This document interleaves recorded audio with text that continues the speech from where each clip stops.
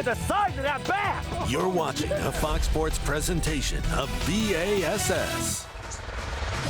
Lake Oahe is 230 miles on the mighty Missouri River in the Dakotas.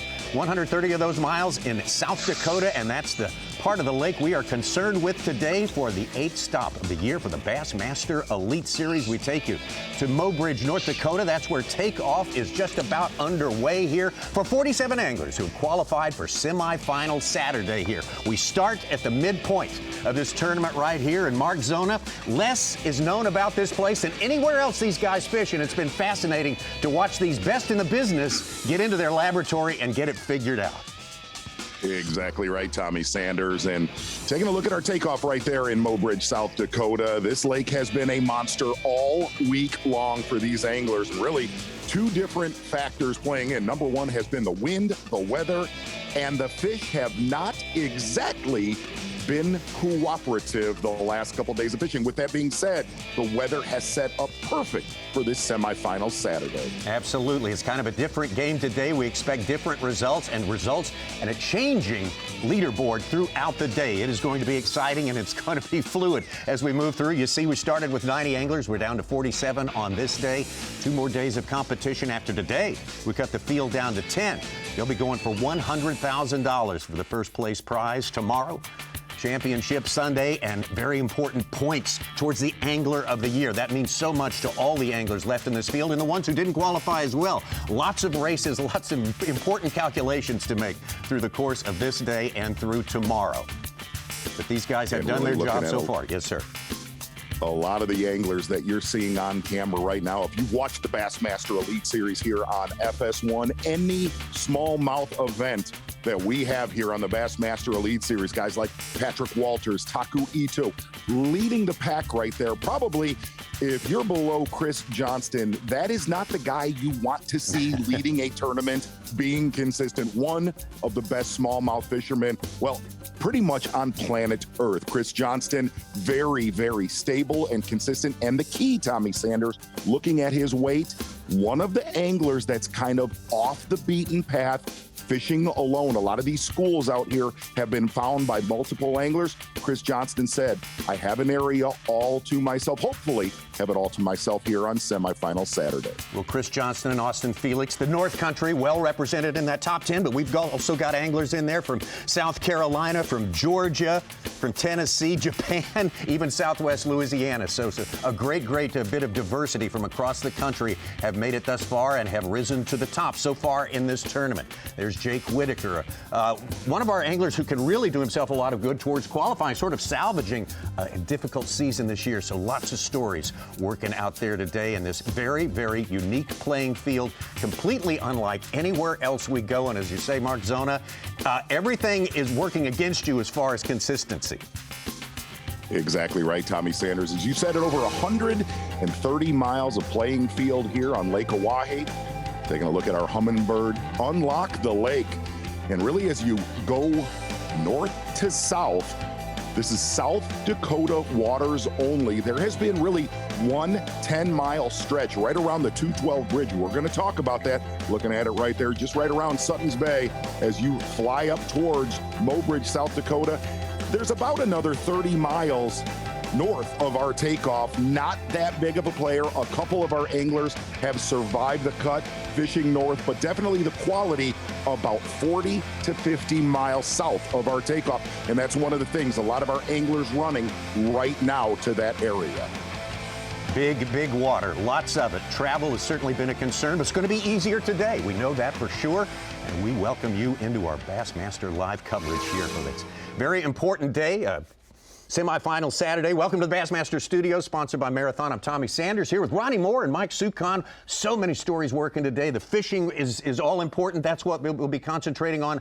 But the point situation, a lot of other elements affecting not just the guys left in the field, but our entire Elite Series staff. Yeah, when we look at the Progressive Angler of the Year standings, we had our top 3 anglers coming into this event. Brandon Polinick, David Mullins, and John Cox all missed the top 47 cut. So today, guys like Chris Johnston, Drew Benton, and Brandon Brandon Lester are able to feast on that and make up points in this points race that will end next week. We have one event left, but today is a valuable day because we have guys who are chasing him at first and in 47th place. So Brandon Lester, I'm keeping my eyes on him today because he can no longer lose points. He can only gain points on that leaderboard. Well, Z, you talked about it, being alone, being left alone, finding a place all to yourself. That's certainly true of our leader to start this day. Now with almost half the field as they had to deal with on the first 2 days, is that going to be an easier thing to do for the rest of these guys? Is this going to offer a window for someone to really shoot up the leaderboard? Absolutely. That was a very, very flip-flop hostile leaderboard on day number 2, and we expected that with all of the weather that we saw come in, especially midday yesterday. Very, very heavy winds. And the other thing to really watch, Tommy, this lake is pretty much an unknown on the Bassmaster Elite Series. We've only been here one time before. And surprisingly, as little of pressure as this lake gets compared to other venues that the Bassmaster Elite Series goes to, these fish are very squirrely. They will go in little feeding spurts. Look for that this morning on FS1 here on Lake Oahe. But with that being said, if you look at Chris Johnston, he said he knocked their lights out the first hour of competition yesterday. So a critical morning for your leader, Chris Johnston from Canada. Well, let's take a look at what we saw yesterday at the weigh-in. I think the weigh-ins on day 1 and day 2 tended to surprise everyone. The expectations were made low by the anglers reporting on their practice in advance of the tournament. But day 1, I think we surprised everyone, and we saw some great efforts across the stage on day number 2. We really started to see, Tommy, some consistency from some anglers, whether it was getting 16 to 17 pounds a day like we saw 9th and 10th place anglers, or we saw guys jump up with 19 pounds to help their day 1 cause out. And then we also saw like a leader right there, Brandon Card, had to lean on his day 1 weight of 21 pounds. He only had 4 fish yesterday, but he's still in the top 10. Meanwhile, we had guys like Austin Felix and Caleb Kufal catch 21 plus pounds, 23 pounds even for the biggest bags of the tournament.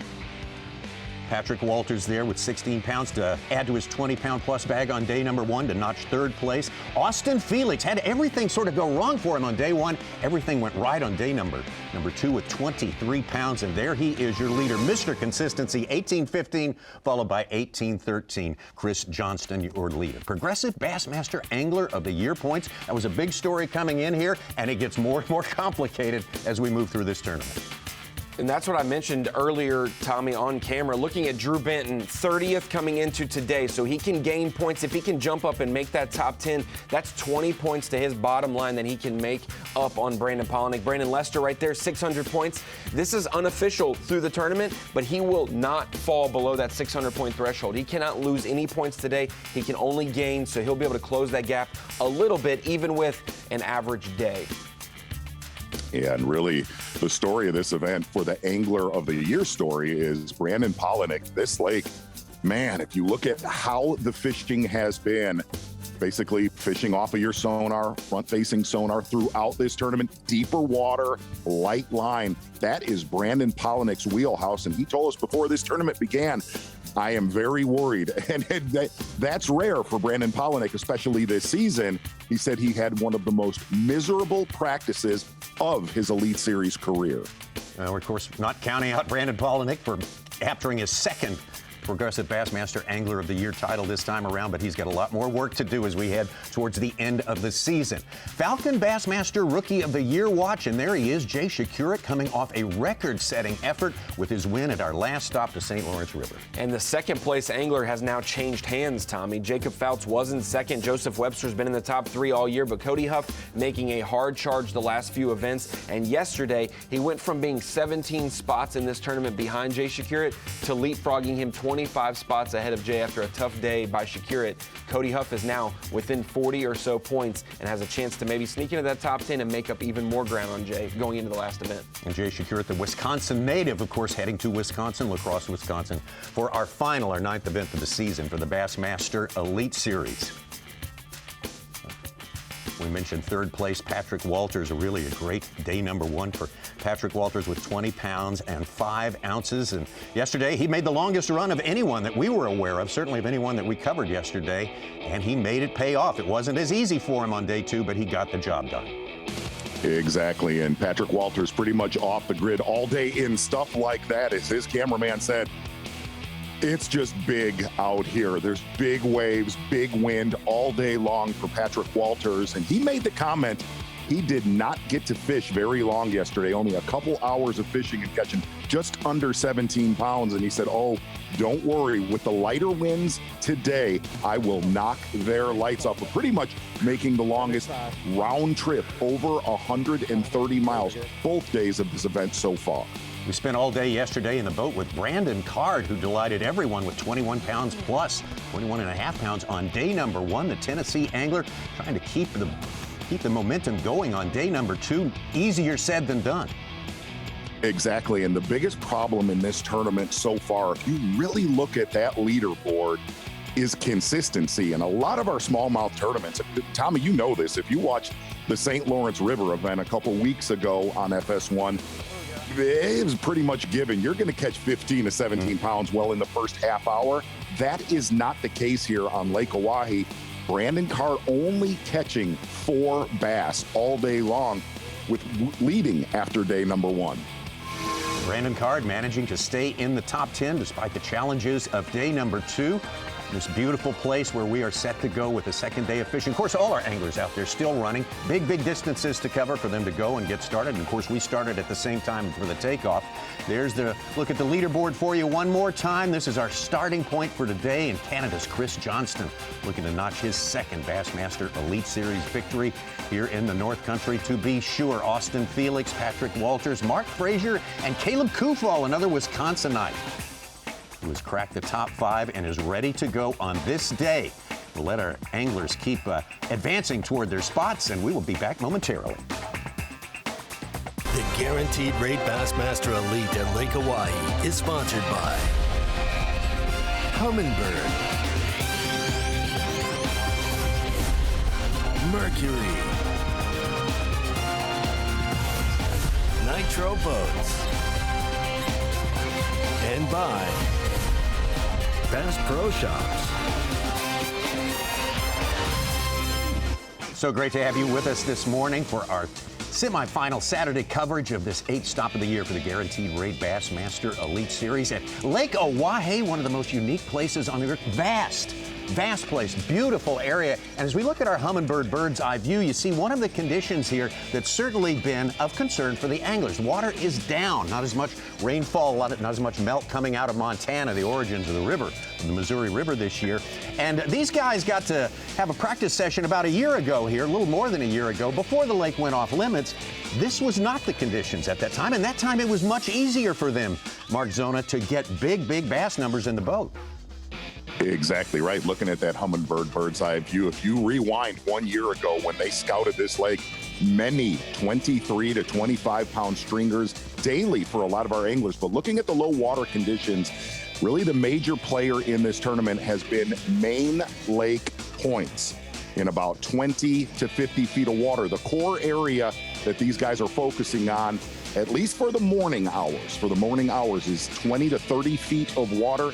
And the key is the combination of hard bottom and rock. And when that combines with small clusters of bait balls that come to these points, well, those little veins of rock, when those packs of smallmouth come by, pretty much, Tommy, they're, ooh, and they just stop and will sit there. And the number one key on these points is to have more than one bass. When you look at them on your sonar, if they are singles, they are so hard to catch. But if there's 3, 4, 5 fish in a school, guys like Chris Johnston say, man, I got a school that has about 30 to 40 bass. They'll kind of get in competition, and that's when you'll see that flurry ignite. Hopefully, we'll see that this morning. Yeah, completely different landscape than what these guys are usually confronted with. No laydowns, no boulders, no vegetation. Ooh. It is a different look for these guys, and they're doing a great job of adapting to it. That's what they do. That's why they're the best. Let's take you out to Louisiana's Tyler Rivet, having a good season this year and having his best smallmouth event ever. How's about your morning? What you thinking? Your plans? It's pretty foggy right now. Thinking it's going to keep them low to the bottom. Going with the Carolina rig, drop shot.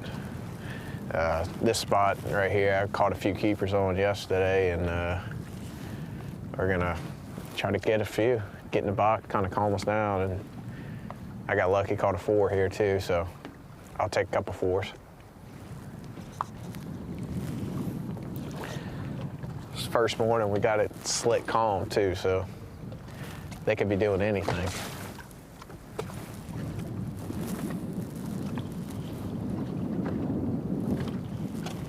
For the fans at home, this is one aspect. This is the 6th day of competition, or 6th day on this body of water. 3 days of practice, 3 days of the tournament, and every day of practice was a strong south wind. The first 2 days of this tournament was a strong north wind. Today, it has laid down, so they have no idea how it may make these fish react. We're just going everywhere. I just realized I was way back here. But you're good. What's that? Who's that up there? What's that? Who's fishing up there? Pipkins.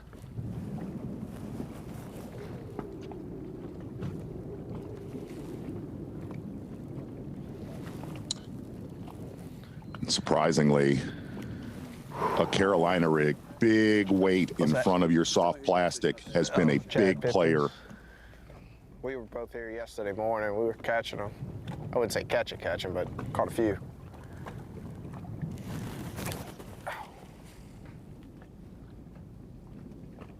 A lot of the anglers said after our day 2 weigh-in, the key to that Carolina rig, getting it away from the boat for how spooky these bass have been the first 2 days of this tournament. Got to talk to Tyler yesterday, and he said that we kind of wondered how much these anglers would take away from last year's practice time this week. It's a little bit different conditions, a little bit different situation, but he said he found some spots last year that he caught. You know, last year it seemed easy to catch 20 pounds. This year, not so much. But yesterday, he said, oh, I saw a waypoint from last year that I hadn't fished it, so I just decided to go over there, and that is where he made hay and was able to jump into the top 10, culling out his weight on this spot. And he did so with that Carolina rig.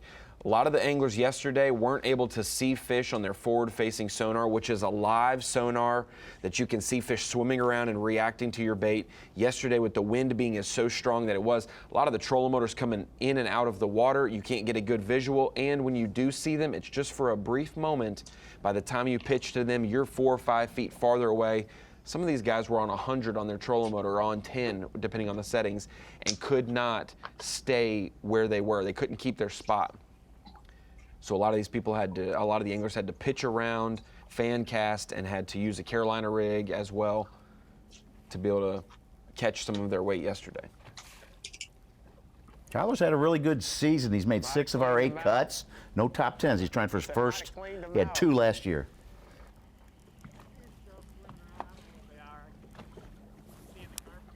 Oh, I see a million. Way more carp this morning. Think they scare him away?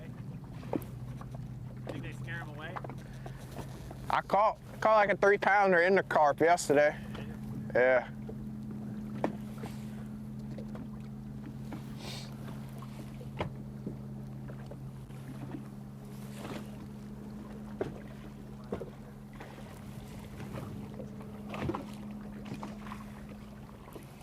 One of the things that we got to see after day 1 is these key spots, these main lake points. Not all of them reload. I mean, you got guys like Chris Johnston, obviously, that has a very sweet spot that both mornings of this tournament have reloaded. We got to be with one of the best smallmouth fishermen on the Elite Series yesterday, Jeff Gustafson, who climbed on him the first hour of competition Thursday, showed up yesterday, and it was vacant.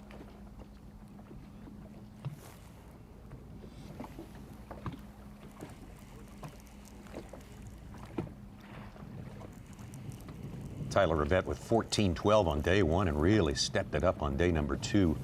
Almost 19 pounds on day 2.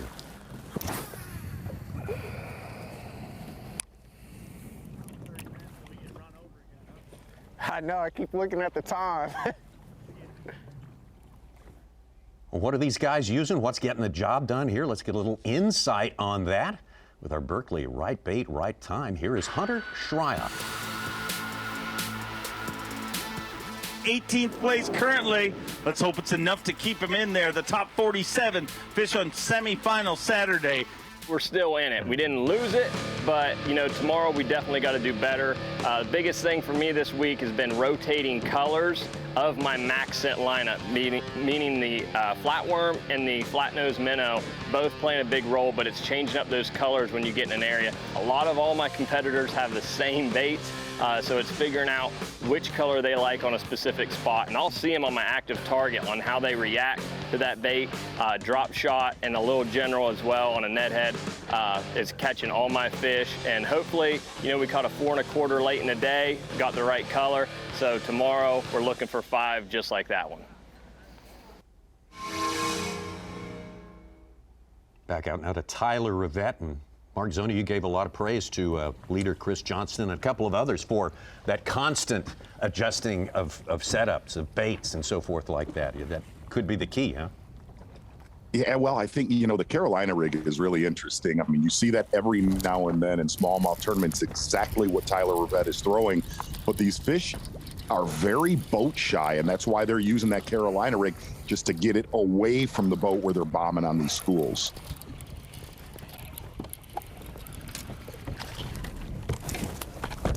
Oh, came off in the boat.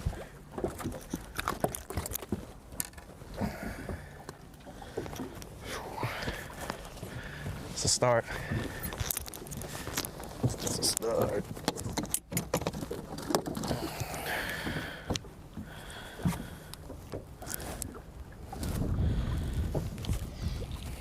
Rivet said he's also been fishing around some of that old standing timber that is below the water in 17, 18, 19 feet of water in some places. He said those fish are hard to catch, but the ones that suspend in the timber have been, every one that he's caught has been a better than average one.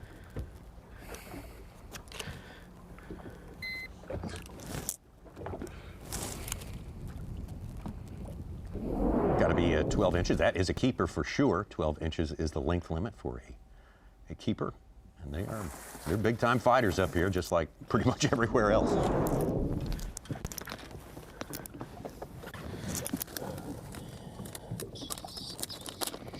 That's one of the things we've seen in this tournament. You see Chad Pipkins fishing very close. A lot of these anglers found the same points, the same schools. And we talked about it early in this event. What's that? One of the anglers that is kind of off the beaten path, fishing alone, is going to be critical with all the pressure that these points have received. Skinny. They all are. But the big ones you catch are, it's weird. Anything under like 3 pounds, they're... What's that? The average fish you're catching is 3. I'd say like about, yeah, 2.5. I mean, a lot of 12 inches. I've been putting the 12 inches in the box.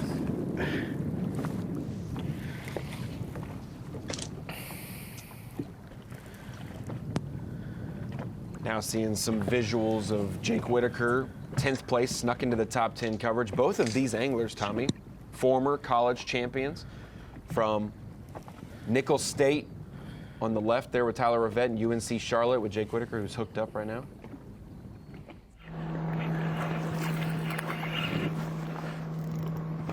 Come on, baby.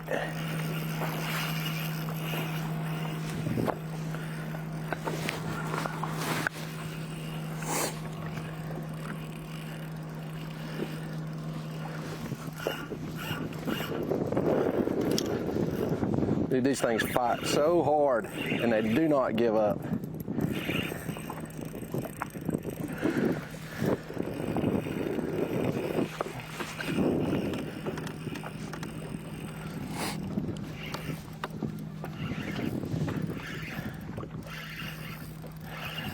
Come on. Don't jump, don't jump, don't jump. Stay down. Nope, stay down.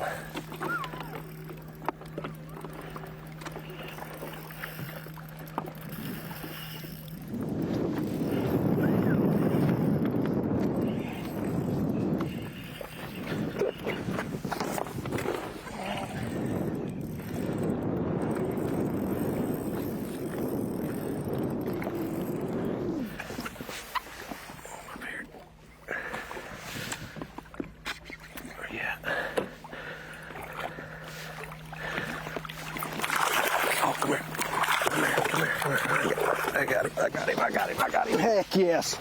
That's a good way to start the morning. A beautiful Lake Oahe smallmouth. And he choked it. Oh. That is a great thing to see. I can see to get him. Come here.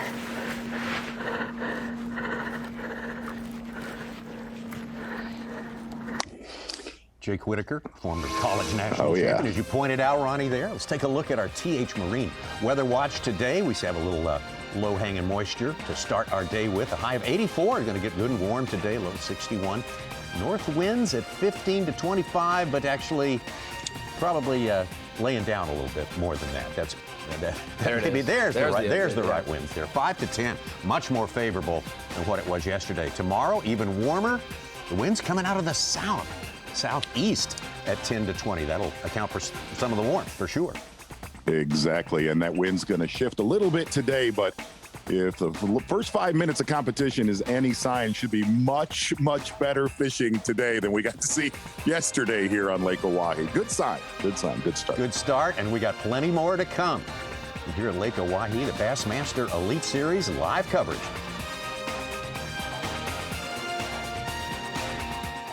Whoa! Look at the size of that bass! You're watching a Fox Sports presentation of B.A.S.S.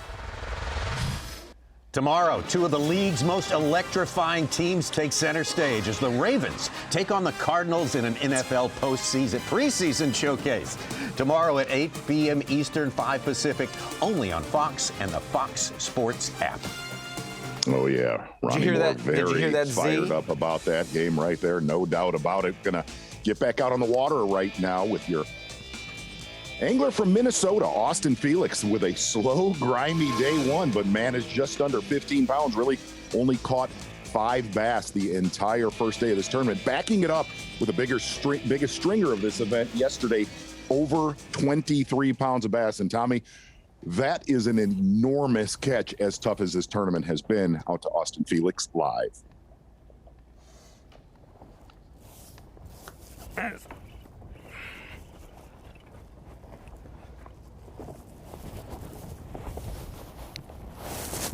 Oh, he broke off.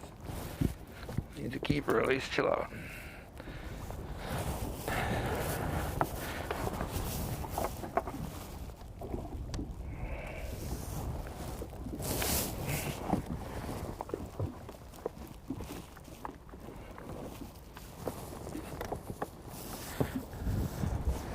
Baby.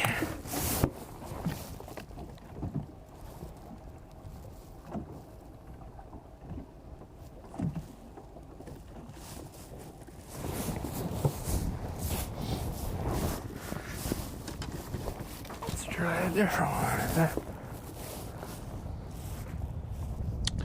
So here's the problem where Austin Felix is at. It's a good problem to have. There are a lot of bass on this point, but he is sharing it with a angler from Texas, Lee Livesey, who also caught a big stringer yesterday, over 19 pounds of bass, and it's only about a 40-yard stretch of rock and 25 to 30 feet of water, but they both mauled him in this small area yesterday.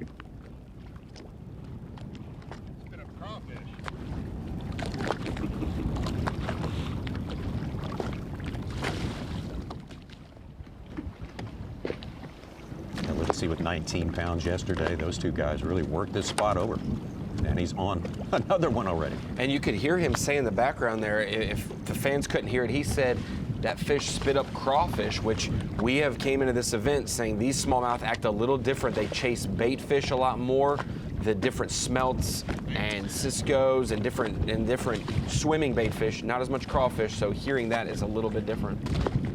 Yeah, and Austin Felix said one of the keys to that spot, that little hard patch of rock in front of him, there are bait balls, very small shad, 1.5 to 2 inch shad. And he said when those bait balls come through, you will see the wolves, the smallmouth behind them. And he said the good thing about this main lake point, he feels that the main basin, the real deep water, there's a lot of deep timber off of his right shoulder. He said he feels like that deep water reloads this point every day. And really on the first day of the tournament, he wasn't able to get in on this spot. There were so many boats.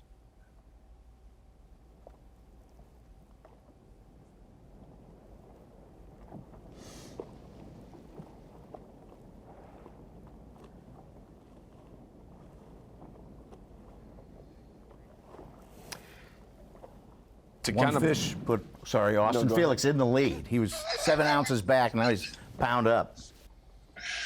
Fired up. To put it in perspective, though, at 7:36 local time, 8:36 Eastern time yesterday, 0 anglers had made it to their spot yet. 40 minutes into the day, nobody had made it there because of how rough it was. The fact that we have over half of our top 10 already fishing at their spots says how more important it is that it's calm making that run to your spots. Yeah, this lake beat the fire out of these guys pretty much from first minute yesterday morning all the way until they had to check in to weigh in, and it got very hostile late yesterday afternoon. Yeah, Patrick Walters said he went 70 miles down lake south. It wasn't that bad. He said coming back was awful though. Yeah, it got nasty for a few minutes. I got a little too close to that one point. I was like, whoa. There's that one point that you get real tight to.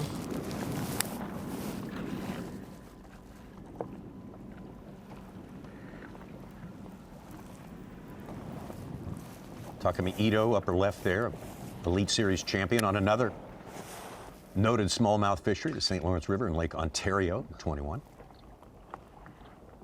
Yeah, and Taku said, taking a look right there at his live technology, that front-facing sonar, not fishing very deep, 10 to 20 feet of water to start his mornings, but he said, as Ronnie was talking about, with as much wind as we had yesterday, it was just so hard to keep your bow in the water. And the key is that transducer is connected to that trolling motor, and if your trolling motor is out of the water 50% of the time, you're not basically here. You don't bass fish. That front-facing sonar, the transducer that's on the trolling motor, it's like a flashlight in front of your boat. That's really, for lack of a better term, it scans until you see a fish in front of you. With the wind yesterday, Taku said he had a major problem the entire day being able to see these fish in front of his boat. Today, much better conditions for him. That's why talking to a few of the anglers last night after they punched their ticket to the top 10 today, a couple of them said I had to revert back to old school. A couple of these anglers qualified for the Elite fishing? Series. Well, Actually fishing? Not knowing exactly, it's a lot less efficient at times, and that's the name of the game on the Elite Series is every cast, if you can know you're around fish, that's the money aspect of it. As Austin Felix is hooked up again.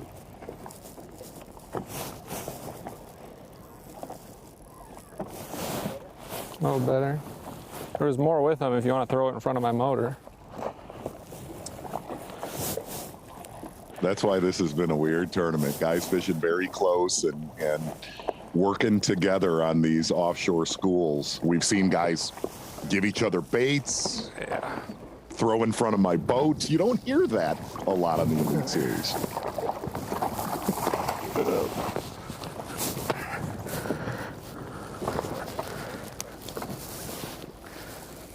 Tommy, it kind of resembles more of like a walleye tournament right now. It does. Has that vibe, doesn't it?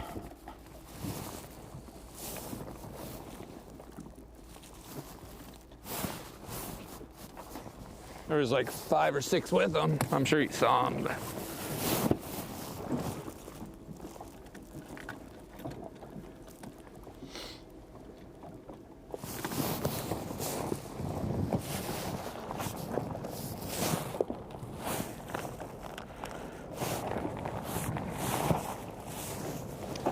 Again, if you're just joining us, Austin When the Felix. second flight gets here, we might have to spread out a little bit just to kind of.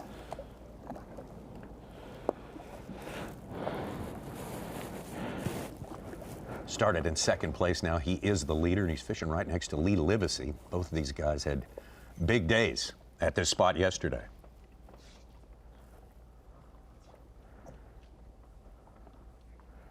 Yeah, Livesey almost doubled his 10 pounds. He was fit in the 50s, 56th.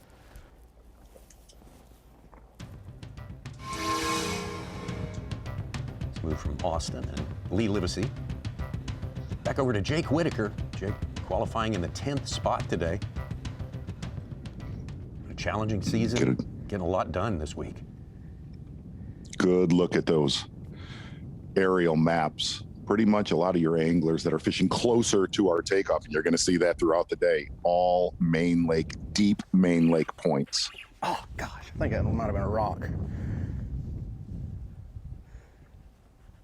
Oh, what neither. I got it.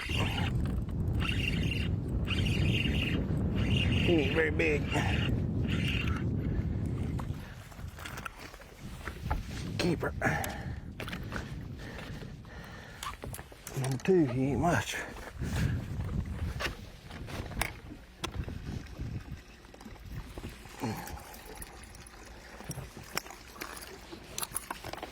Whitaker been relying on one of the finesse presentations we talk about often, a Ned rig. We've seen a drop shot come into play. We'll talk about a Nico rig as well. All different ways to rig small, soft plastics. Some of them are great for when you see fish on forward-facing sonar to be able to be accurate when you pitch it to him. And he said today he'll be able to experiment with a lot lighter weights because he doesn't have to worry about that wind. He can control the bait a lot better with lighter tackle today than compared to yesterday. Majority of our field has never competed here at Lake Oahe. For Jake Whitaker, an exception. Exactly. We were able to compete back in 2018. You know that's got to be at least a partial advantage. So we'll keep our eyes on Jake all day long, but right now, eyes on Austin Felix, who struggled on day 1, had a little bit of bad luck, and now he's making up for it. He's on top of our leaderboard right now. Chris Johnston of Canada started the day with the lead. Patrick Walters likely still running, making a long run of the first 2 days. We assume he is doing the same on this day. Lots of action going here. We're still in our first hour of fishing at this Bassmaster Elite Semifinal Saturday. Look at the size of that bass! You're watching a Fox Sports presentation of B.A.S.S. Our live coverage continues from Lake Oahe on the longest river in the United States, the Missouri River, and this is, in fact, the largest man-made impoundment in the United States. It is a vast place, a very tough nut to crack, but these guys are the best, and we have been watching them getting a good start today, at least some of them that we have shown you this morning. Let's take a look for our first time at Mark Frazier. Had 20 pounds plus on day number 2. Got a lot of momentum heading into day 3.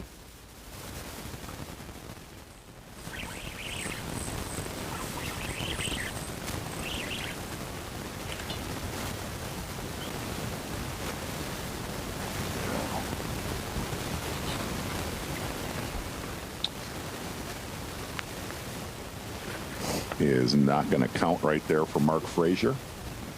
Smallmouth and largemouth only in this tournament. One of the weird things about, it's fair to say, Tommy, that smallmouth are not the sharpest tools in the shed. When you get around them, for the most part, they're biters. Yeah. Is one of the strange things in this tournament is how finicky they have been. And then you'll talk to another angler a half a mile from an angler saying they're finicky, and then somebody else will say they're the dumbest fish I've ever fished for in my life. And that's what we've seen, is very small feeding windows that they do. They get dumb. And we've seen that a couple times throughout the last 2 days of competition. But this place fishes a lot differently than a lot of the usual smallmouth venues we go to.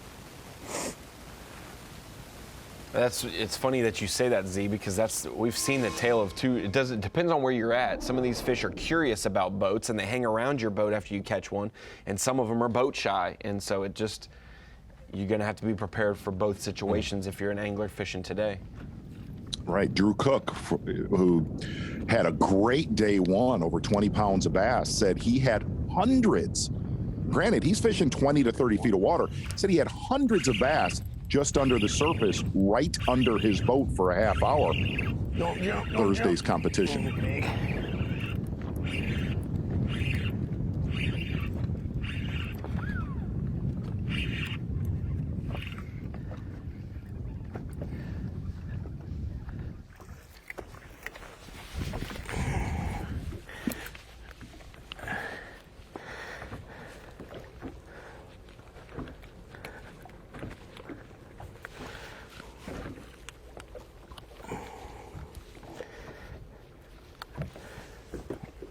I think he's 12.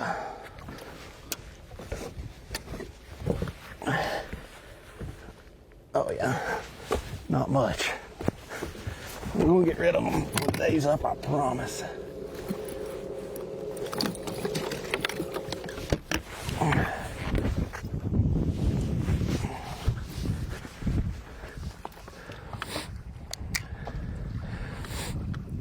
Not big, but fish number 3 for Jake Whitaker. That's good work in the first hour here on Oahe. Now, Z, so these Lake Oahe smallmouth are different than Great Lakes, because I remember you distinctly saying that once you kidnap a couple of, you know, these guys start realizing these free meals aren't that great. Well, you could see definitely that pressure squirrels them out pretty bad here.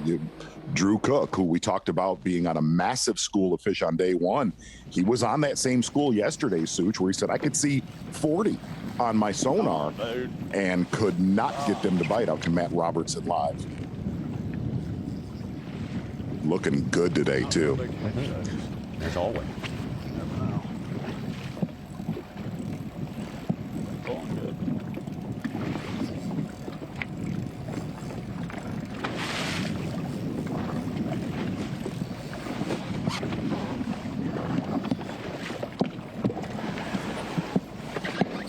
With my left arm, I'm gonna try to get him on the other side. Don't. Good one.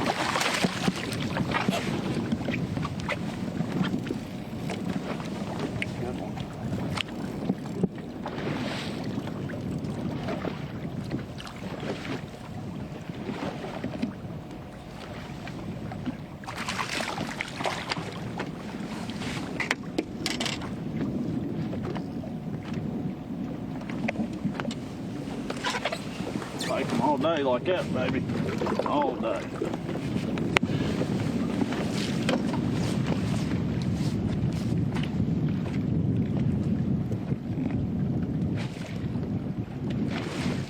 Matt Robertson from Kentucky had a good tournament on Lake Ontario and rooms with the Johnstons and Set Fighter. And a lot of schooling from his roommates the last couple of years. Showing having a great season, as a matter of fact. 10th place in Progressive Angler of the Year points as we start today.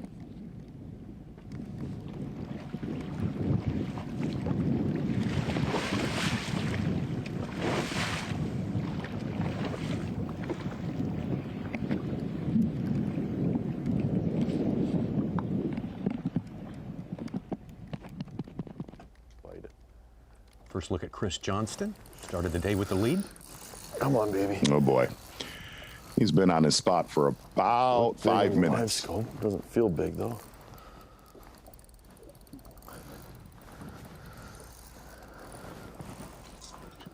Ah, he's little. Thought he was gonna be bigger.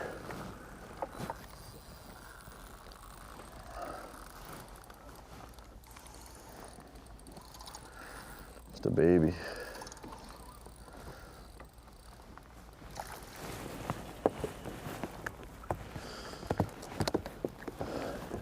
Need to grow up.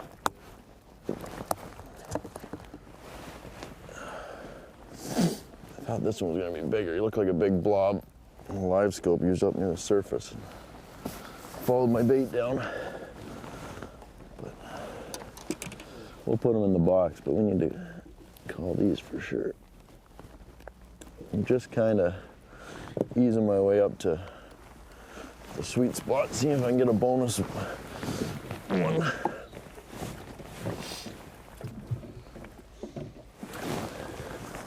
Very subtle main lake point, 14 to 25 feet of water. Water temps this week's hovering right around 70 degrees. This is the spot I've done 90% of my damage this tournament, so I really need to get 1 or 2 bites here this morning, 3+ pounders. Because everything else I have, I think, has been getting beat up pretty good by other anglers.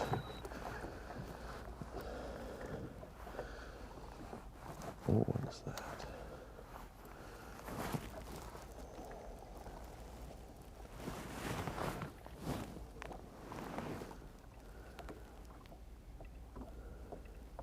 Ooh. Well, that's a good shot of Chris Johnston's screen right there, seeing those fish. And he said he's not even to his sweet spot yet, where he did all of his damage in the first hour of competition yesterday.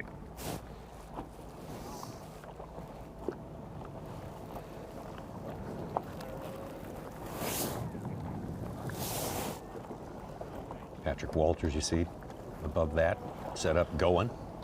Man, way earlier than yesterday when we saw him. Yeah, half an hour early.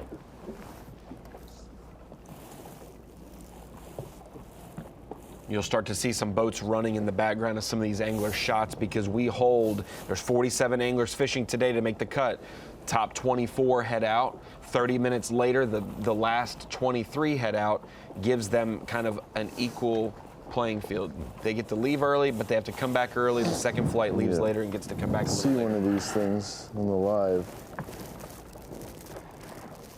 and you throw your bait by it. If they chase it, it's usually a bass. They don't always eat it, but there's a lot of carp mixed in here. And a lot of the carp are like 5-pound carp, so kind of throwing out a lot of fish that aren't necessarily bass here, but they're mixed in.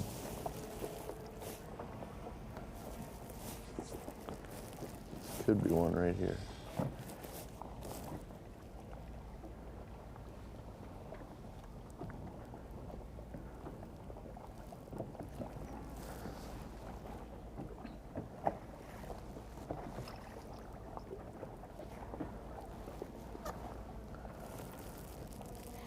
Really one of the common themes of all of your leaders that you're looking at, these main lake points, all of them saying the number one key here on Oahe is these points have to have balls of bait, balls of forage. You talked about it, Ronnie, whether it's herring or smelt. It seems like this week the key has been smaller shad, 1.5 to 2 inch shad.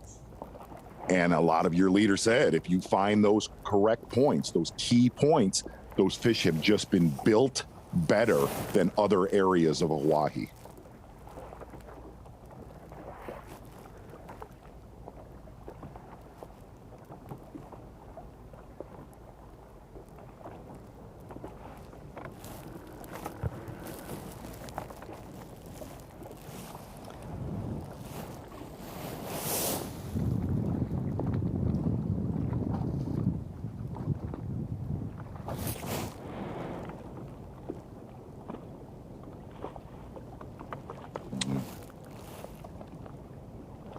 Austin Felix, 2 solid ones in the boat. He is in charge right now for the time being. Right now, what? Let's take you right into some Striker Daily Trivia. No. Of course we're going to do that this morning. We're going to get it started early. Here's the question for you. As we prepare to take a break, you can mull this over. How many 20-pound bags were weighed in? 20-pound plus bags, 20 pounds and above, weighed in 4 years ago. The only other time the Elite Series anglers have competed here on Lake Oahe. Was it 2? Was it 3? Was it 4? Or was it 6? That's throughout the course of that tournament. 4 days of fishing. Think back in time. Maybe you're watching back in those days. We'll be right back with the answer. Whoa! Look at the size of that bass! You're watching a Fox Sports presentation of B.A.S.S. Getting closer, ever closer to the end of the season here on the Bassmaster Elite Series. It's a semifinal Saturday, the next to last one of the year. But right now, let's talk about Striker Daily Trivia. We talked about this tournament. The only other time that the Elites have competed here was 4 years ago, 2018, on Lake Oahe. And how many 20-pound bags were weighed in during the course of that 4-day event? Mark Zona, I'm going to let you take first crack at it. Tommy, I did not cover that event. I believe Davey Height covered that with you, and I think it was a lot tougher event as far as the top weights go. I'm going to go with, I think it was grimy. I'm going to go A2. 2, okay. Ronnie Moore? I'll go B3. Oh, really? Yes. Okay. We've had 3 each day so far this week. I think it was just 3 total. You seem very sure. I'm going to go with you. I'm going to call it 3. Let's see what the answer is, and oh, yeah. And there are your anglers there who did it back in 2018. Perch had the biggest one. He's Daniel fishing Dash today. Perch. Clipper Perch fishing today. He had a 20-pound, 11-ounce bag. Let's get back out on the water. Let's see how they're sort of spread out. That is a big distance that picture covers right there. Yes. Let's get over to Georgia's Mark Frazier. It looks a lot more compressed than it really is.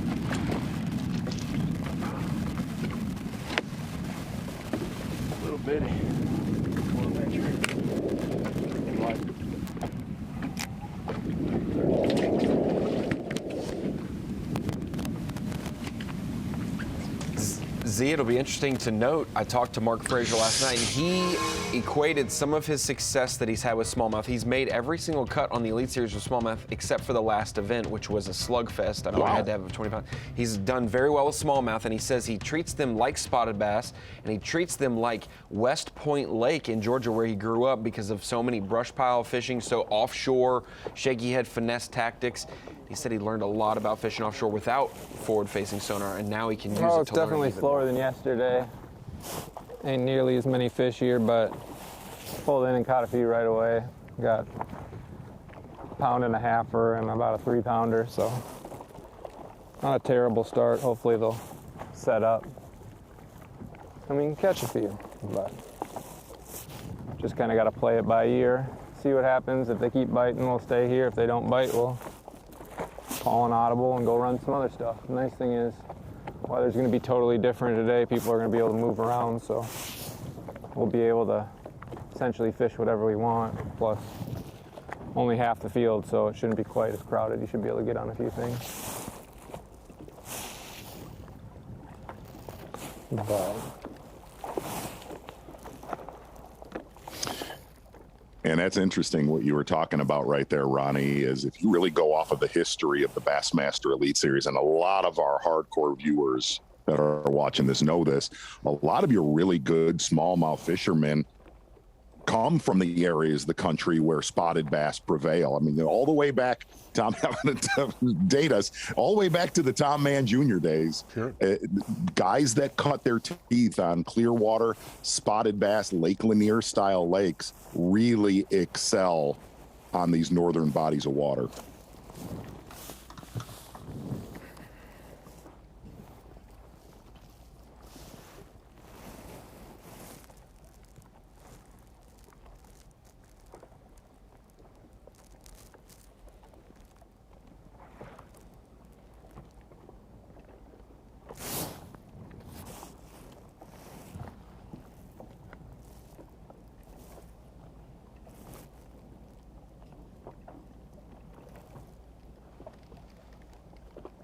I think Chris Johnston's cameraman is more infatuated with his front-facing sonar.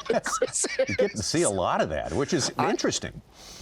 Tommy, I know that cameraman, and he is slightly obsessed with it, like a lot of our anglers are.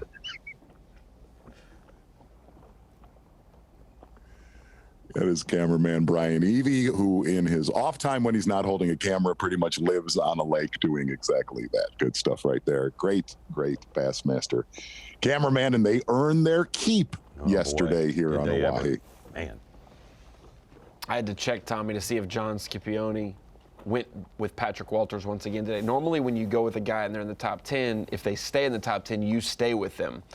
But he went through the pain cave yesterday, going over 70 miles one way to his fishing spot, and so I was wondering if he requested a new guy, but no, he didn't. He went with Patrick today as well. So he might be on the chiropractor's table getting an adjustment this morning.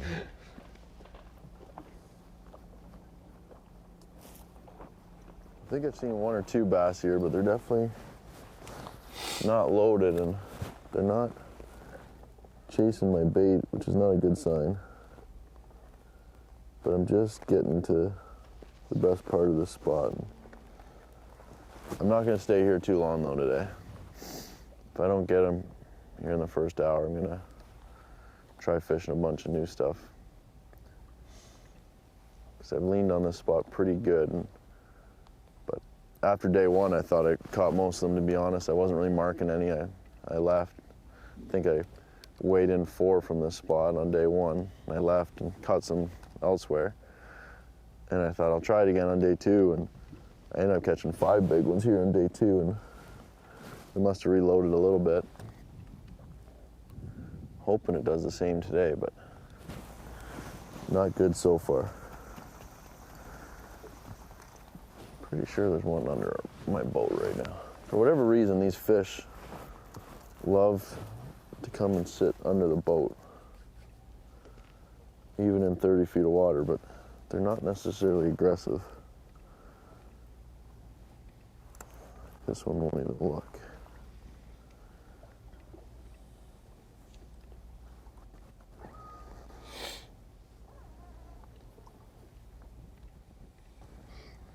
And you see how Chris Johnston pans that trolling motor around. Basically, if you don't bass fish a lot, that trolling motor is like a spotlight underneath the water. Wherever the head of that trolling motor goes, it is just out there shining the bottom.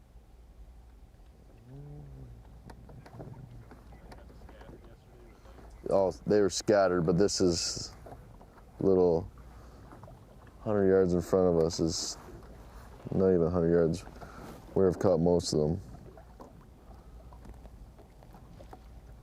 But it's not even that different.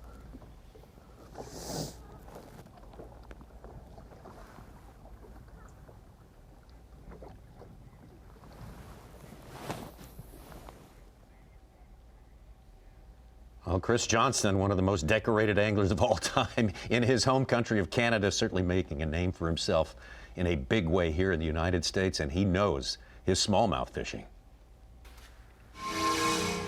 Here. It won't break. We're in Peterborough, Ontario, Canada. This is where I grew up. This is kind of the homestead. This is where it all goes down, all the prep for tournaments, and we're just hanging out and showing you where we came from.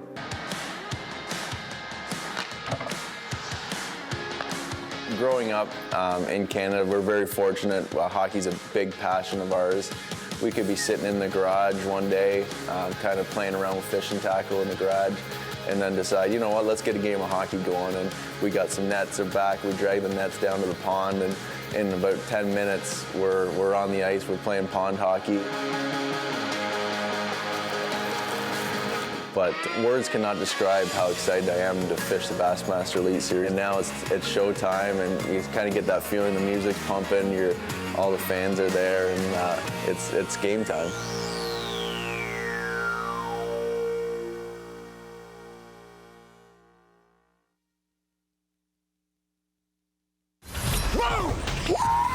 Look at the size of that bass! You're watching a Fox Sports presentation of B.A.S.S. Lake Oahe in South Dakota. This is the 3rd day of competition of the Guaranteed Rate Bassmaster Elite here. 47 anglers made the right moves over the first 2 days in order to qualify for today's semifinal Saturday. You got to make some big-time moves today if they want to fish tomorrow. Only 10 will go on Championship Sunday. Minnesota's Austin Felix, a man on top of the leaderboard right now. Chris Johnston started with the lead. He's still trying to slip up on the sweet part of the spot he's fishing. Take it out now to Tyler Rivet, who caught our first fish of the day on camera for us this morning. The Louisiana native had a good turn, a good season, and a good smallmouth tournament here in South Dakota.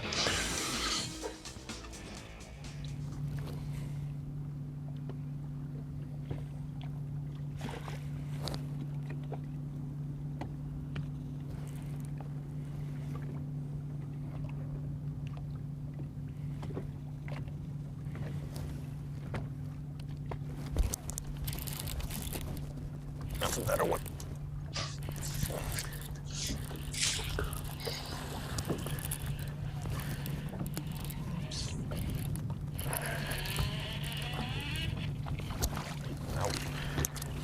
A little better.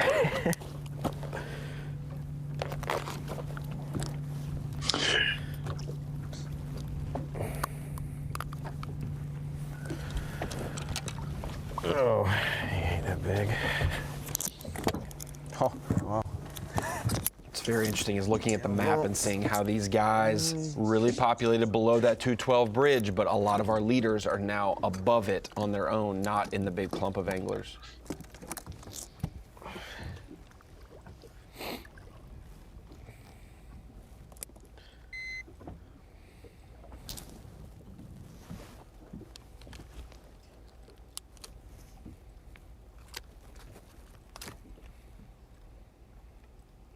Stay still.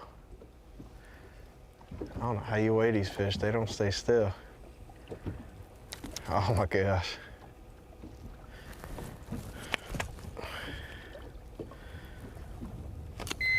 There you go. 1.8.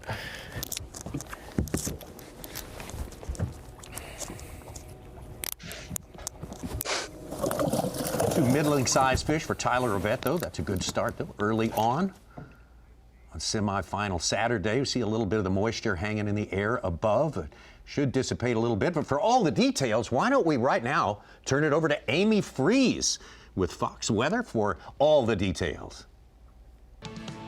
Hey there, anglers. I'm Fox Weather's Amy Freeze with the Guaranteed Rate Bassmaster Elite Series forecast. Weather this weekend for Lake Oahe is picture perfect. Get ready to grab some giant smallmouth bass in Mobridge, South Dakota with this forecast. 84 degrees this afternoon, mix of sun and clouds, but low humidity. And you might feel a little bit of a breeze. That's going to bring some relief, but it could also affect strategy. By tomorrow, it really heats up. Blazing hot sun, a high of 90 degrees. And beware, anglers, because this wind is going to be more intense for the second half of the weekend. Don't forget, you can download the Fox Weather app or stream Fox Weather from your favorite connected TV devices. Thank you so much, Amy Freeze. Good info there as we look forward to the last 2 days of this tournament. Very important. Yeah, and that sun's going to be a critical factor. Anytime you're fishing for smallmouth, whether it's shallow or deep, that sun helps really set them up a lot better than we're seeing this morning. They get a little roamy when it's foggy or cloudy, tend not to group up quite as well. Big one.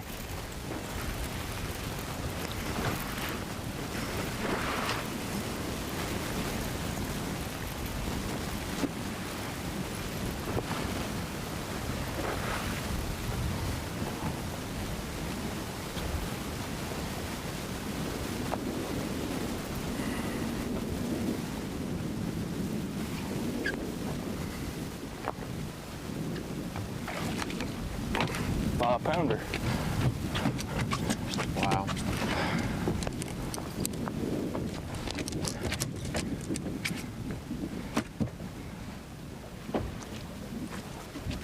Four pounder, 4.5, something like that.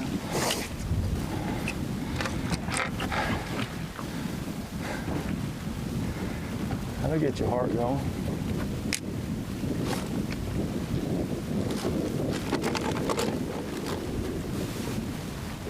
Mark Frazier's pretty laid back. That might actually have got his heart going on that. Yeah. Well, he had that flurry yesterday. He had a bunch of 1-pounders, and he had a 5, then a 4, and he must have not put several on bass track. Came in with 20 pounds. A good one right there, Frazier.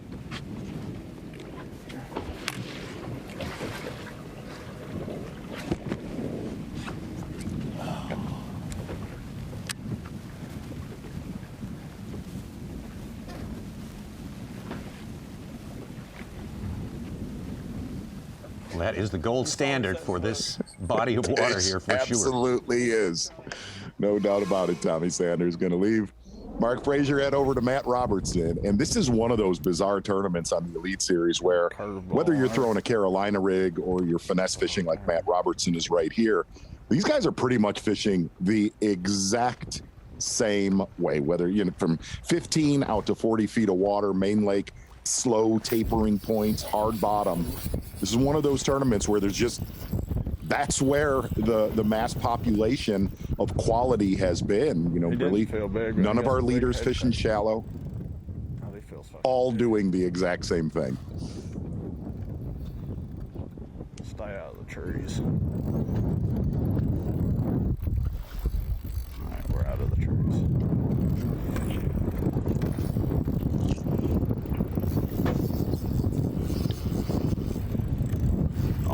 over the trees.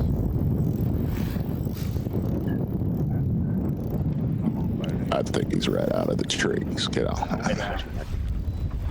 Don't jump. I feel like she ain't done yet. I was right.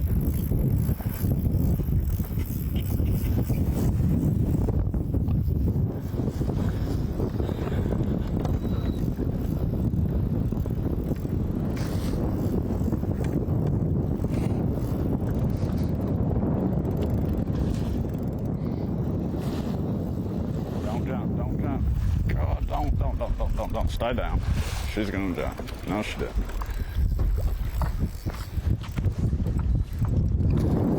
Nice one. Nice one. Come on, baby. Come on, calm the fuck down. I want to take you to see Taku. Lets you ride a ride. Yeah, I'm sure the fine's coming.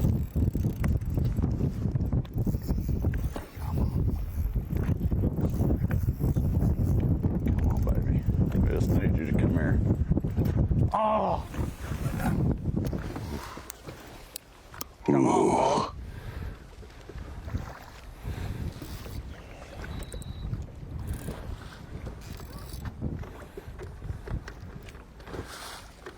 I don't know what happened, Jay.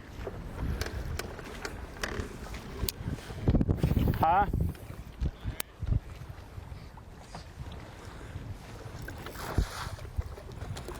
Probably close to 4. Yeah. He's talking to Jay Shakira, maybe? Boy, and how hard it is to come across just a 3.5 pounder in this tournament. That is a It's all right. big miss right there for Matt Robertson.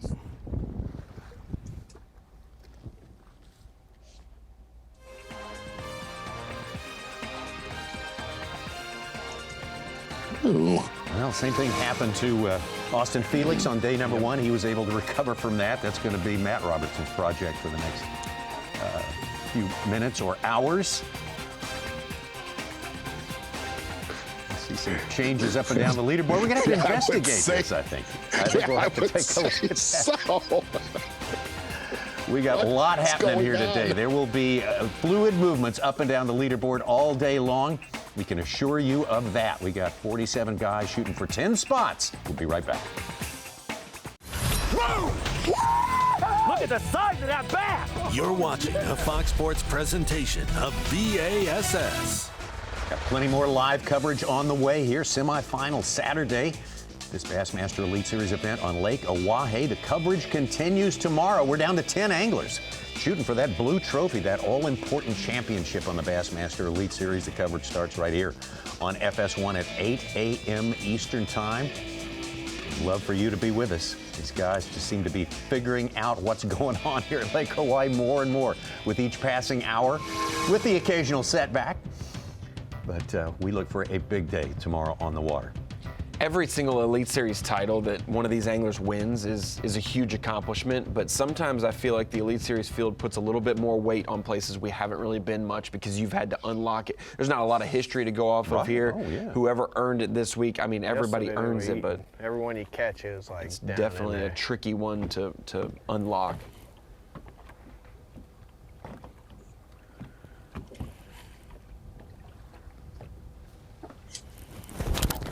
That's a big one. Oh my gosh. That's a giant.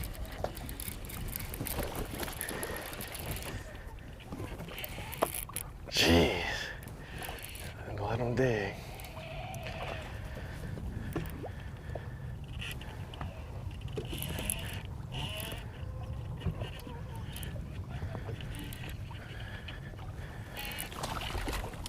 Yeah. That's what I'm talking about.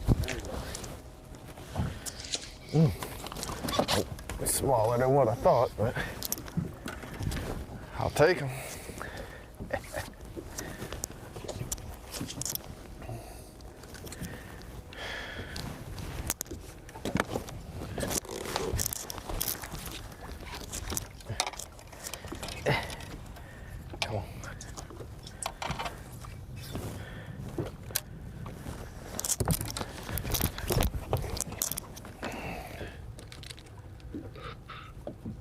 See him dropping his rod over a lot of fish following these hooked fish.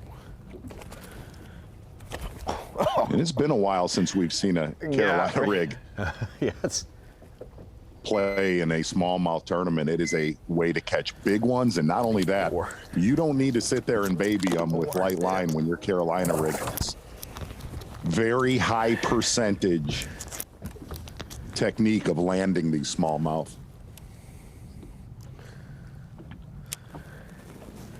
That's the ones I like, when you lean in it. Yeah, I saw that. That was cool.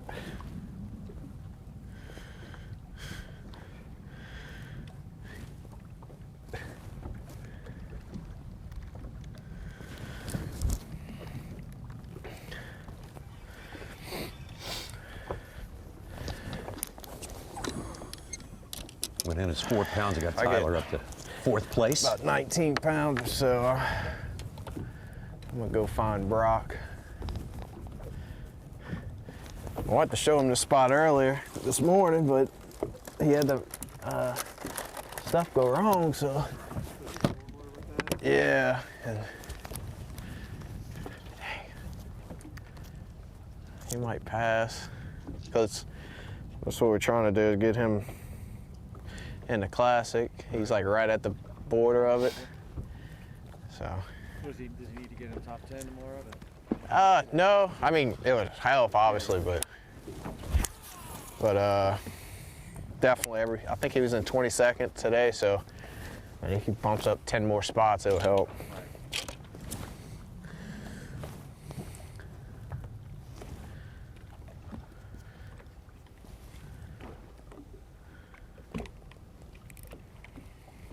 Felt good. It was nice. I like when you do the long stretch on there. Yeah.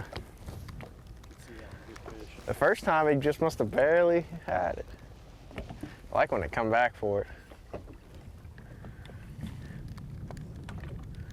I ain't gonna lie. The first time when I set the hook, I didn't think it was, like after I set it, I was like, it might not have been a fish. Right. I guess it was. Yeah. The right fish.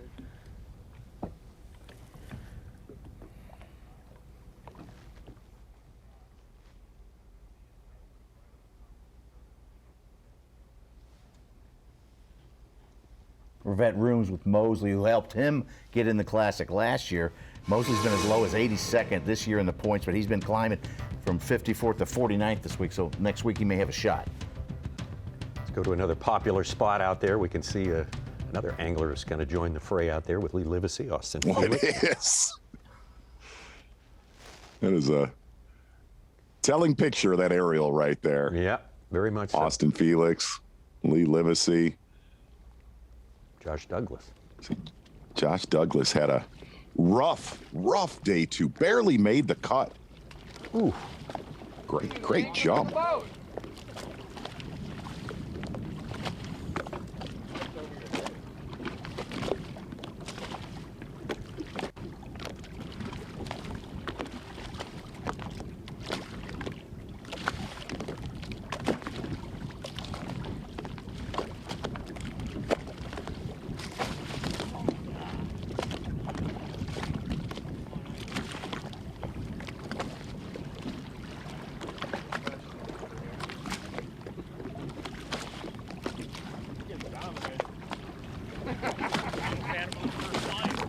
What'd you do when it was actually wavy earlier this week?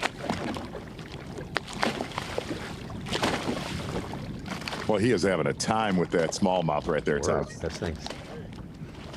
Finally.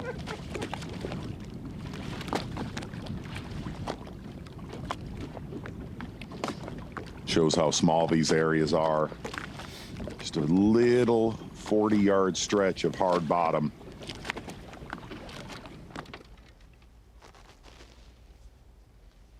Oof.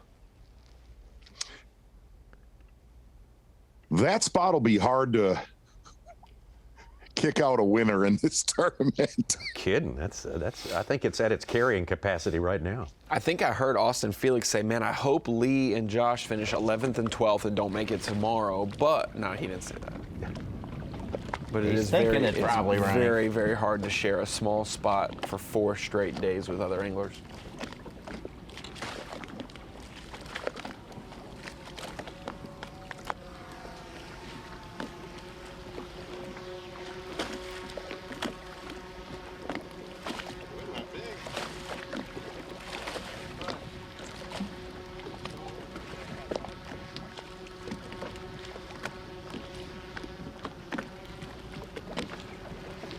Douglas only had 3 fish yesterday and really fell down the leaderboard from 18-10 on day 1, but which hurt his Felix, classic chances too.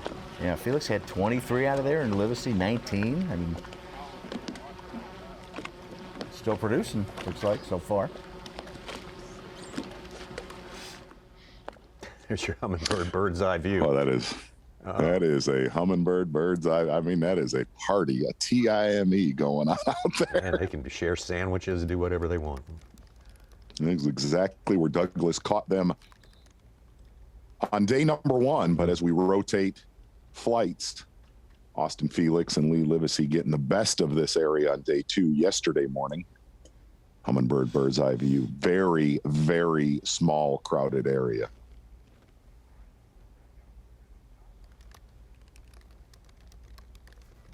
It's been a while since we checked on the man who started today with the lead, Chris Johnston. Yeah, and Chris Johnston did a lot of work early yesterday. We talked about that at the top of our broadcast. A lot of his big ones were caught in the first hour yesterday. Be a good one.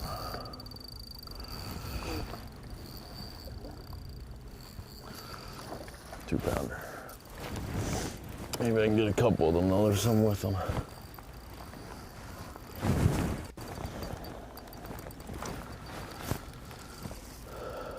See how far I chased those things? They're probably for like 100 yards there, staying 100 feet out in front of the boat. Wasn't convinced they were bass, but I think my bait was going behind them as soon as they saw it go in front.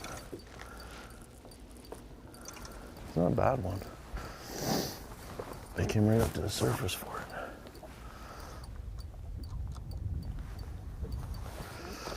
Nice, 2 pounds.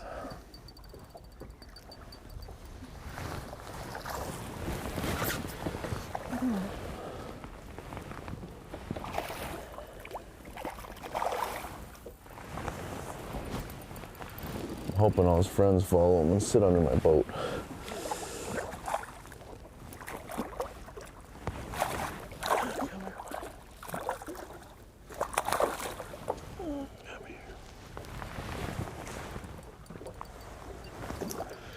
You're not that big, come on.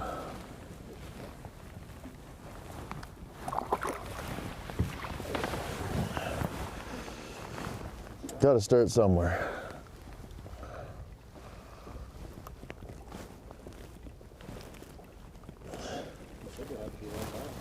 Yeah, there's 3. But these ones were so dumb. They must have just flown or swam in from the deep fresh. Now let's see if he's got a friend.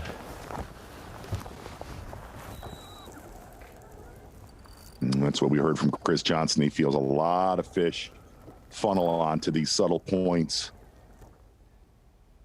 coming in from the deep lake basin. And when they come in, when they're fresh and not pressured, he said they're very, very dumb. It's after you catch 1 or 2 where they kind of get conditioned.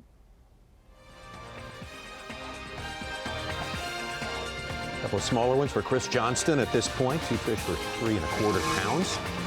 Got him in 4th place. Robertson, Kentucky, the man who occupies the top spot on our leaderboard right now. Mark Frazier, we saw him catch a good fish, 4-pounder. About 15 minutes ago. Austin Felix hanging in there. Tyler Rivet with a good fish as well with his Carolina rig. We've got a lot of different stories working out amongst our top 10. And of course, being in that top 10 is what today is all about. You got to be there if you want to challenge for the championship on Championship Sunday tomorrow. We'll be right back. The Guaranteed Rate Bassmaster Elite at Lake Oahe is sponsored by Dakota, Power Pole, Skeeter Boats, and by Rapala. Important day. These guys battling hard to get in the top 10 by the time the day is over. Top 5 right now, all within just over 1.5 pounds. So competition very, very tight. No one has been able to break away from the pack at all. Let's take our first look today at Taku Ito. Well, actually, our first solo look at Taku Ito today. Hey, how about a Skeeter Boat's Big Fish Alert? Bob Downey, a 4.5 pounder. Jumping up from 41st to 11th place. He's got 3 fish for 10 pounds. That is what's strange about this tournament. You can catch one good one, and it jumps you up 30 spots in the standings. Oh, yeah. We mentioned it yesterday. The leader didn't catch a fish for 2.5 hours and only dropped to 5th or 6th. You know, it's absolutely unreal, the spurts that they go through.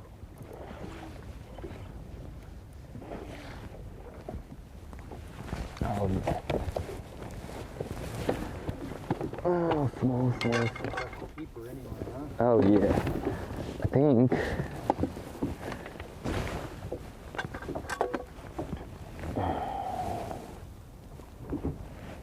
No. No?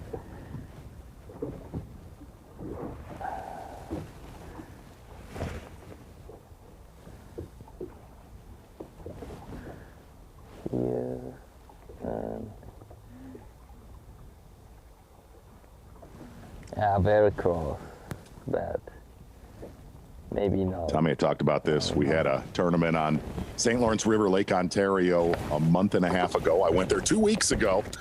I saw one angler out there. One angler out in Lake Ontario. That guy right there, out there still practicing after the tournament was done. He's won there, and he's out there practicing.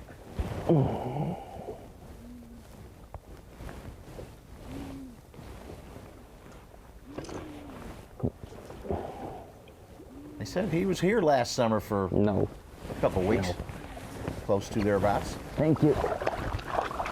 That's why I put him on my fantasy team. I figured if no one in this field has hardly fished this body of water, I'm going to go with the guy who's fished here for a month.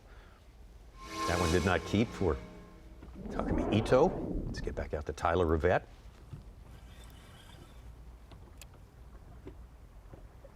Pretty steady this morning.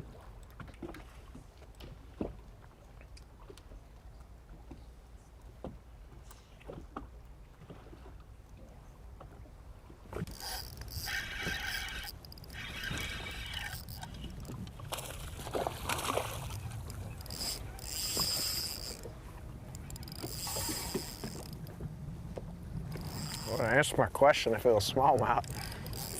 Yeah. He looked way bigger on the screen.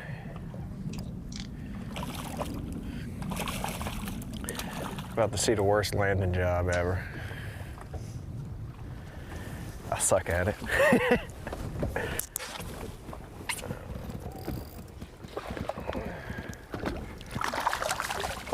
That's a small one anyway. Can't even get the small one. Keeper though. Number 4.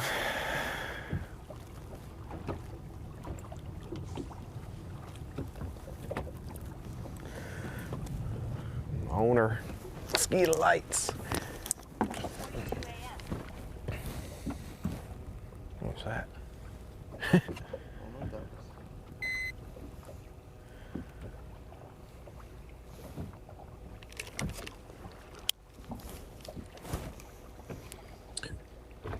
One thing you could say, Tyler Vet's getting a weight on this. As fast as your leader, Chris Johnston, caught him yesterday morning, he definitely has left the door open so far this morning. 1-3. I keep forgetting I broke it. That's the one good and bad thing about having a great spot, Tommy, is that we're in awe that he found a spot that produced almost 40 pounds for 2 days of fishing, but then we're also worried that the next 2 days, if that spot dries up, what do you do? Where do you go? Today, though, Z, do you think he'll be able to run around with the wind being less than ever before? He'll be able to run around and make adjustments and maybe find a spot or two much easier than past days. He said he has Chris Johnston we're talking about. Yeah. He said he has a school in 30 to 50 feet of water that he did not want to bother today if he could have started on, where he climbed on them yesterday and catch another 18 to 19 pounds. But you can listen to Chris Johnston on the water talking to his cameraman. He's getting pretty close to pulling the plug on that starting spot. 4 fish in the first couple of hours of fishing has Tyler Rivet tied for the lead as it stands right now. And Rivet, I will say, he never missed a college championship. You know, his 5 years at Nicholls State, he started that club, never missed the championship, made the college bracket twice with the chance to go to the Classic from there.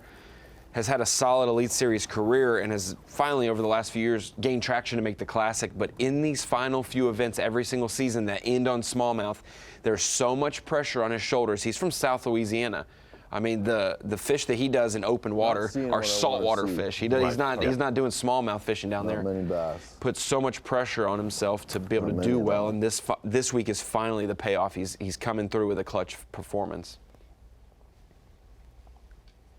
Expand in the area a little bit here before I pull the plug on it and go hit some other spots. I don't want to leave here just because if I could get 2, this is my best chance to get a 4-pounder, is this area.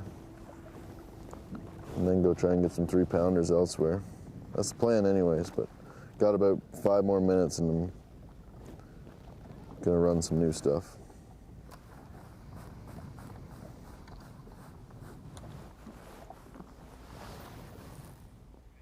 Got to make note here. Taking a look at Caleb Kufall from Wisconsin, and you think a guy that's from the Midwest, pretty adept at catching smallmouth in deeper water. This is exponentially, Tommy, Ronnie, you have to agree with this.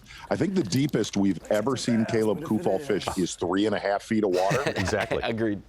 He has broken that this week by far. I also don't think we've ever seen him use a spinning rod on camera, so I'd love to see his consistent hook set there. He's got a very unique hook set when he's flipping shallow cover with a bait caster. Well, he gets around them. He's pretty deadly. He'll be one to keep an eye on next week in La Crosse, Wisconsin, his style of fishing.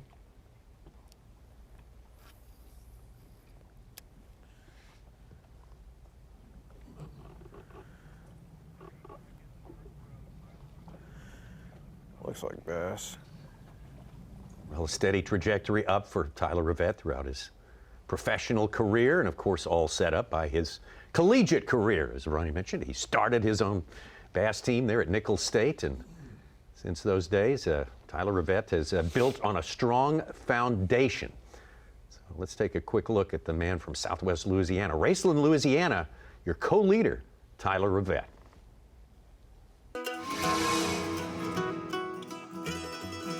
We in Raceland, Louisiana. Every day I'd come home from school, go straight to the lake where just go fishing, and that's kind of where I started out, was in the bayous back here. We're going in, we're going to talk to some high school team, and they really want to know a few things of what to do and where to go, and I really want to get them into college fishing. That's how I got to the elite, so I'm trying to get every kid in there. That was me. I was watching them on TV, and I was like, that's what I want to do one day. And sure enough, in August 2013, right when I got into college, I started up the team, and ever since then, it was we were dead on with tournaments. I made every championship. Definitely try to go to college and fish if y'all want to go pro. It's the best choice I've ever made. I got 2 degrees from Nicholls, and I don't plan on using them. I think I mainly went just to fish. It's awesome to make it with the best of the best, the Bassmaster Elite Series. It's I think what everybody in the country or the world dreams of making. It's just the Bassmaster Elite Series. When they were a kid, they dreamed about it. And now that I'm actually qualified for it, it's something I worked for my whole life. And my name's Tyler Rivet, and I'm a Bassmaster Elite Series Pro. Let's hear it, South Dakota.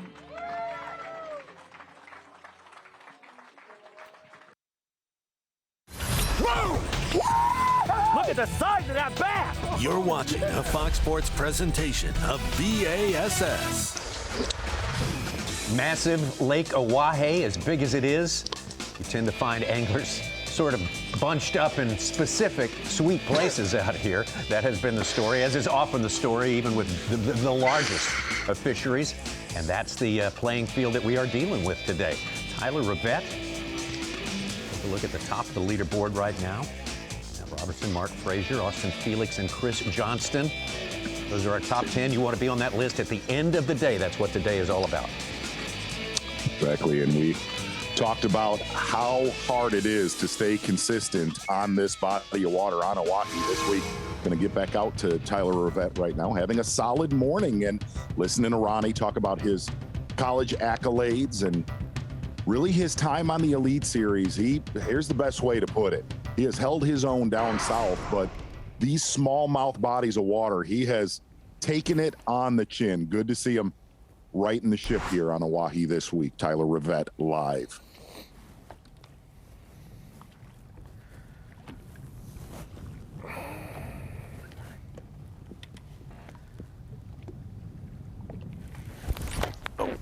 That was a bad hook. Oh, that's a big one. That's a giant. Oh my gosh. Nearly took the rod out my hand. Wow.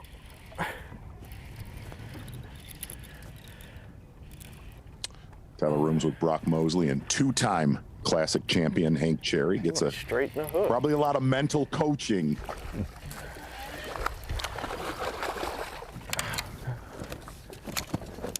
Nice. You gotta look at that hook set again, Tommy. Yeah. They don't stop, like, ever. Whew, look at that. Wow. That was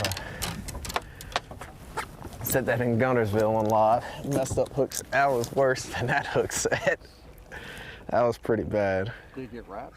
Tip wrap? That's what they call a good No, I old-fashioned just wasn't expecting Louisiana it to be that hog big. whip. Oh no, it just hit me off guard. Louisiana hog whip. Get on, boy. Yeah. Oh no. It's so great. That's some We have fancy seen stick some work stuff there this now. week in this tournament. We have seen some stuff in this tournament, Tommy. Yeah, we have. It's been We have. a cavalcade of interesting stuff.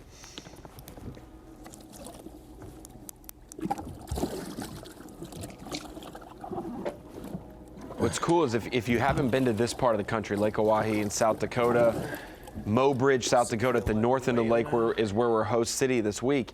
It's a town of 3,000 people, but you wouldn't know it with how many people have attended the weigh-ins each day. People come from across the state to be here. I saw a fan with a Bassmaster tattoo on the back of his arm. So even though it's a walleye fishery for the most part, there are avid bass fishing fans here. Great Very people cool. up here. We learned that last time we were here. Just terrific people in South Dakota. Tommy had been talking about getting the Bass logo on his neck. Think about sort of a snake shape. To go on the opposite side of where the kiss tattoo he has on there on the other side. Yeah. You're a pain in the butt.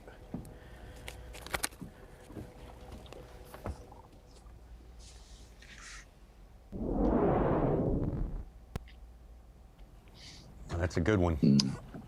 Not take away from that. That's the one thing we've seen transpire really in the last 24 hours, how big of a player a Carolina rig has been in this tournament. We'll definitely break that down with our man Davey Height here in a little bit. You don't see a Carolina rig all over the country. Certain lakes like Lake Champlain, it always plays on smallmouth air. It's just not a very consistent one on other bodies of water we go to. Two good ones and two small ones, so I'm seeing a few fish here. It's just to get them to bite. They come and go.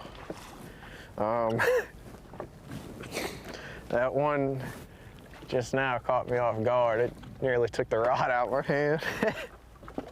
That was terrible. Of course, that's on Fox Sports and millions of people. I don't set the hook like that, I swear. Tommy, I think we did. Maybe we'll be able to show it. We had a better hook set than that yesterday that we've got in the vault. Oh, yeah. Yes, we do. Yeah. Even more intricate. They catching two good ones What's here. better than that? Already kind of tells me they're still here. There's still some here.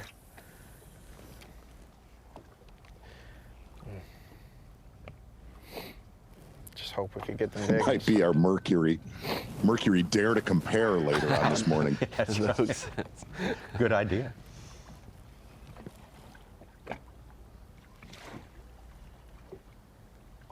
That's a short list of guys who have been boat flipping smallmouth that we've seen on the Elite Series here. How about Bob Downey? Finished his limit with a 314. He's up to 15 and pounds and 14 ounces from 41st to 6th place.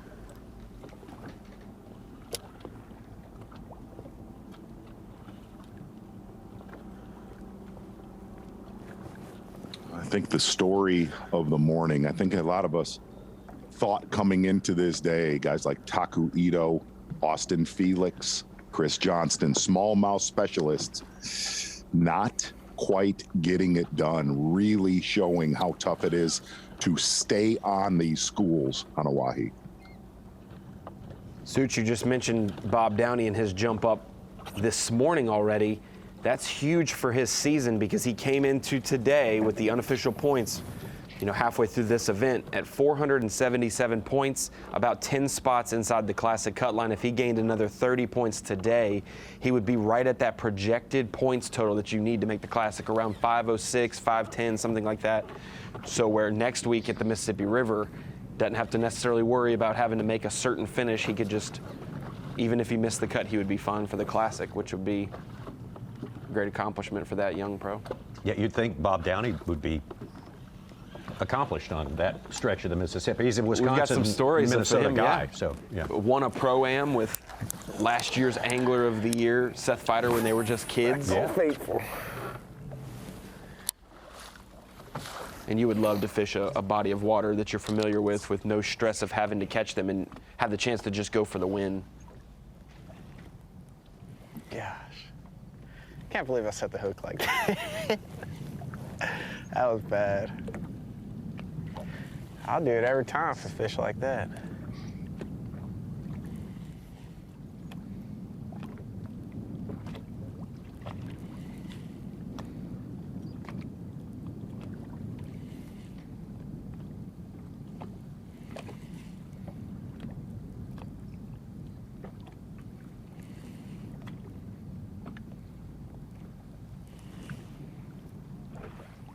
Downey coming back from a slow day too, as well as Shakira. He's got a couple 3+s today.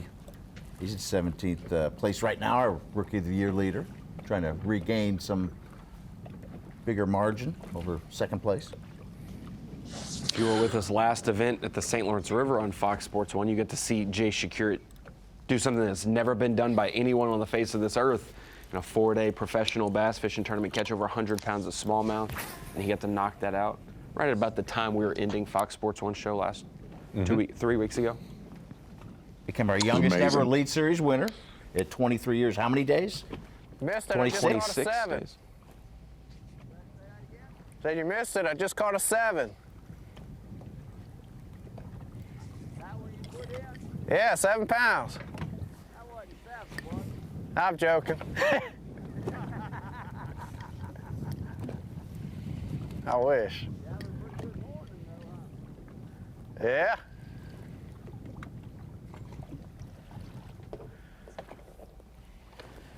Can't complain.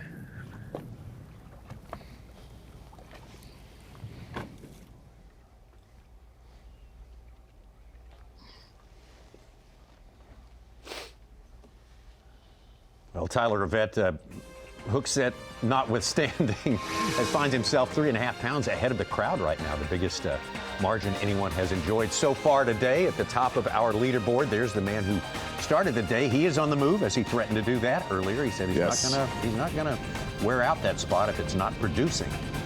Chris Johnston on his way to his next destination here. We got plenty more to come, including Dave Mercer joining us to weigh in on everything that's going on Oahe when we come back.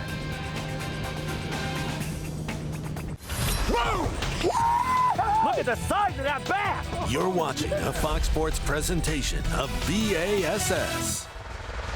A unique place in all the world of fishing, Lake Oahe in South Dakota. It's semifinal Saturday for this 8th stop of the year for the Bassmaster Elite Series, the guaranteed rate Bassmaster Elite.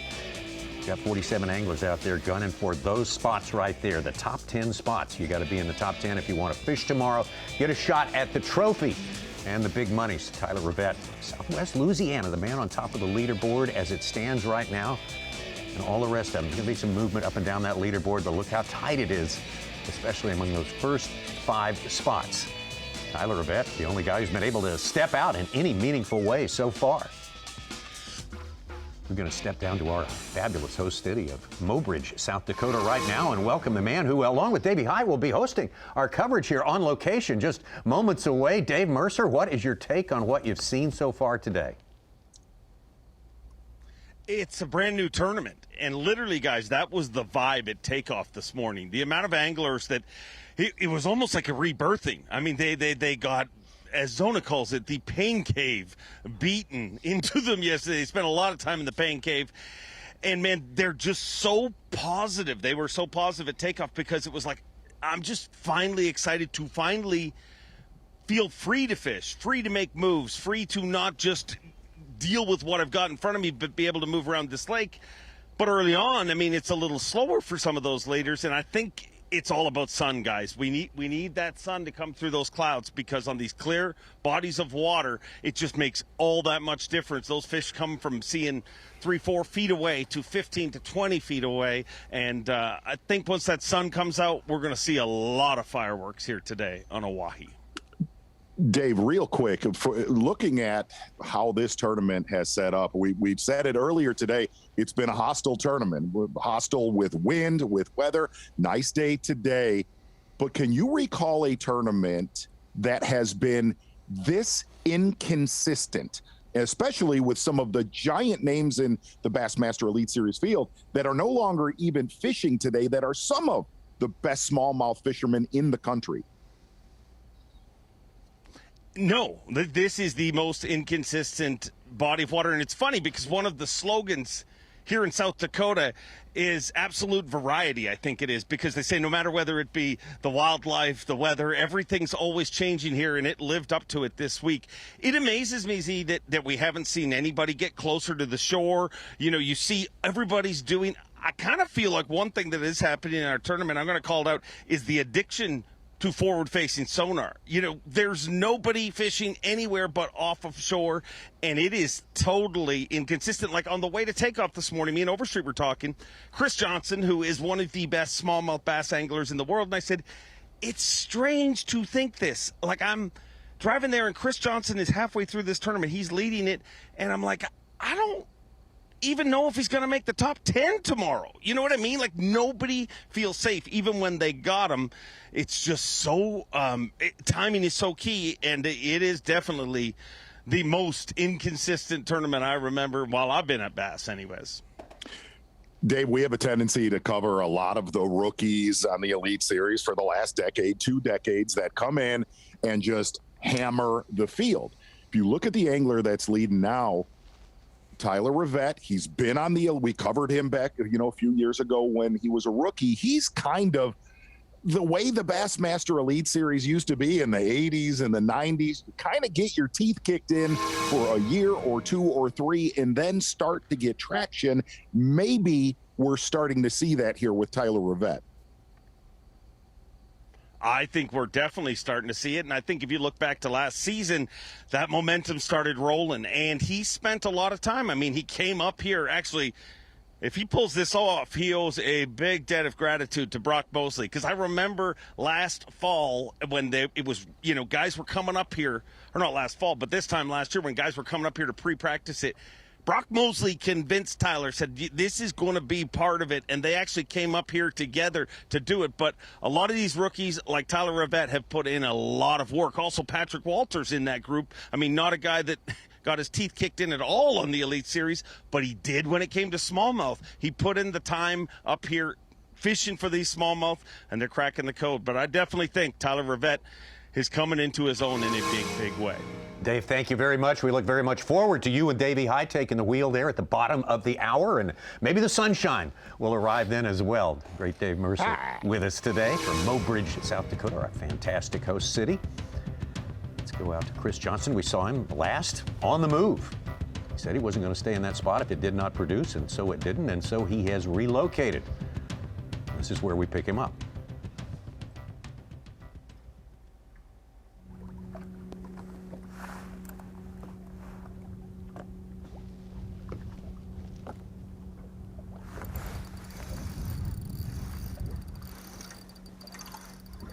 And they're not.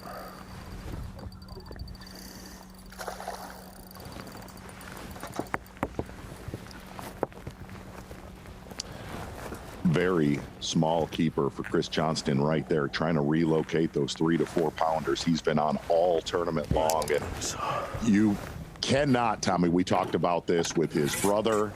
Him and his brother are, but they're the same as far as fishing goes. They're one unit. Him and Corey Johnston.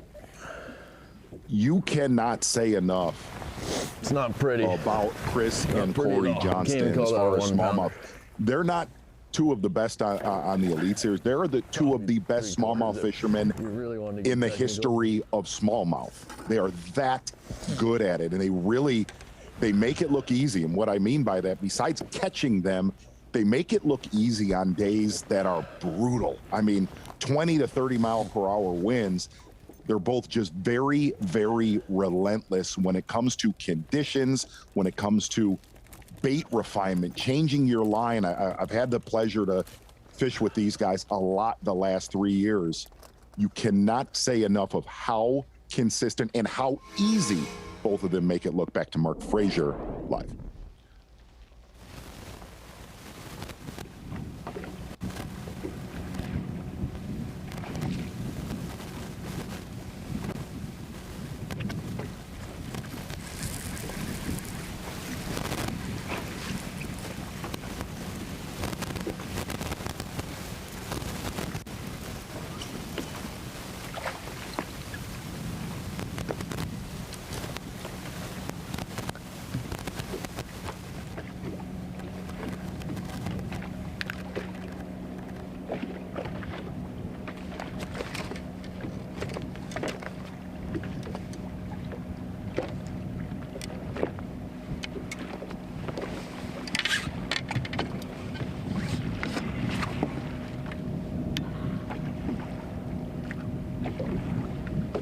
Like it will measure for Mark Frazier. Word from the water, poor service where Patrick Walters is going farther away than most of our field has this week. Got a report he caught his first keeper, a 2.5 pounder. Puts him back into the top 10 in 6th place right now.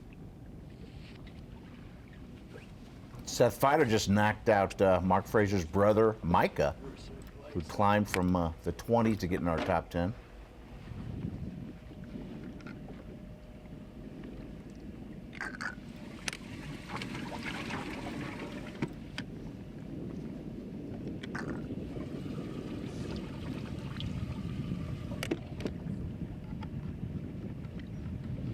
One of the things that we got to see days 1 and 2, early morning flurries, but there has been a very, very solid late day bite. When that sun gets up, positions a lot of these fish, groups them up on a lot of these deeper points.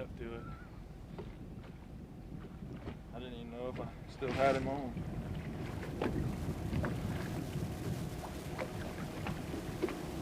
Clouds are supposed to be burning off by around noon.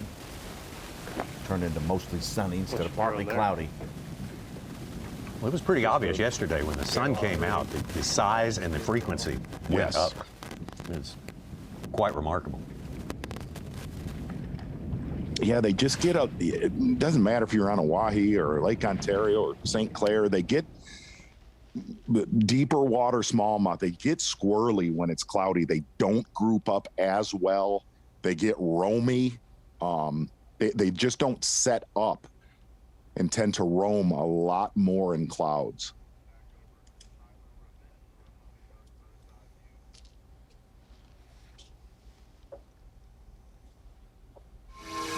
Frazier looking for a bigger one there. Tyler Rivet has got the biggest among our top 10, or at least our starting top 10 for today, and he has got a lead.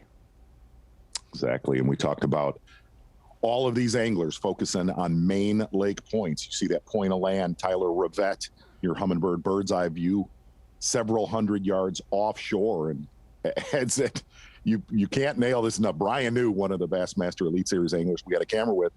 I said, what are you doing? He said, I'm doing the same thing everybody else is. I'm fishing main lake points because that's where they live. That's where the stop sign is. And if you run, rotate enough or bunker into one of them, like Tyler Rivet has done here, your Humminbird bird's eye view, that has been the theme. Nobody has cracked the code of those suspended, those 50, 70, 80 feet of water fish in that timber, which was predicted coming into this tournament would be a player. We have not seen anybody do yet that so far, at least any of the anglers that we've had cameras on in this tournament.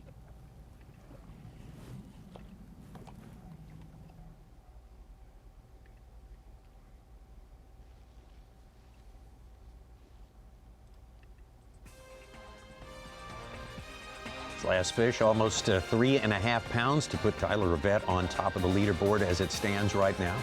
Let's see how long this place will pay and play for him. That's what's up there. That's what these guys are looking for right now. A little bit of sunlight for these sight feeders, these smallmouth. That's what we're all looking for. Dave Mercer's looking for the same thing. Maybe they'll get some when Dave and Davey get here to take over from us in just a few minutes here. We will take ourselves a break and we will come right back.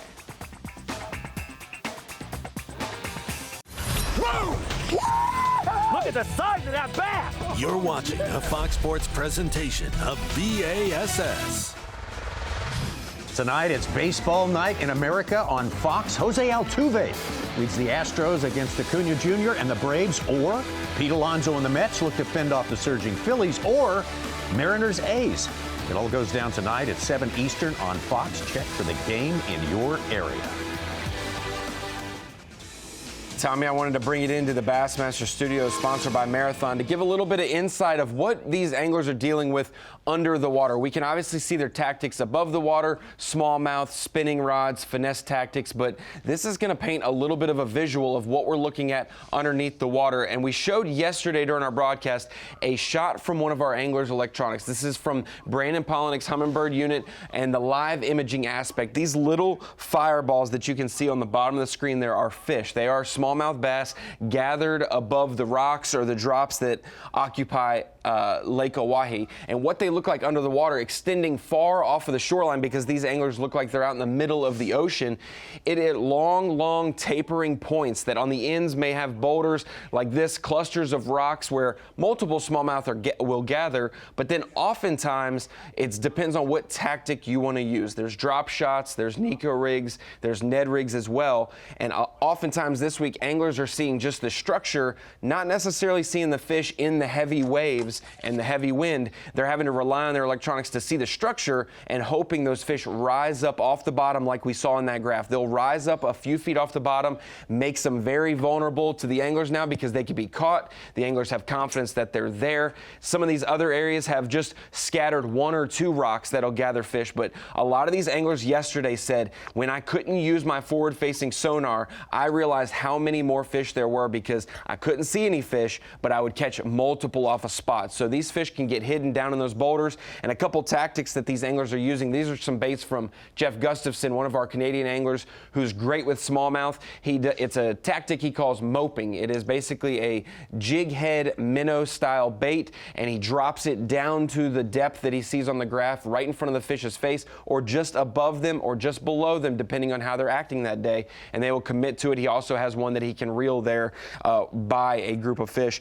Then we go to Taku Ito, one of the best smallmouth anglers on the Bassmaster Elite Series, and like Mark Zona says, probably in the world. He's really used a Nico rig heavily, and if you see a Nico rig right here, the end of the bait has a weight sticking out of the back of it. It allows him to be more pinpoint accurate when he pitches to fish he sees on his graph, and also helps control that rate of fall. He can change up that weight on a whim and vary it. When we come to Austin Felix, the biggest bag of the tournament, he opted for a drop shot. So that's 3 different tactics we're covering here that some of our top anglers have used. And when you look at Austin Felix's standard drop shot, it's a normal Ryugi talisman hook, a size 2 with a Berkeley flatworm. That's what he's been using a lot this week. But you notice here in the bottom corner on his weight, it says 3/4 of an ounce. Some of these anglers are using 1/4, some are using 3/8, some are using 1/2. Yesterday in the heavy winds, Austin Felix excelled because he was using a little bit different weight. It seems that 3/4 allowed him to control it better in all of that wind and weather. So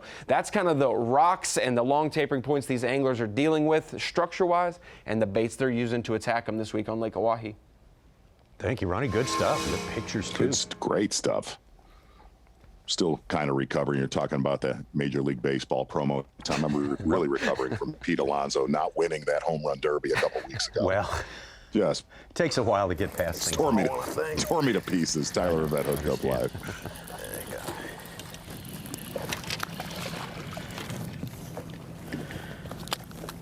Your White Sox were doing pretty solid this year for a little while there. Hammer. Little while there. You know, a little while. And really, to put a tag on that, that was a great animation. Checking up for JM right there. Is as weary as these fish have become since day one of this tournament. That's why you're seeing that Carolina rig. We talked about it earlier. Watching Rivet, long cast. You're able to cover a lot of water with that Carolina rig. And everybody that's caught them on it said we're able to get the bait away from the boat, where day one, a lot of these anglers said they could drop over the side. The fish were not pressured. They were not conditioned yet. It's one of the reasons you're seeing a Carolina rig play a big factor as this tournament has gone along.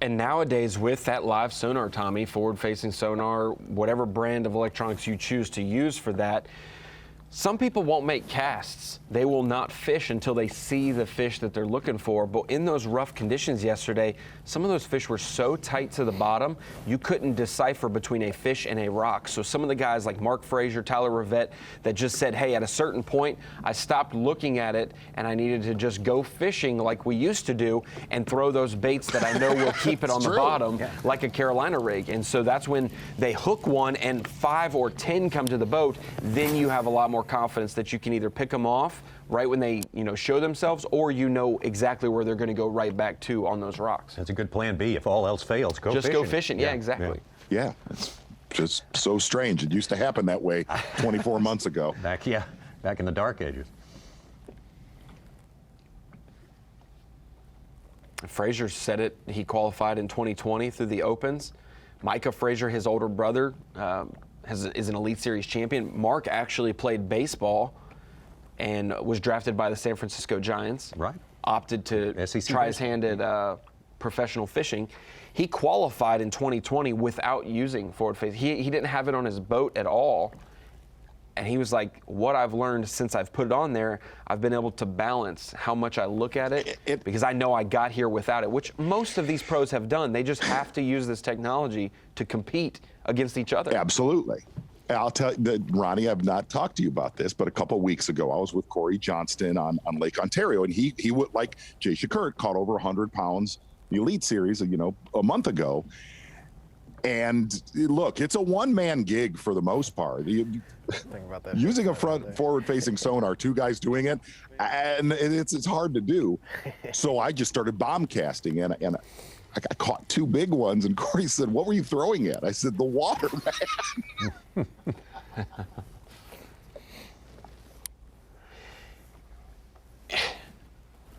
And I'm not going to fault Corey Johnston, but he could have won that event, but he used about 2 hours of his fishing day on day 3 to go get his forward-facing sonar updated and repaired, and he ends up losing by a pound or 2 pounds or so. That fishing time is very valuable. He could have probably caught fish while he waited. You could see at the day 3 weigh-in he was not happy with his day.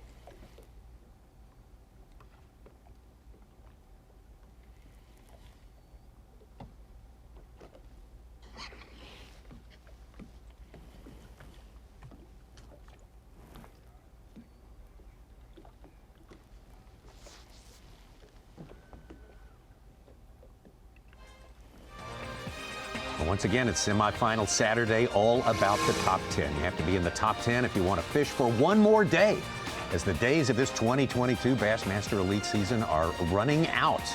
We got 1 month left on the calendar of summer and less time than that for our tournament season. And Caleb Kupol, who has not registered a keeper so far today, still managing to maintain his spot in the top 10. That's how challenging it has been so far today, and in fact, each and every day. We'll be right back.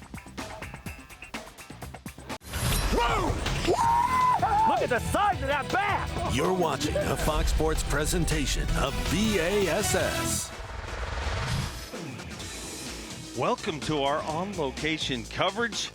The great state of South Dakota, often referred to as the land of infinite variety, and that is fitting this week because infinite variety is what we've seen. Different weather every single day, different conditions, and once again here today on Semifinal Saturday, a different leader atop the leaderboard. Louisiana's Tyler Rivet with 46 pounds and an ounce trying to chase him down. Matt Robertson, Mark Frazier in third. You look at all those top four, all of them trying to win their very first Elite Series event, but don't forget about Austin Felix. He weighed in the biggest bag of the tournament, our VMC Monster Bag, yesterday, and right behind him, the first Canadian ever to win an Elite Series event. Davey Height, man, this has been an incredible, incredible tournament. I'm Dave Mercer. I just moved the hole that makes the words. I'm really joined by Davey Height, Bassmaster Classic champion, two-time Angler of the Year, Bass Fishing Hall of Famer, and knower of all things on this water. Why has it lived up to the name of infinite variety this week? Well, number one, we've had a variety of weather. The wind has really changed from practice, the first day of the tournament, the second day of the tournament, and then today the wind's not blowing hardly at all. So that has changed things. With a lake this big and this long, when you have a 20-mile-an-hour wind like we did, it really affects the current. And current affect what smallmouth bass do, and that's why we've had so many changes. So many changes, and I don't think I remember an event like this morning on the way to takeoff. I'm thinking like Chris Johnston, who is one of the best smallmouth bass anglers in the world, literally, is leading this tournament, the halfway point. And I'm like, I don't even know if Chris Johnston's going to make it to Sunday just because it's that volatile. Do you think as the sun comes out here today, the bite will get a little bit better? Yeah, Dave, I think that's exactly right. The smallmouth bass are sight feeders more so than a largemouth, and they roam a lot. So the sun coming out will be a big, big deal. I think today should be our best day weight-wise all week, because if that sun comes out and the conditions are calm like we hope they would be, but they have not been the last 2 days, the fishermen will really be able to expand on the areas that they've been fishing the last few days and catch those fish. Well, speaking of Chris Johnston, let's get out to the very first Canadian ever to win a Bassmaster Elite Series event. Your leader at the halfway point of this tournament when they left the dock this morning, Chris Johnston, and we'll get out to him live right now.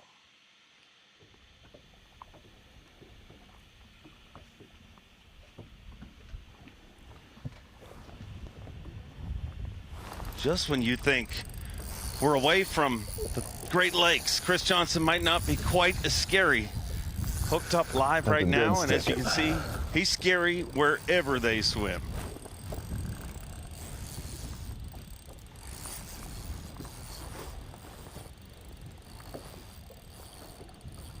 Be a good one, come on. It's not feeling too big yet.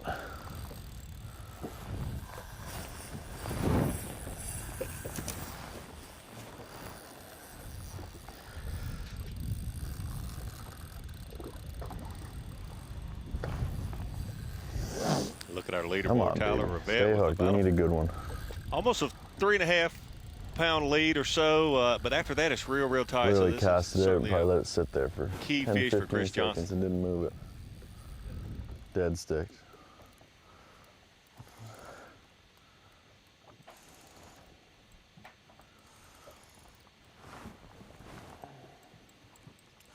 What do we got here? 4.5 pounds back from the lead with just 3 fish. So yes. Can't horse them too much. Could be a 2, could be a 4. I don't know.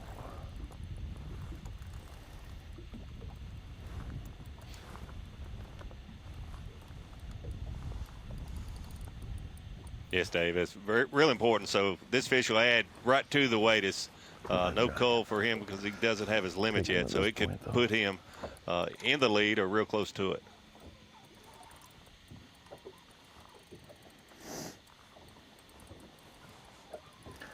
He's a little 2-pounder.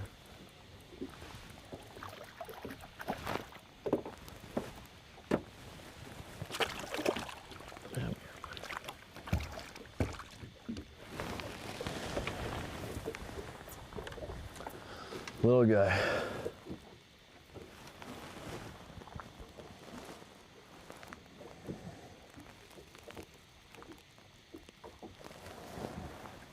You gotta get a lot bigger.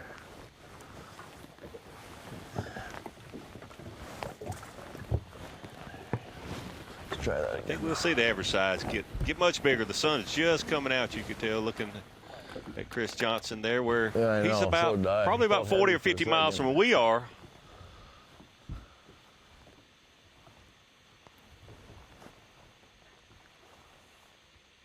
About 150 miles of of this lake that these anglers can fish here this week.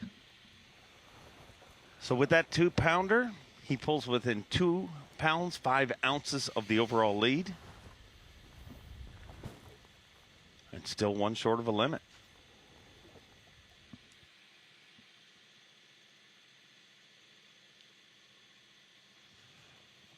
Just got one just under 2. 4 box. Takumi Ito, Chris Johnston, Austin Felix, and Brandon Card. They don't move. It's like one little rock pile, but they're really hard to get to bite.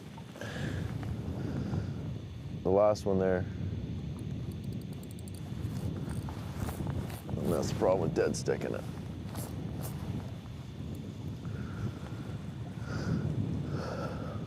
Last one there is probably sitting down there for about 15 seconds, and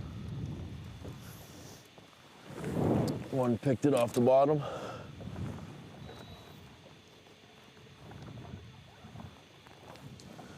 So there's a few of them down here.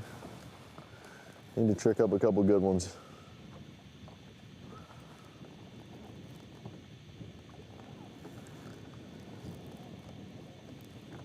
Heard Chris Johnston saying dead sticking these soft plastic baits offshore, and that's unusual for smallmouth. Normally they're aggressive, and when you have to let a bait sit motionless for 15 seconds before they will decide to eat it, that's tougher conditions. But I'm really optimistic about the sun coming out, and I think we'll see a lot better fish catches in the next few hours. One right below the surface.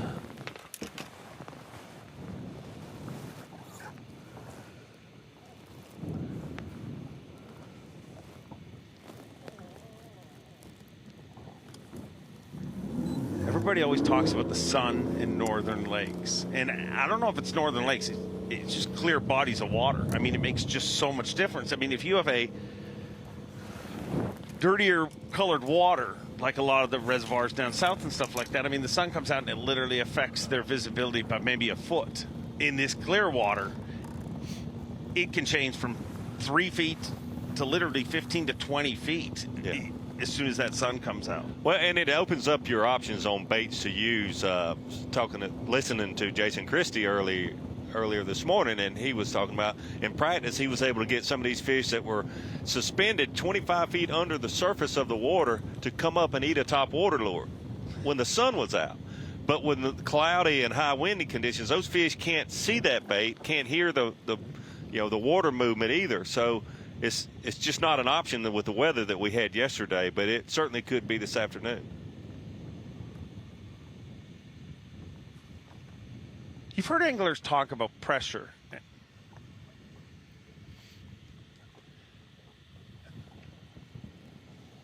And we'll talk about pressure a little bit, but pressure has to be a relative term. When you look at this body of water, you're like, it doesn't get near the pressure of the Thousand Islands, something like that. But the fact that it gets very little pressure, the amount of pressure that it's felt this week has to affect those fish great just point. as Absolutely. much. It's definitely relative. Beautiful, beautiful part of the country. And Tyler Rivet atop your leaderboard with 46 pounds and an ounce. Chris Johnston getting closer, one short of his limit. But keep your eye on that leaderboard, because it looks like the clouds are starting to break a little. Sun's coming out, and they are going to start fight here at the Guaranteed Rate Bassmaster Elite at Lake Oahe. Stop number 8 of a 9-stop season in 2022.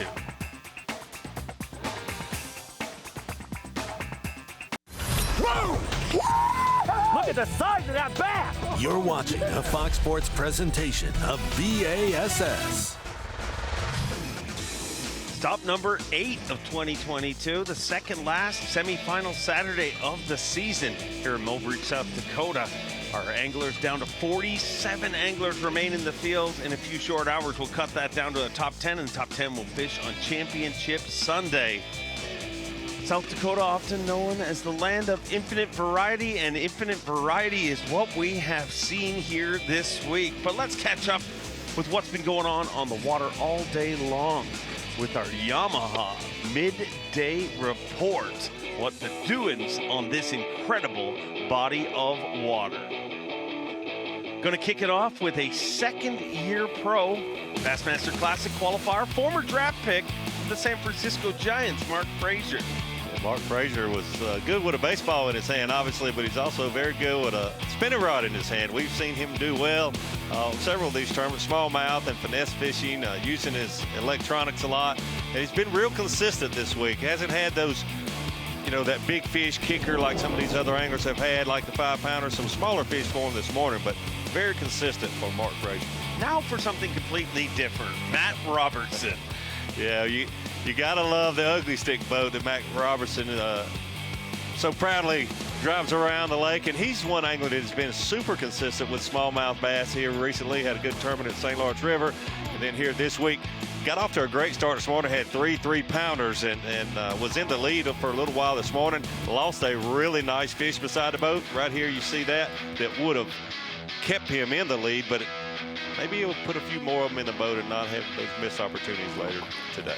Anytime small jaw are in play, this is a guy you got to be scared of. The first Canadian ever to win an Elite Series event, Chris Johnston. Yeah, Chris Johnston left the shores this morning with the lead, and when you're fishing a smallmouth tournament and Chris Johnston or Corey Johnston, one of those Johnson brothers, are in the lead, you have to say, wow. But it's been surprisingly slow for him this morning with only 4 fish so far, and those are smaller fish. Look for bigger and better things from Chris Johnston. Chris Johnston was your leader as he left the dock this morning, but a brand new leader, and that is Louisiana's Tyler Rivet. Spent a lot of time figuring out this smallmouth game, and the trip up here last year seems to be paying off. Yeah, absolutely. So I'll have to say it made me smile to see Tyler Rivet with a bait caster in his hand. We see all these other guys with spinning rods for the most part. Seen 1 or 2 other guys with using a bait caster just a little bit. Tyler Rivet using a Carolina rig and I think a football head jig, fishing on the bottom, fishing slower than a lot of these other anglers with heavier line and bigger baits, and it's paid off for him. The big thing is big bass, big stage, big dreams here on the Bassmaster Tournament Trail. Only 5 fish, but those are the kind you want to put in the boat. Tyler Rivet, that's why he has the lead. Not a numbers game for him, but he's definitely catching a better quality fish.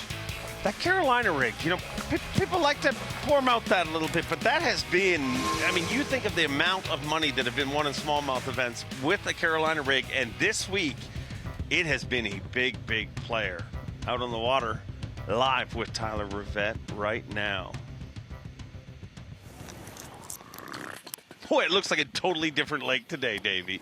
It does. If you weren't watching yesterday, today is, like you said, like we're nowhere near the lake that those anglers fished yesterday. 3 and 4 foot waves today. It's just perfectly calm.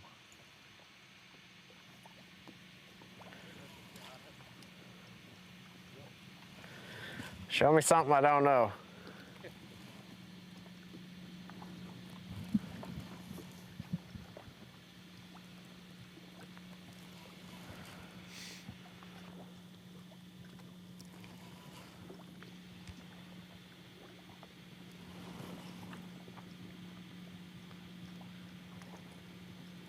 Somewhat amazing to be on a body of water this big, over 300,000 acres of fishable water, and 140 miles of one direction you can run on this body of water.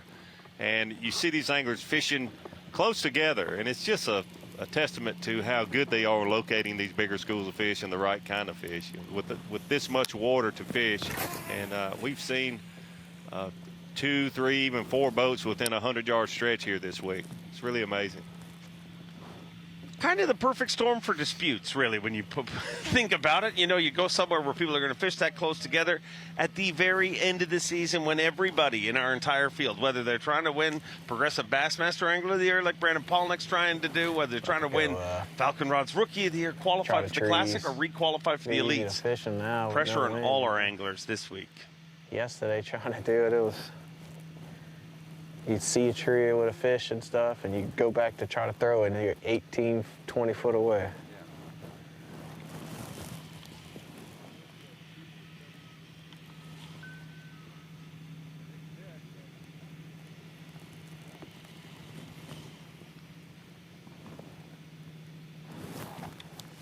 Boy, forward-facing sonar is a great tool, but it is going to make some chiropractors an incredible amount of money in the future. You look at how often our anglers have their head pointed straight down. Yeah.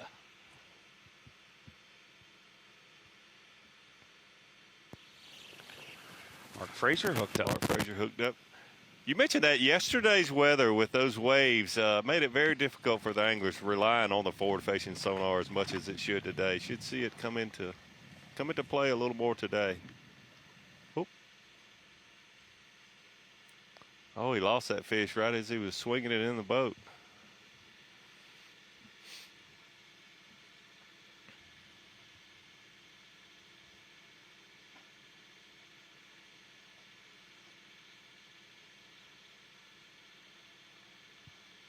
Apart from the obvious, Davey, it makes it more comfortable. You're able to do things. This lake laying down, what are the biggest advantages it gives these anglers for our entire field today? Well, I assume when you're saying apart from the obvious, it's just more fishing time. Yeah. Number one, that is first and foremost. Some of these anglers running, a lot of them running 40 miles, some of them up to about 70 miles. I think Patrick Walter's one of those that are, running about 60 or 70 miles. Frank Talley, I think, also. So just more fishing time. The other is just being able to use your electronics without the boat, the trolling motor and your transducers coming in and out of the water, so they can effectively use their electronics a lot better. The other thing that's somewhat unusual for this lake, well, I'd say somewhat unusual, very unusual for the numbers of fish you hear that these anglers are saying are coming under their boat, really just because of the shade. And you see that with smallmouth on other lakes, but it'll be one or two fish. But I've heard a lot of the fishermen this week talk about groups of fish coming attracted to their boat. But yesterday with those boats in the waves while they're trying to fish, slapping the water in and out, they didn't seem to do that nearly as much yesterday. Those fish were actually shying away from the boat.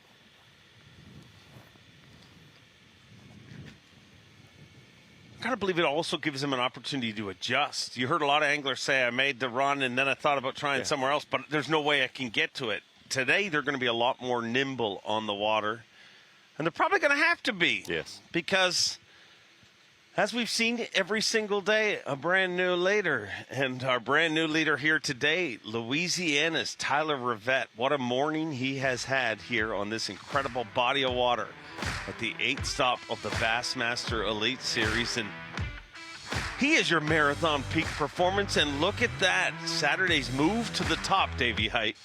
Yeah, you look at his 5 fish that he has currently, unofficially about 12 pounds and 6 ounces. Started off the morning good because takeoff was at 7 o'clock, and with the long run, he probably caught that first fish just a few minutes after he got to his starting location. Fish number 2, not so impressive, but there again, the time frame, only a little bit after 8. And then fish number 3, a 4-pounder. Fish number 5 being a 3-pounder. Those are the kind of fish that you need to bring to the scale. So really, if you look at Tyler Rivet, even though he has a lead right now, he has 2 fish that are only a pound and a half in that 5-fish limit. So a lot of room to upgrade for Tyler Rivet. But he is so far our marathon peak performance. Tyler Rivet, a long way from Louisiana.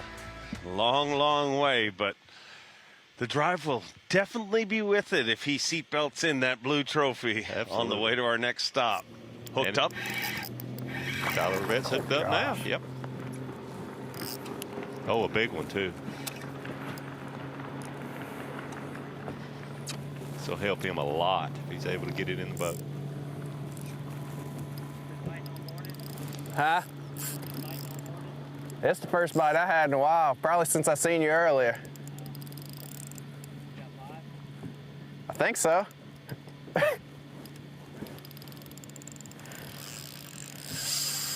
These things fight harder than St. Lawrence. Well, it's really good to see that he has 2 1-pound fish in live well, so this will help. This will extend his lead quite a bit if he's able to get it in. At least that hook set was good. Yeah.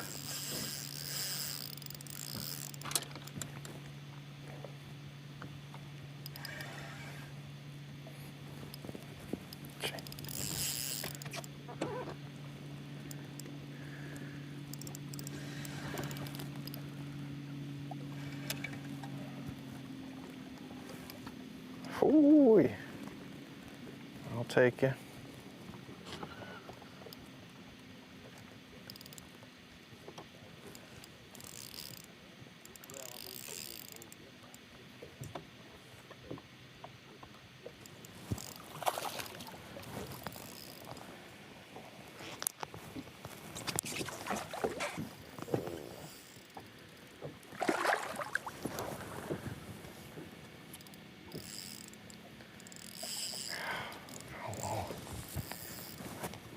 Worse than tuna. There we go.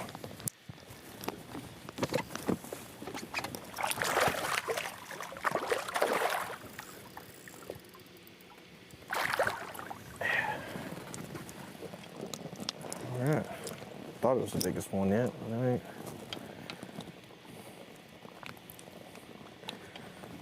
Whew.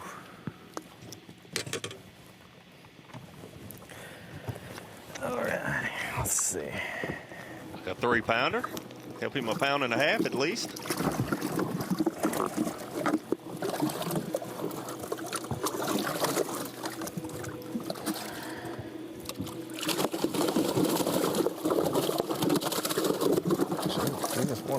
Great for Tyler Rivet right there. As you said, Davey Height, a lot of room to move.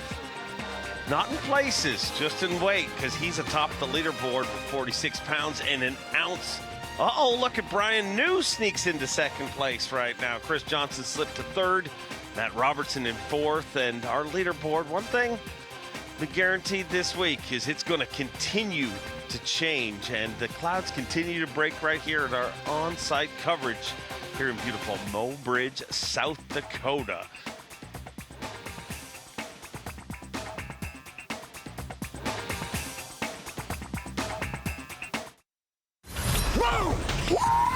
Look at the size of that bass! You're watching a Fox Sports presentation of B.A.S.S. Dude, I'm just a old boy, old working boy from Kentucky, you know, Western Kentucky. Just a pressure wash. Welcome to my kingdom. Are you on them? I'm here to win me some blue trophies, dude. Been fishing all my life, been working towards the Elite Series all my life, and man, I'm gonna tell you, it was a long, hard road getting here. I mean, I'm still living in a trailer park right now, guys. Man, we're here to take home some blue trophies and win a classic trophy.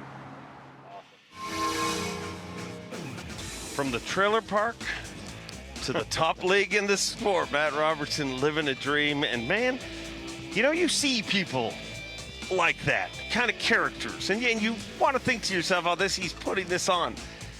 That is Matt Robertson every single time. You call him on a Tuesday, that is the Matt Robertson you get. Another guy who is absolutely unapologetically genuine is Taku Ito, and his unbridled enthusiasm for this sport is contagious. And a guy who didn't catch a smallmouth before coming to the Elite Series, he figured him out in a hurry. Absolutely. In just a few years, considered one of the best in the business catching smallmouth bass. Oh.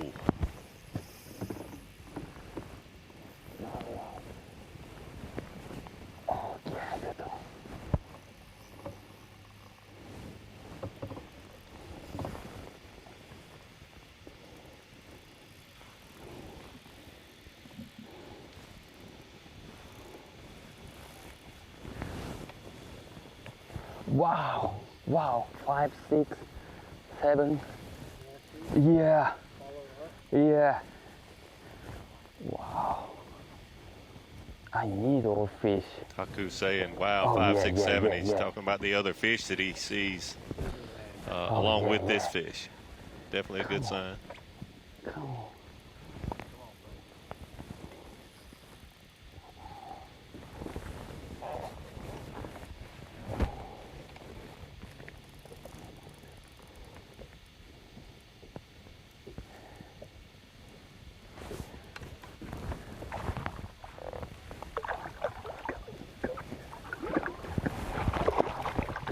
Okay. number one. Oh yeah. Yes. I found a 5-6 fish. Okay. Good. Thank you, thank you.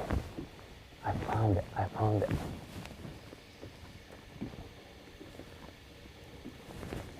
See here how quickly he'll try to get his bait back in the water. Saw other fish along with that good one.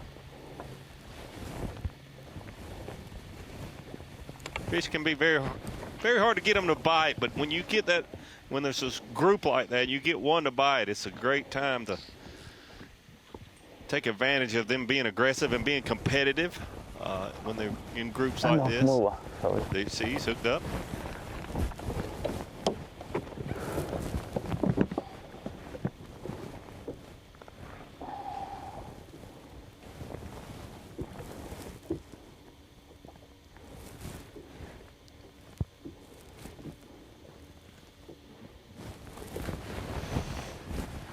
Taku Ito. Catch them in bunches. That one not going to help, but as you said, when you get them biting, keep them biting. Now over to Canada's Chris Johnston. Does not feel big. Oh, you see that sunshine coming out, and the catches are getting more frequent than they were this morning. Had some fog and low clouds. With my line. Really excited about the rest of the day. Calm winds and sunshine.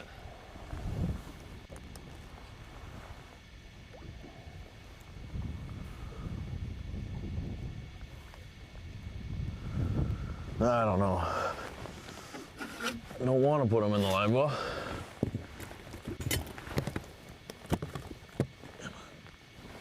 Smallmouth bass have to be 12 inches long to be legal to keep. He goes, but barely. We gotta get rid of them. 5 babies.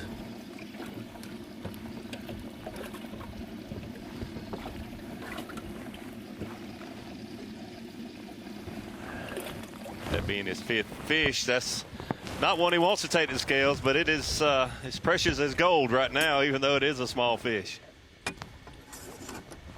Get under your feet if you want to get.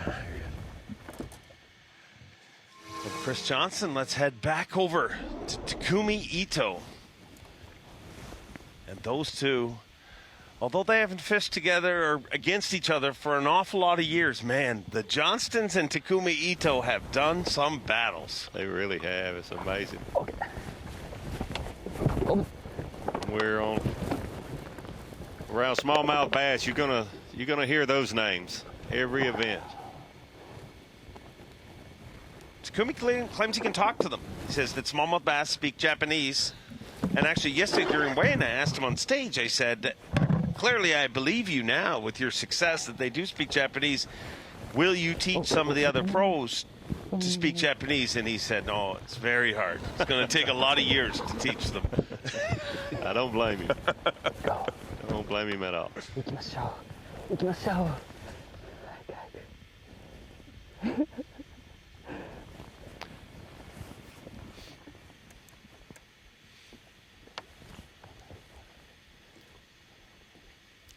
Very good for other anglers to see how quickly he tries to get his bait back in the water once he got this group of fish fired up in a feeding mode.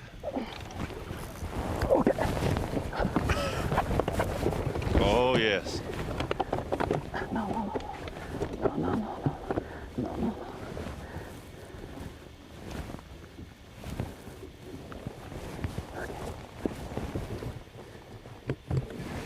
In just a few years on the Bassmaster Turbo Trail, we've also seen Taku change the way he fights these fish and plays these fish. His first year, we would never see him swing one in the boat like that. Wow, crazy. Yeah. Oh, Taku is strong. Couldn't be much different, more. Him and Chris Johnston, Chris doesn't get very emotional, not Takumi is literally vibrating with excitement this morning. He's so fun to watch. He is so fun to watch. He really is a lot of fun to watch. We're not going anywhere, and as you saw the last few minutes, you better not go anywhere because a lot happening on the water right now. It is the second last semifinal Saturday of the season in the 2022 Bassmaster Elite Series, the guaranteed rate Bassmaster Elite at Lake Oahe. Whoa! Look at the size of that bass! You're watching a Fox Sports presentation of B.A.S.S. Welcome back. On location coverage coming to you from Mobridge, South Dakota. Our playing field, one of the biggest playing fields we'll ever visit. And Takumi Ito, when we went to break, was absolutely on fire. So, I mean, I don't want to see anyone else. I want to see Takumi Ito and the party that he is having. Yeah, it's so fun to watch him, even when he's not catching fish. But we saw him catch 3 smallmouth bass in about 5 minutes, and he's hooked up again. Shocker.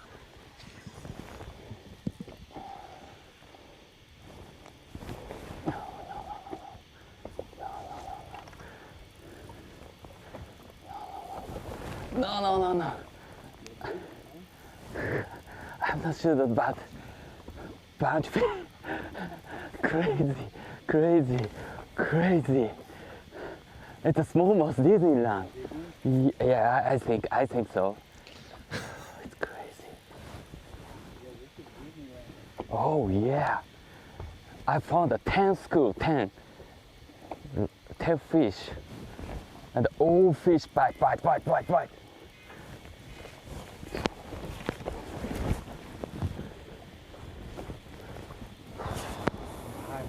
Okay.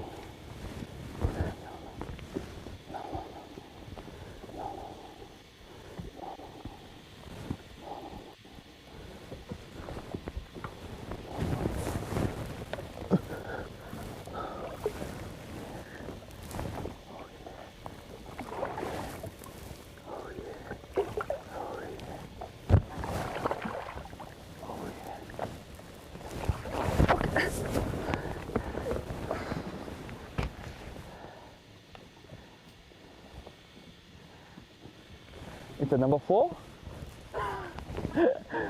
Number 4. Wow. Good fish there, and he does. Wow, I found. Doesn't have a limit. Had a very slow morning, but boy, it is picked up. Oh man.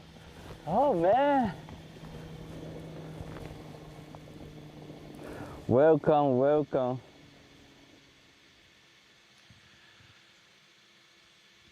What an incredible flurry for Takumi Ito. Davey Height, you talked about how important it is to get back in the water right away, and our VMC on point has to be Takumi Ito and just how effectively he backed up your point. Yeah, it's really great to see this and to be able to see it live. Taku fishing much closer to the takeoff than any of our other anglers that we have cameras with, so he has been fishing a longer period of time. Some of those other anglers had to run 30 more minutes to get to their starting location. So Taku having a very unusually slow morning for him on a smallmouth fishery. But man, our VMC on point has to be Taku being on point once the sun came out and he got that first fish to bite. He has put 4 good fish in his live well and moving up the leaderboard in a hurry for Taku Ito. So fun to watch. And when we hear him say he has found smallmouth Disneyland, oh, you better look out, because he's not done. He's saying that, number one, because he's catching them, but he's seeing a lot more fish on his electronics. Your VMC on point, and Davey, I got to give you credit. You were a VMC on point today, too. You made that point about speed, and, man, Taku just got one after another, and I don't think he's through. No. Keep in mind, he's still only got 4 fish in live well. One more quality fish could put him right up there in the lead or very close to it.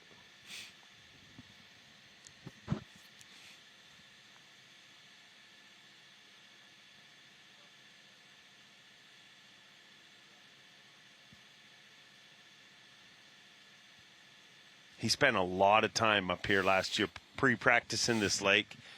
And I talked to him about the amount of time he commits. And he said the hardest thing in his life is leaving his family in Japan. It's so hard to be away. And he said that's what drives him to stay on the water. He's like, if I'm going to be away from them, I'm going to be away from them working. And, man, his work has paid off incredibly. For a guy that the first time I met him, we've talked about this, the first time we both met him, he did all his communicating through his wife.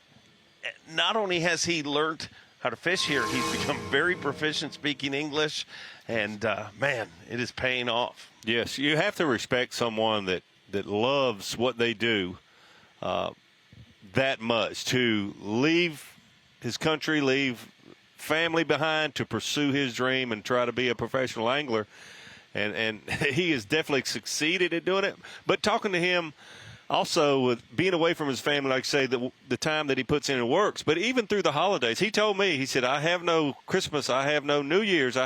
He does, but he has no one to really enjoy that with. So even on those days, he's out on the water trying to become a better angler. So you have to really just respect someone like him, and it makes you smile to see someone to put in all that hard work and be successful. And I've never, ever seen him, honestly. It doesn't matter whether it's 4:30 in the morning and it's dark and we're just showing up to take off. You never, ever look across the boat ramp or across the dock, look at him and be like, you don't think anything other than that is somebody who loves their job. Yes. I mean, lives it, loves it every single day. And for people watching, you say, well, he fishes for a living. Why shouldn't you love it? Well, days like yesterday when there's 20-mile-an-hour winds and 5-foot waves, and you just take a beating, and then maybe you don't catch fish. Even no one catches fish all the time every day. So there's certainly some days where it's like, wow, this is really tough. But you're right. You don't ever really see that in Taku. He's always got a smile on his face and always seems to be enjoying what he does. Well, I can say I enjoy what he does, too. He's a lot of fun to watch. Yes. Austin Felix, Brandon Card, Chris Johnston, and Mark Frazier in our 4-box. And Austin weighed in the VMC Monster bag of the tournament yesterday, 23 and change, a giant day. And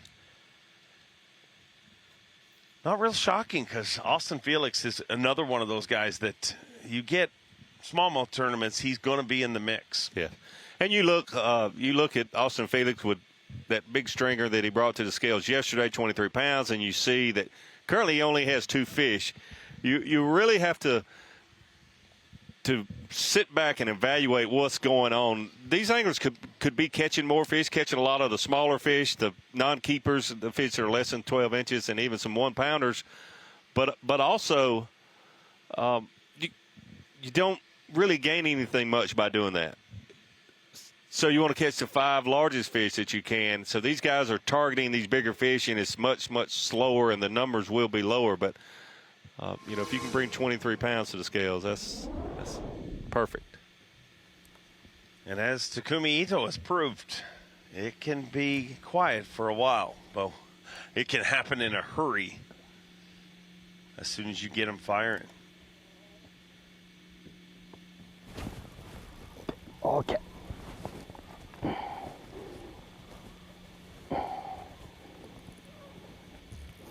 Yes, good one.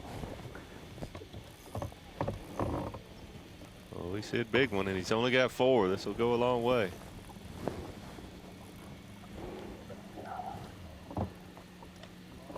Come on. Yeah, smallmouth Disneyland, that fun. 10 minutes, 5 bass. Very fun hook. It's crazy. 10 minutes, 5 bass. It's super Disneyland. Super Taku smallmouth Disneyland.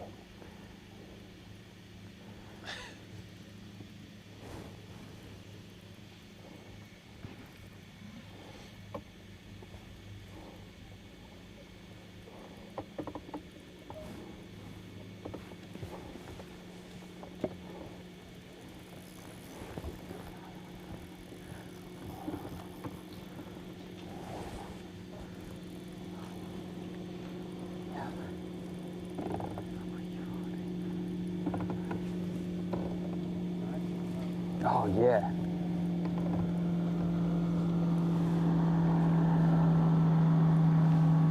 Not horsing this one, Davey. No, he's really taking his time. And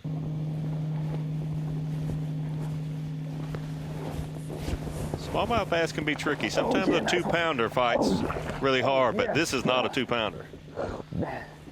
Got it. Ooh. Okay. Yeah. Oh, I found it. Damn it. Okay. Number 5. Yes. I found five more. 1, 2, 3, 4, 5.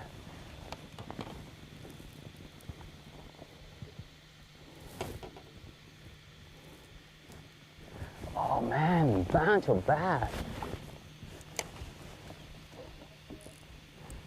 Wow. What happened to this spot? Crazy, crazy. 1, 2, 3, 4, 5, 6. Oh, really? What happened to this spot? It's a bunch. Oh, come here. Oh, come here. So we've seen him catch 5, and he says he's still sees about 5 or 6 more down there. So absolutely incredible what he's found here in the last 30 minutes. Welcome, welcome, welcome. Might be the only guy that has his graph set on meters. Yes. Oh yeah, I found it, but little bit scared, a little bit so nervous now.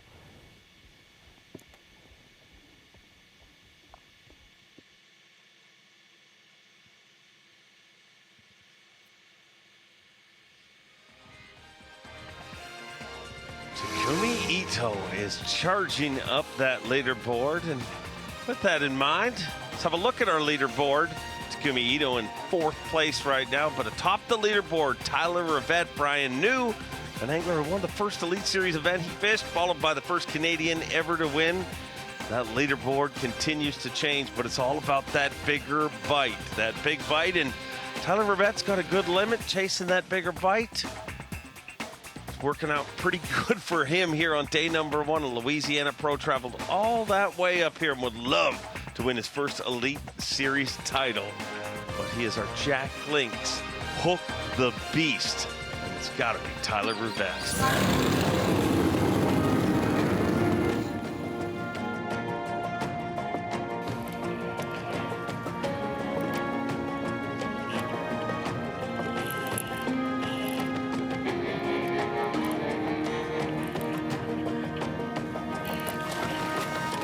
Yeah, I'll take them.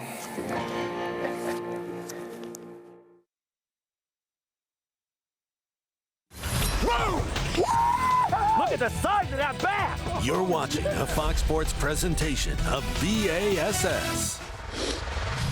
Well, tomorrow, 2 of the league's most electrifying teams take center stage as the Ravens take on the Cardinals in an NFL preseason showcase. Tomorrow at 8 p.m. Eastern Time, 5 Pacific, only on Fox and the Fox Sports app. Tommy, that time of year, I got to throw it to you. A lot of fantasy drafts going on the next few weeks. Looking at the running game, looking at James Conner for the Cardinals, looking at J.K. Dobbins for the Ravens. Are you spying them for your team in maybe a 3rd or 4th round, or absolutely not? I'll just say this to make Ronnie mad. I'm spying James Conner all the way. I'm going after him. Well, knowing how much Cliff Kingsbury loves avoiding the run late in the year, you can have James Conner, that's for sure. Well, he scored a lot of touchdowns last year. He did. Back to our live I coverage. can say that. Yeah. Semifinal Saturday is underway. Very crucial day. Only 10 are going to make it into Championship Sunday, and the man on top, as it stands right now, he just ascended to the top of our leaderboard. The incredible Taku Ito. I think. Okay. Okay.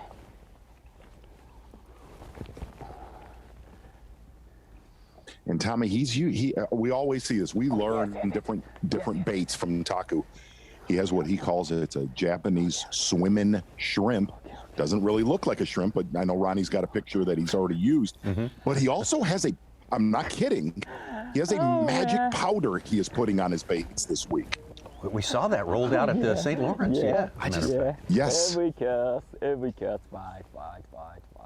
I just don't know if that powder turns into some kind of sticky gel once the water like hits it. I syrup? don't know. Yeah, think it'd wash off, maybe. What in the world?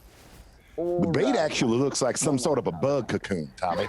It looks like an actual grub, not a fishing grub. It looks like an actual grub. Yeah. Like a bug cocoon. Bug. Yeah, very fun place. Very easy fishing. Cast bite. It's so fun. I love smallmouth. I don't like largemouth. Okay. Smallmouth, yeah.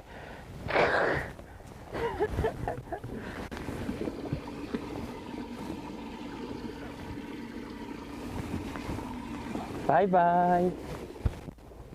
Bye-bye. Get rid of the 2-pounder. He's got one more to get rid of. Oh, man. So Bye. See ya. All bass. 1, 2, 3, 4, 5, 6. One fish catch, many bass come in my boat.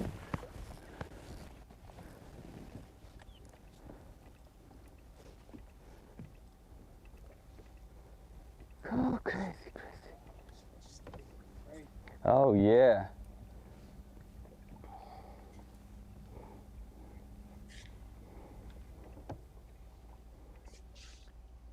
Taku Ito with the hot hand at present. That Yeah. is for sure.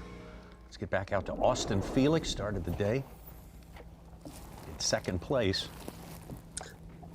Yeah, and we had a hummingbird lay of the lake showing all the pressure on that one area. Austin Felix caught that giant bag yesterday. Not seeing that with Taku Ito, kind of left alone off the beaten path. I don't feel very big. Yeah, it's decent. Don't do that. Ooh. Golly.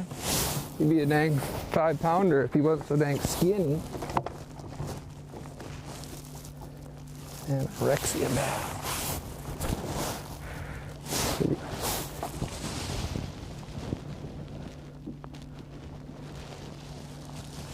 Poor guy. Fortunately, we got the juice.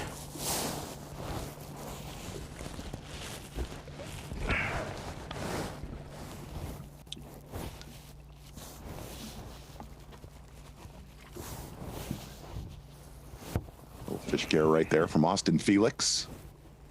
A lot of times that can stop any of the bleeding. Want a little soda on it. They're going to go back down to your day 2 leader, Chris Johnston. Going to need one of those Taku Ito flurries that we got to see here the last hour. A lot sunnier where he's at.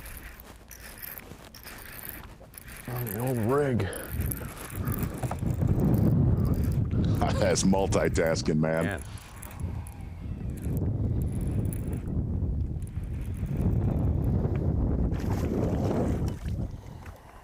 A little better quality.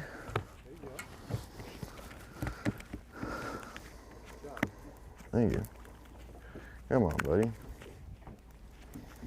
There is big ones down there. Come on, buddy.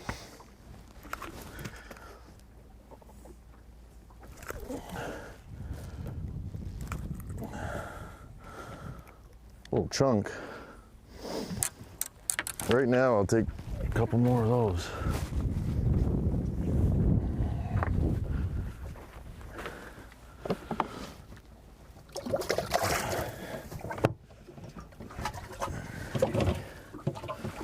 We're getting rid of peanuts here.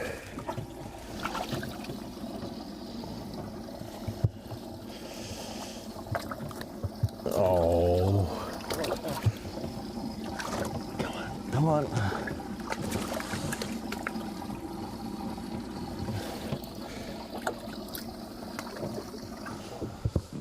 That's a pound call right there. And in a tournament as tight as this is shaping up, that's gonna. Yeah. Those 1 pound calls are going to be absolutely huge. Going to slink back north with Austin Felix.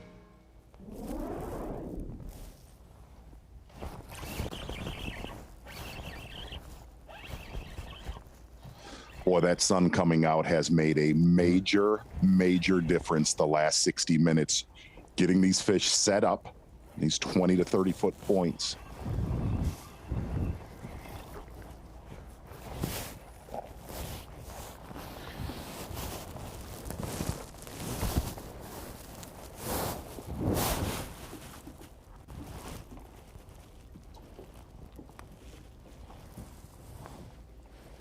Going to be the limit fish, I believe, for Austin Felix.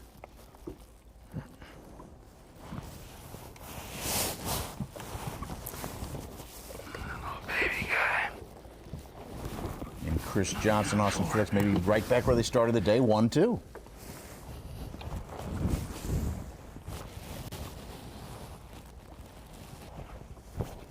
All right. Sun's out. Things are heating up.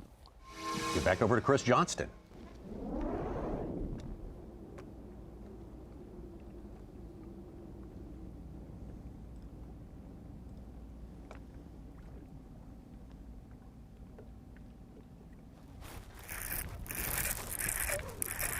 Come on. Be a good one.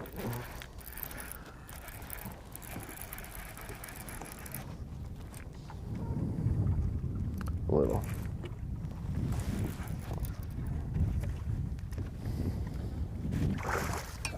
Oh, it's a little better than I thought. Take it.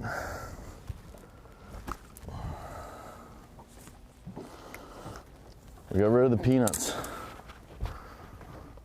It's like 3 bites and 3 casts. Had one probably hit it 4 times on that cast.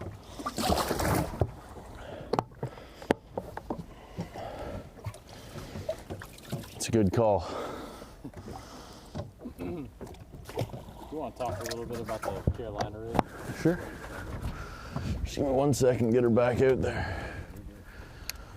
It's kind of a staple smallmouth thing. It works St. Lawrence, anywhere really.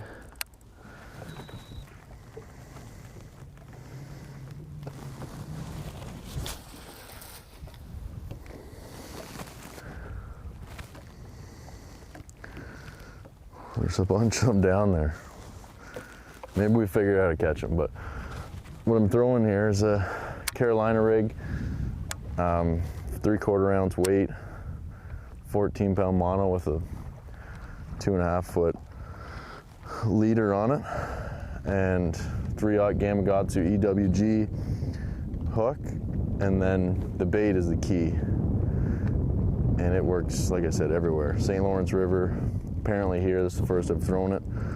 I had it in my boat yesterday for the wind, but didn't throw it, didn't need to. Usually it's really good when it's windy or current, but maybe it's just something they haven't seen in this spot, so. But it's a speed cross, sorry, green pumpkin. He was kind of holding that back, Tommy. Bass Pro Shops top lures. Nice not having to finesse them. No time to show it. I mean, it's got to be out there, right? Well, he said the bait's the key, and then he went into silence for 30 seconds. They're definitely liking it. Probably messed up my bait on that one. They're bumping it.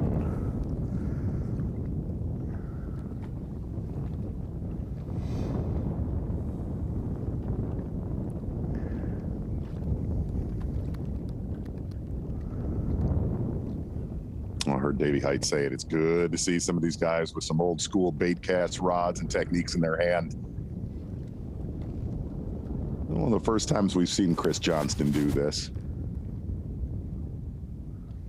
Just a few minutes ago, he was saying, I'm riding around with 5 babies in the live well. Well, he has done his work. He's changed that situation. And as a result, he has reassumed the top of our leaderboard. There you see Chris Johnston now with a pound and a third. Lead over Taku Ito, Tyler Rivet hanging in there as well. Austin Felix, a couple of good fish for length, but a little bit scrawny, but he'll take it on his way to trying to make it into the top 10. At the end of the day, it's all about the top 10. It is semifinal Saturday, and it continues. Whoa! Look at the size of that bass! You're watching a Fox Sports presentation of B.A.S.S. Tonight, it's baseball night in America on Fox. Jose Altuve leads the Astros against Acuna Jr. and the Braves, or Pete Alonso and the Mets look to fend off the surging Phillies, or Mariners A's. It all goes down tonight, 7 Eastern on Fox. Check for the game in your area. Lots of baseball on tap tonight. One of the bridges across Lake Oahe. Massive, massive impoundment, the biggest man-made impoundment in America here. Reaching on up into North Dakota. Exactly, and things have definitely been shaken up here in the last 60 minutes. When Dave and Davey were on, they've really started to bite. Can't stress this enough. That sun came out. A lot of the anglers talking about sun positioning these deep water smallmouth. Well, we've seen that. Chris Johnston, Taku Ito, Austin Felix here in the last 60 minutes making big rises up the leaderboard. Going to get back out. It's one of those anglers that went on a flurry, Taku Ito. And Tommy, I talked about that magic powder he's using on his baits. Talked to him last night. I said, Taku, can I get some of that powder, some of that scent? And he just replies, yes, I know, which I don't feel like I'm gonna get any. About 3 o'clock, Mark Zona. Yeah, So, morning is very careful. I can't find a fish, so but I try to move and find a fish, so I found here the Smallmouth Disneyland. So 10 minutes, 7 fish, 6 fish. So I got a bunch of bites at easy limit here. I'm very, very happy now. It looks like that. Oh yes. Yeah, many fish. I don't know cold, no cold, but a pretty good one.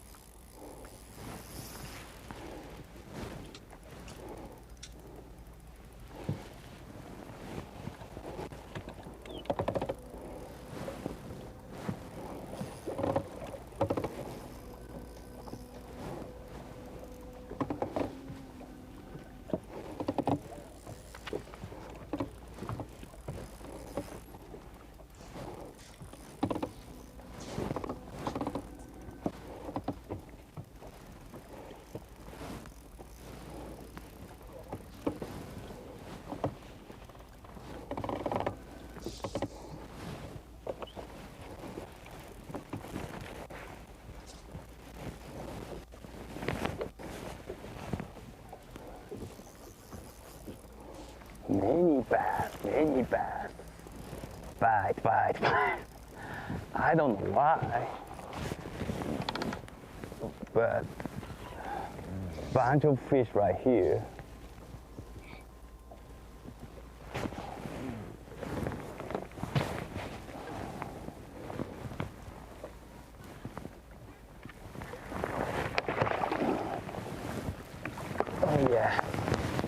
Oh yeah.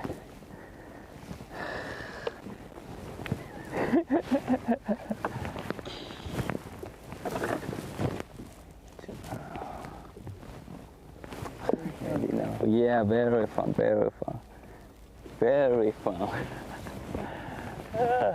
Yes.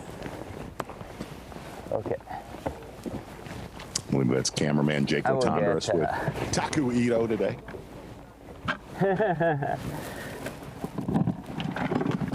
Trying to make his first top 10 of the season. It's been close. 11th in the first event, 13th at St. Lawrence. I have to check all fish. Maybe. I will check. Yeah. Yeah. Wait. Okay.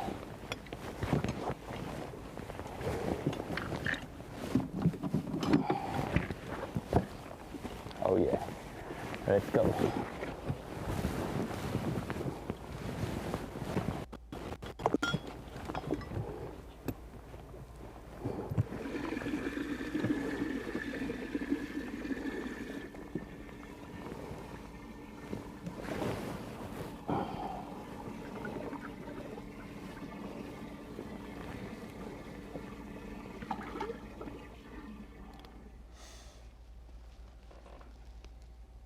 Well, there's no doubt about it, Tommy Sanders. Oh, right. Right. I think you know what that music means, Tommy, because we haven't done one yet today. Powerful replay of the day. Talked about flurries.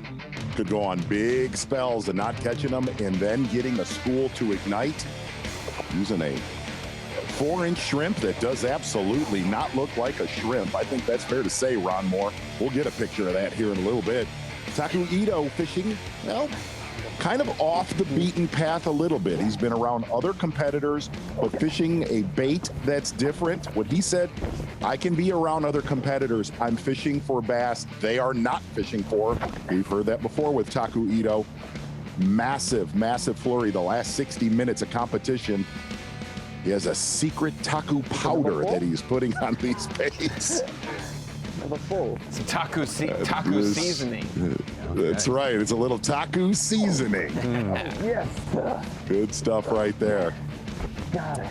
Hearing Taku Ito say he has found the South Dakota smallmouth Disneyland. Taku, you are. Powerful replay of the day here on Semifinal Saturday. Oh, it's still going. It's absolutely still. We're not done with you.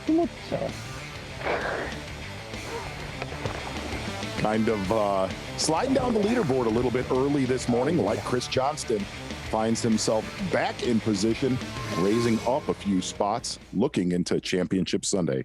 Powerful replay of the day, Taku Ito. Taku bumping up near 15 pounds here. Result of his most recent catch. I thought grub too, Tommy, when we saw his bait earlier, but could that resemble a little bit of a crayfish, crawfish down there maybe? Got me. Could it, Tommy? Doesn't have I've never seen a crawfish that color.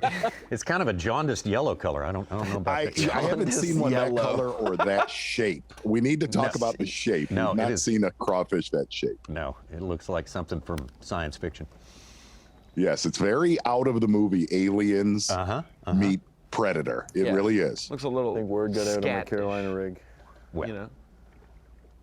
I went like 4 casts in a row with bites, and I lost one, and they've kind of scattered off this hump, actually.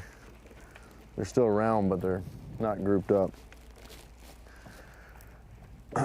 Some are 10 feet under the surface, and I'm in 30 feet of water. Some are on the bottom, suspended. They're just everywhere. And they are not aggressive.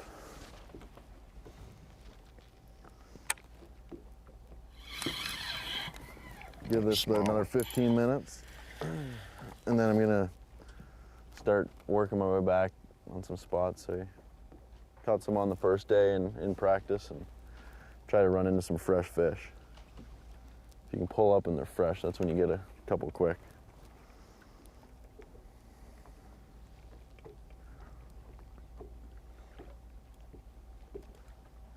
Oh, slow day for Caleb Kufall so far. Pretty decent too. You don't get many small But ones. this is absolutely as calm as we've seen it so far in this event.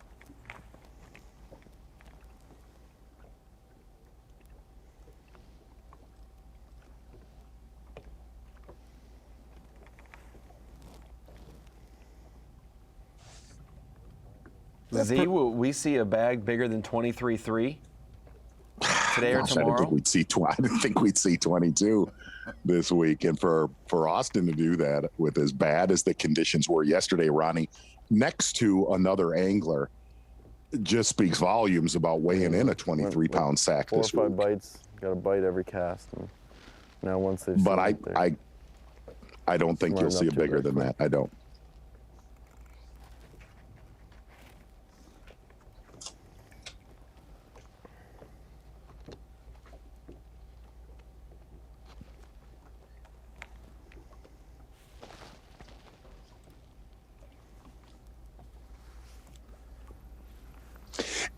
The bait that Taku's throwing, it's more like from the movie Prometheus. Remember that one time? Yeah, it really does. is. Yeah, I'm like not saying that joking. Sure, like the critter that sits behind the big rocket ship thing. Right. Yeah, yeah.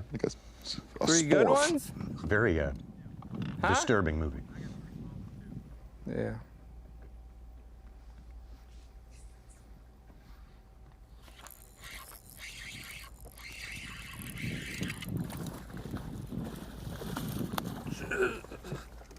Oh God, he's in the trolling motor.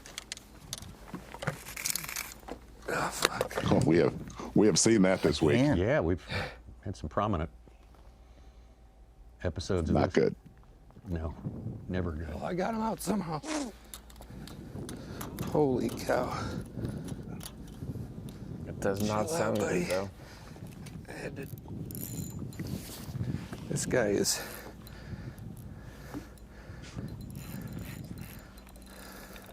I don't know how that fish didn't break off. He was all over in the trolling motor. Now he's going back to it. You need this one. Stop that.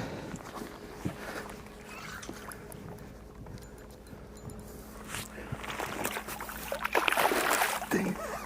Come in here. Come over here. Stop that.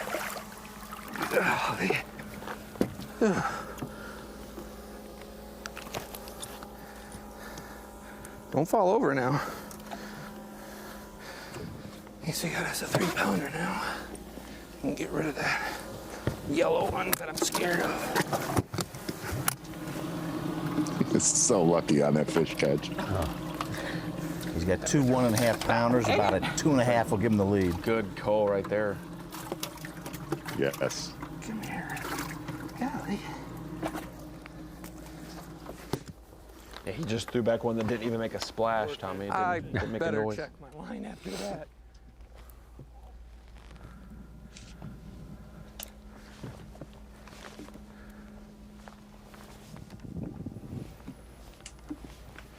That was the craziest.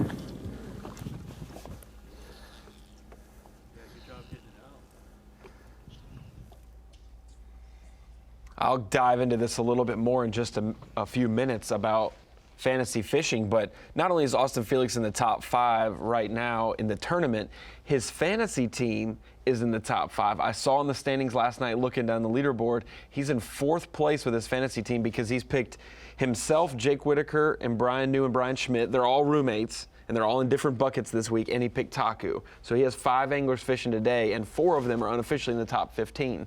So I think Austin Felix on the water and in fantasy is doing great this week. If he wins, he can take himself fishing. yeah, exactly. Good deal. Picked himself, though, huh? Yeah, I like you that. got to.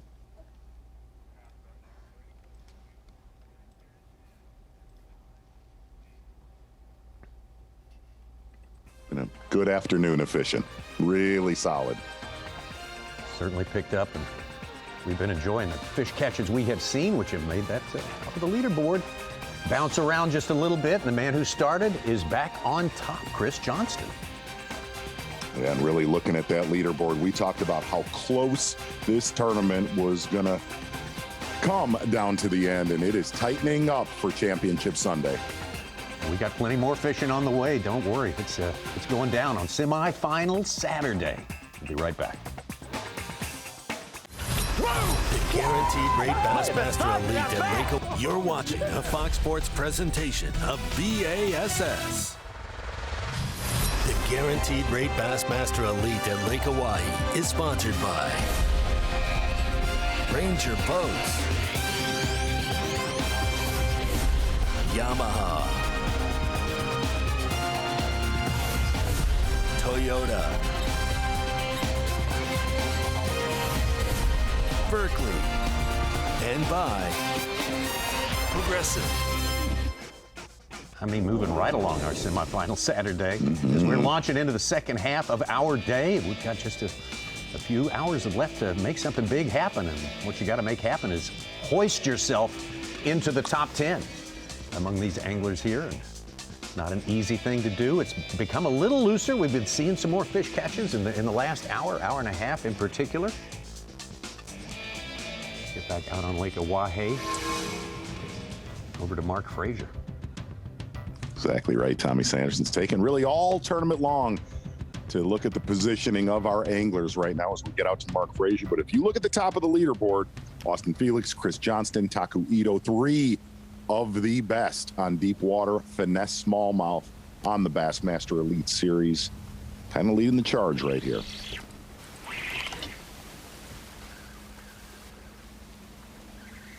Ah, look at the other one. Wow, you can see multiple. Bigger.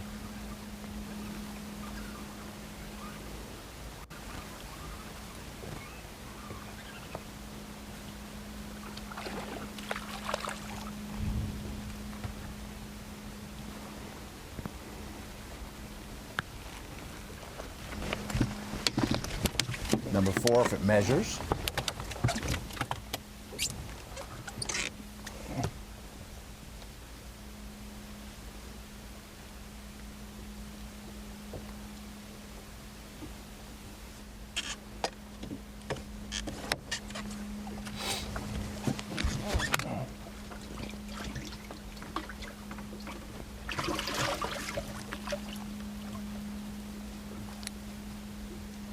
Just joining us all. Bass here on Oahe have to measure 12 inches. A lot of times we have a 14-inch limit. Gonna leave Mark Frazier right now. And a big one. Gonna head back up to Austin Felix, who's been on a little bit of a run here the last few minutes.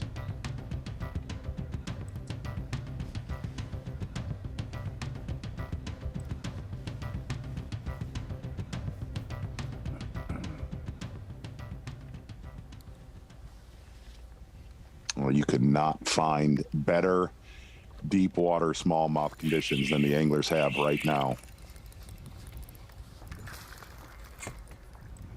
Another skinny one.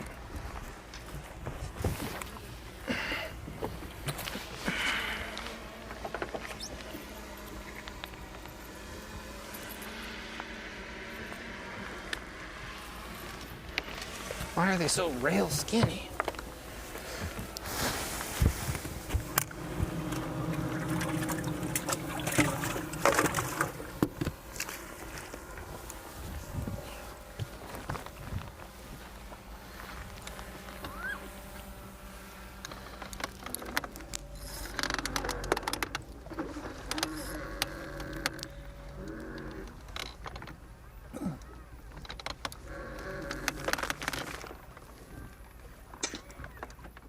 Austin Felix has run the gamut through the course of this tournament. Day one. Had a few mishaps that could have prevented him from having a tremendous day, but still got by. And yesterday, wow, 23 pounds plus, incredible. And today, he has been steadily catching them. They all haven't been filled out as much as he likes, but he has been part of that carousel that is occupying the top spot off and on all day long. Exactly right. Lost a little bit of his quality that we got to see with him on days 1 and obviously day 2, catching over 23 pounds. Did a lot of damage yesterday with a Carolina rig fishing next to Louisiana, but it looks like that spot has run a little bit dry of those better than 4-pound average fish that they took to the weigh-in stage with Mercer, but really back in position with a late day flurry here with Austin Felix. Yeah, his big yesterday was a 5.5 pounder. And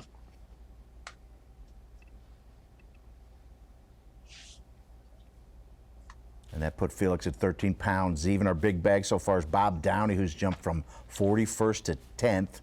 Got a couple others who've come up from outside the top 10 and see if they can stick there. Brian New with 15-14. He's 6th place from 16th.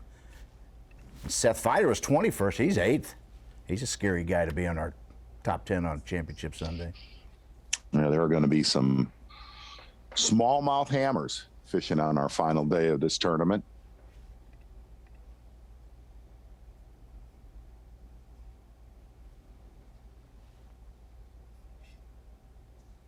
Obviously, Austin may have heard you, Mark Zona. He's going to beat it on out of there. Well, and really a lot of what he put on the scales on day 1, he caught way south of where he caught that big bag yesterday next to Livesey, almost 30 miles south, in fact. Didn't catch a lot of bass on day 1, but the quality was there.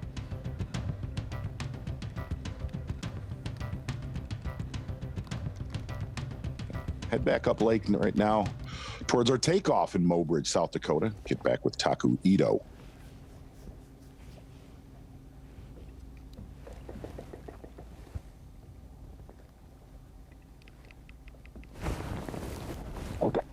Okay.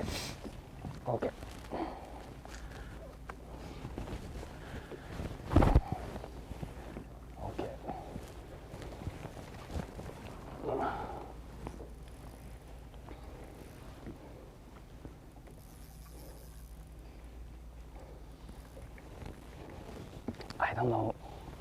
Cold, no cold. but many bass.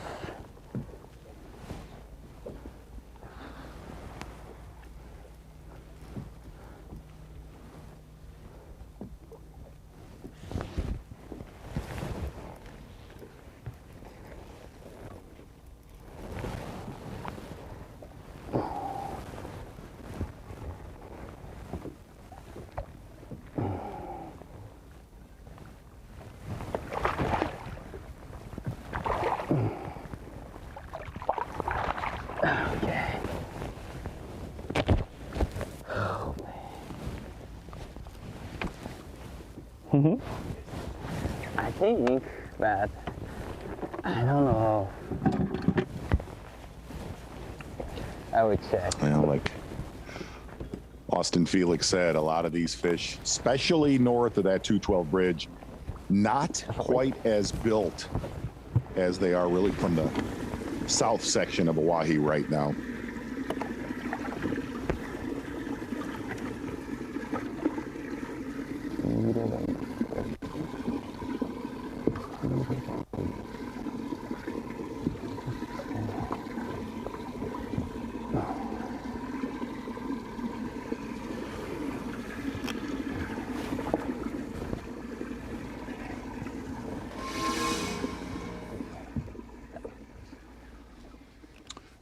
Look at that right there, Taku Ito. Very slow morning. Things starting to fire here.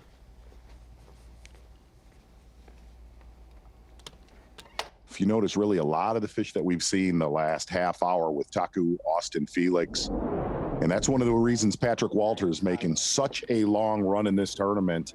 Yeah. Chris Johnston also talked about, you get past that bridge on the southern end of this lake right now, the fish are just, they're built up better from the forage down that way. 1,002.5, yeah. Small one is a 2.5. Small one 2.5, yes.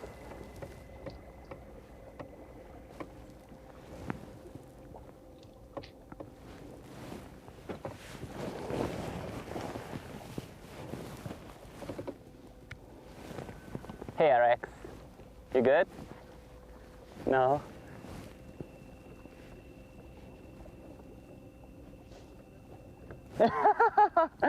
Taku juice is awesome. Oh yeah. Smallmouth drag.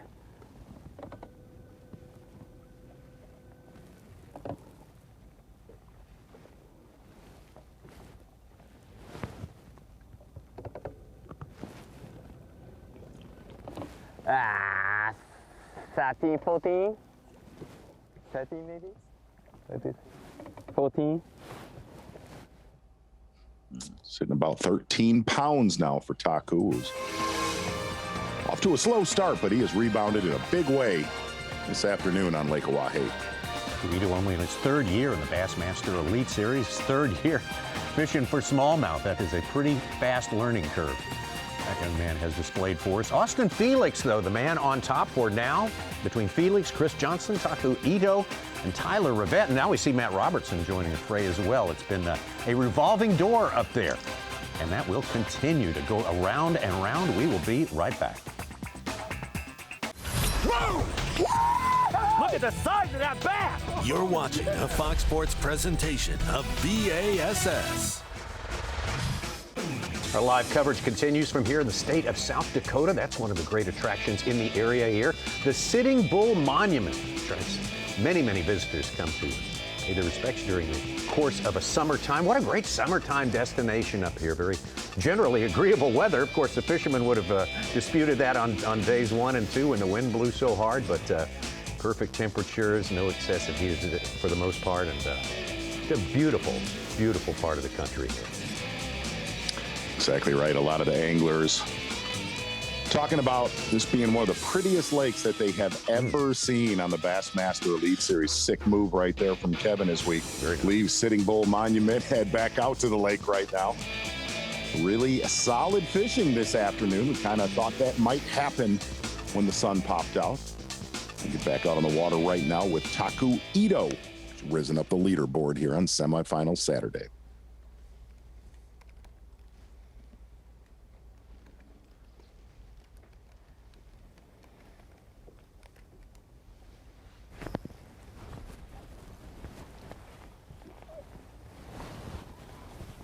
Oh yes, oh yes, oh yes, oh yes.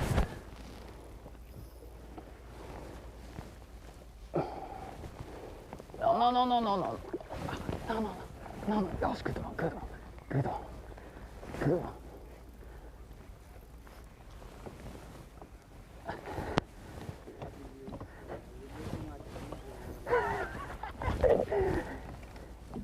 Oh yes, yes, yes,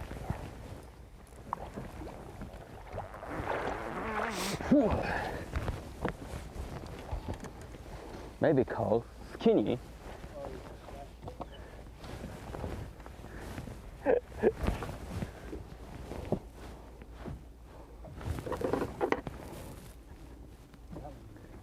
Oh yeah.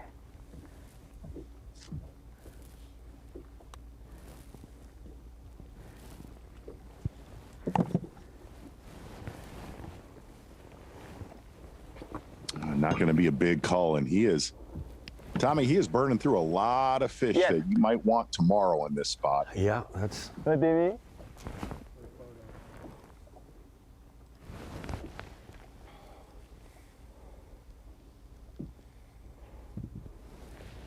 $1,070.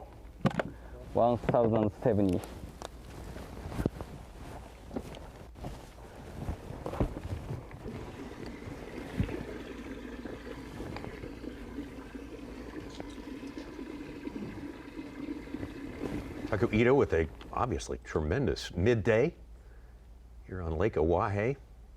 Just keeps moving up, upgrading. Sir. Another angler with a great day. How about Bob Downey from Detroit Lakes, Minnesota? Oh, Bob Downey. Oh, Bob Downey. Exactly As right, he is Tommy known. Standers. Moving up big time today. Started the day below 40th place, all the way up to 10th. And we made the comment, as tough as it is here on Oahe, you're going to see some shifts in your top 10. Definitely seeing that. Bob Downey sitting in 10th place right now. And if there is a local in our field, Detroit Lakes, Minnesota, just a few hours away. Fair to say Bob Downey is as close to a local as you could be here on Oahe. Sitting unofficially just under 16 pounds, anchored by the big bass of the day, 4 pounds and 8 ounces, still with a lot of room to grow. You see that 1 pound, 12 ouncer in his bag. Mercury move of the day, old Bob Downey.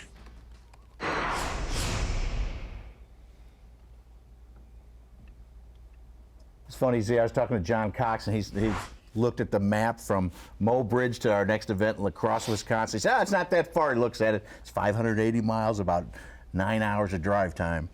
Yeah, the distance is You're out so, west. give me a break. Something else. I knew it.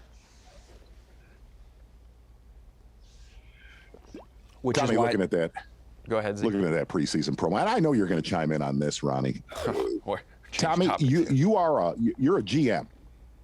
You a quarterback for your team. Looking at those two teams, Ravens, Cardinals. What quarterback would you want on your team? Lamar Jackson, Kyler Murray. What say you, Tom? I'm going to give Kyler Murray another shot. You know, are you really? There has been a tendency to sort of turn your shoulder away from Kyler a little bit, you know, based on certain games. I mean, that's apples and oranges, Z. You're comparing a running back and a quarterback. I mean, what are we talking about? Wow. I'm just kidding. He just didn't shine after DeAndre Hopkins left last year. I think a lot of the wide receivers had to play out of their position, as we see Clifford Perch landed one beside Brandon Card. We had guys who were number 2s and 3s having to be number 1s, and we've retooled the wide receiver crew a little bit. Didn't overpay. I notice you say we, as if you're part of the roster. I buy tickets to games every year. I mean, I invest somehow. You are Even if it's the cheap you are a staunch Cardinals fan. Strangely, staunch Cardinals fan. From North Carolina. It's been a long time since when they got Kurt Warner and Edgerrin James way back in the day. And they had Anquan and Larry. You don't even remember Jim Ray Hart, do you? I just, Jake Plummer was just the the first Cardinals quarterback I paid attention to. So. That's right. I'd forgotten Jake. You remember Neil Lomax in his book Third and Long. Wow. Wow. Man. That's the way back. Otis Anderson. Yeah. Oh, he was good. Mean Roy Green from my hometown. Really? Yeah. Yeah.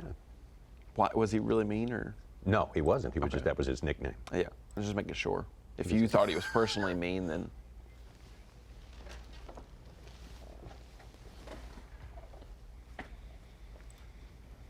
Z, don't worry. I'm the commissioner of our league this year, Z, so I'm going to make sure you definitely get the 9th or 10th pick in the draft, or maybe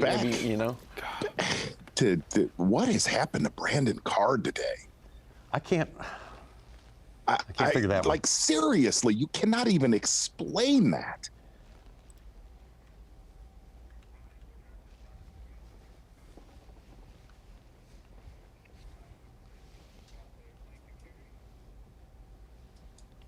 Patrick Walters won Bass.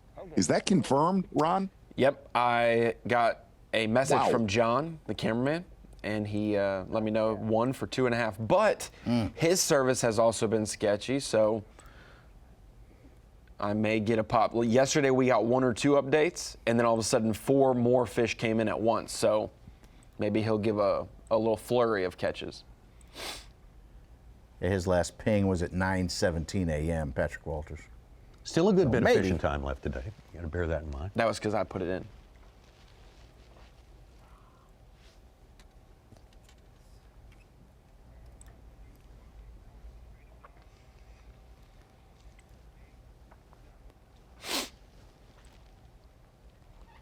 Z, while we're on the topic of fantasy sports, talking about fantasy football coming up the next few weeks, and teams are getting drafted right now. When it comes to fantasy fishing, if you have not played fantasy fishing, it's free to join. You don't have to be in a specific league with a couple people. You can go against the whole entire world. You can join groups and win prizes. There's different things up in store. And there's also 2 game modes. One is called Rapala Bassmaster Fantasy Fishing, and one is Mercury Drain the Lake. 2 different strategies involved. When it comes to the perfect team this week for Rapala Fantasy Fishing, which those anglers, the 90 Elite Series pros, are separated into 5 different buckets, so roughly 18 anglers per bucket, and it's based on their performance this season, the Angler of the Year race. So the bucket A is obviously the top 20 in points. Bucket E at the bottom is the bottom 20 in points, and this would be your perfect team halfway through day 3 of this event. So we've got 2 days in the books, we've cut half the field, and then halfway through this day as it updates live, this is the perfect team. Chris Johnston, who is your day 2 leader, Tyler Rivet, who's obviously been very strong today and stayed in the top 5, top 10. Austin Felix, who was 2nd place coming into the day, also has the biggest bag of the event, so he gets 40 bonus points for that. Masayuki Matsushita, who's pictured there, caught a 5.11 yesterday, and that's a big bass. That'll get you some bonus points probably. And then Jake Whitaker in Bucket E, one of the tougher performances for the season, having a great week here, and he's in the top 10 this week. I will also go about the process of Mercury Drain the Lake. The different strategy there is it's an 8-man league or an 8-man team, and you can only pick that angler one time. So you pick him this week, you can't use him next week, you can't use him earlier in the year. You have to be really strategic when you do it. And something about this overall leaderboard, I'm going to zoom in on the top 2 teams because I have a hunch. I know 2nd place G. Neil P. That is our friend at Lake Hartwell. Visit Anderson. Neil Paul with a great season. Yes. 2nd overall. He wants to fish with Mark Zona so bad, you might have to do that in just another week of time. And I think I'm getting this confirmed, but I think number 1 right there, you see that it says Pierce, BCB 92. That may be one Rick Pierce, the owner of Bass Cat Boats. We will see if he got in. We know Austin Felix. Everyone in the sport, whether you're an angler, an industry professional, or a host of a lake and tourism, they're all getting in on it. So they all want to fish with Mark Zona and Davey Hyde. Rick doesn't want to go fishing with you. Ronnie, real quick, you are the Chris Fuamata Ma'afala of fantasy. Dial us in, give us 1 pick, give all the viewers on FS1 1 pick for the Mississippi River next week. 1 pick, I think, if you haven't used him yet, I think Seth Fighter is a really popular pick, and that'll be a solid pick for you overall if you want to do largemouth or smallmouth. and I'm not going to pick 2 like everyone else would. I'm only going to pick 1. That's if you make me pick 1, I'll just say that off the top of my head. Transition. I like awkward. Oh, well, that's what it is. Austin Felix. Oh, was Austin Felix the #1 pick in bucket C running? Yes, he was the crowd favorite? second highest in all of fantasy fishing. No, that was a good pick. Absolutely. As it looks right now, Austin Felix sitting on top. Not much of a margin. Very, very tight among those top 5, actually top 6 spots as it stands right now. So it is going to be a battle royal, and it won't be resolved until we reach weigh-in time coming up at 4 p.m. Eastern Time this afternoon. Meantime, plenty of fishing left on Lake Oahe. We'll be right back. Look at the size of that bass! You're watching a Fox Sports presentation of B.A.S.S. 3 hours and change, the time remaining for our 47 competitors out there on Lake Oahe to get the job done, make it into the top 10 by the end of the day. We'll have full coverage of Championship Sunday with those 10 for you tomorrow. Starts at 8 a.m. Eastern Time, as we did today on FS1 and the Fox Sports app. Really hoping you can join us for some of that. Some good tight competition today, to say the least. Jake Whitaker making his top 10 and doing his best to hang in there right now. He's doing just that. He had 3 so quick this morning, and just like Cart, it just died. I don't think it was. I don't know. Yeah. Ronnie, I was going to ask you about that. I mean, he looked like he was going to be the fastest to a limit early today. Very, very slow since the first hour competition here on Semifinal Saturday. Good one, good one, good one. I mean, he ain't a good one, but he's gonna keep.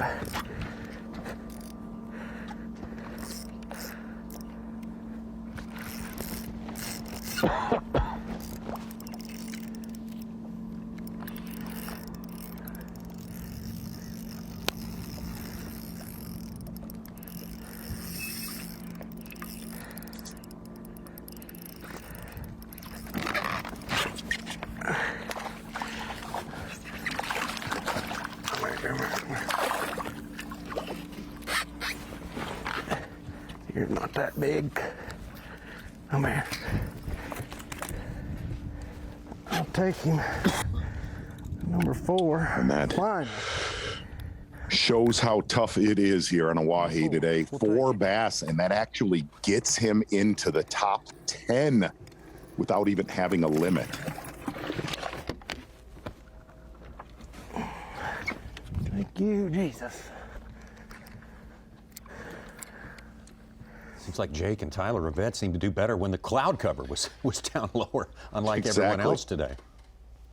Well, it has been a painful day for the Coof, Caleb Koofall, McWanago, Wisconsin.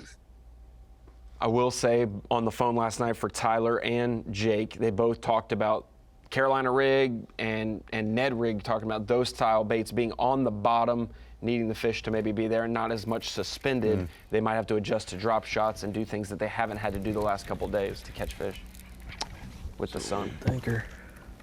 Small keeper, possible keeper. Might be on the board for Caleb Koofall. He said he only has 1 spot, and if this spot dried up, he was in trouble. Kind of looks like the pressure of that little spot has caught up with Caleb Koofall. Possible first keeper.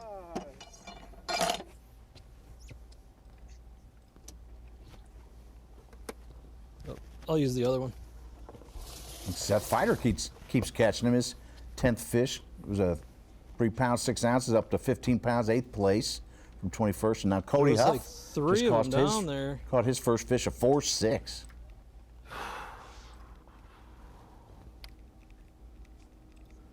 He's trying to gain ground on Rookie of the Year leader Jay Shakira, who's 1 spot ahead of him right now. And Shakira has a limit of about 11 pounds. On the board for Caleb. Let's get back to the man who started the day with the lead, Chris Johnston. Currently 1.25 pounds or so back.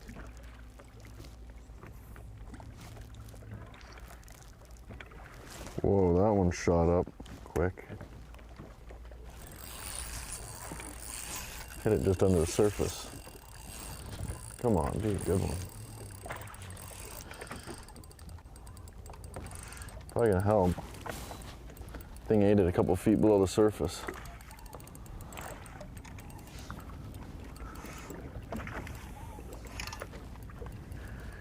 Come on, buddy. Definitely help.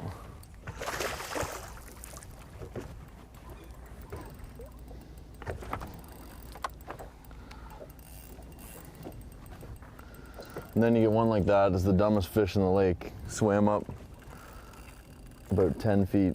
It was suspended, hit it right below the surface. And I just threw at 50 of them and they wouldn't eat.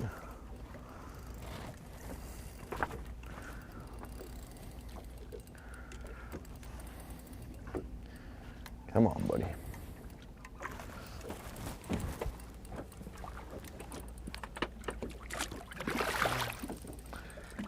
On Lake Ontario, when they get this close, they usually grow. These ones shrink. They're long and skinny. Not even, I don't even know if you'll help.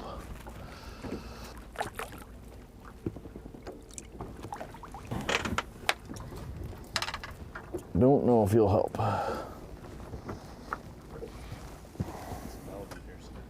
What's that? Yeah. Like that'd be a 3-pounder all day. He's probably gonna help.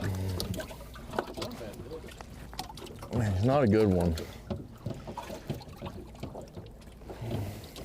But that's why we need to start just looking for fresh ones.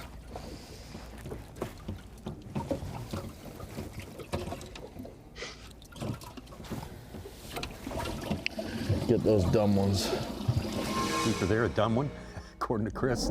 Let's check in with Brandon Card. I think it was a nice smallmouth. I mean, I'm not going to judge him as harshly, you know. I'm just passing on. Brandon Card, 0 bass in his live well. Your day one leader.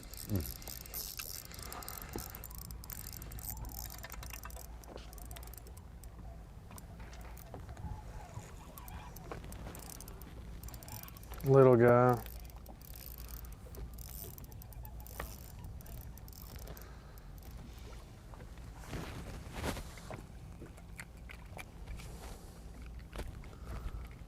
Golly.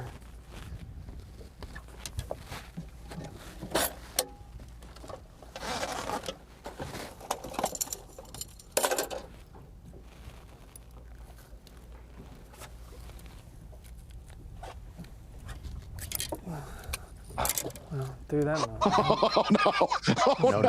No. Oh, he got it back. He got it back. Tommy, one of the most bizarre tournaments we've covered in a while. Fair? I think that's fair to say.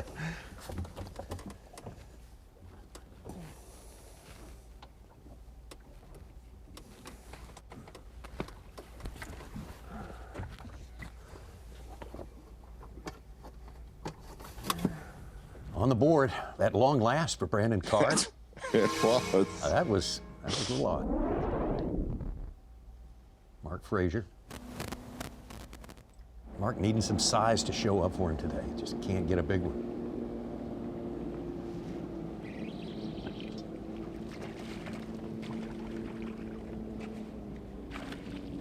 Oh, pile of 1-pound bass anchored by a 4-pounder.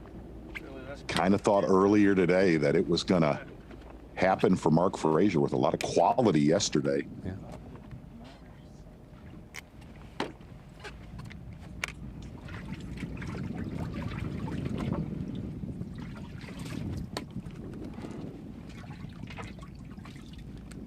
Boy.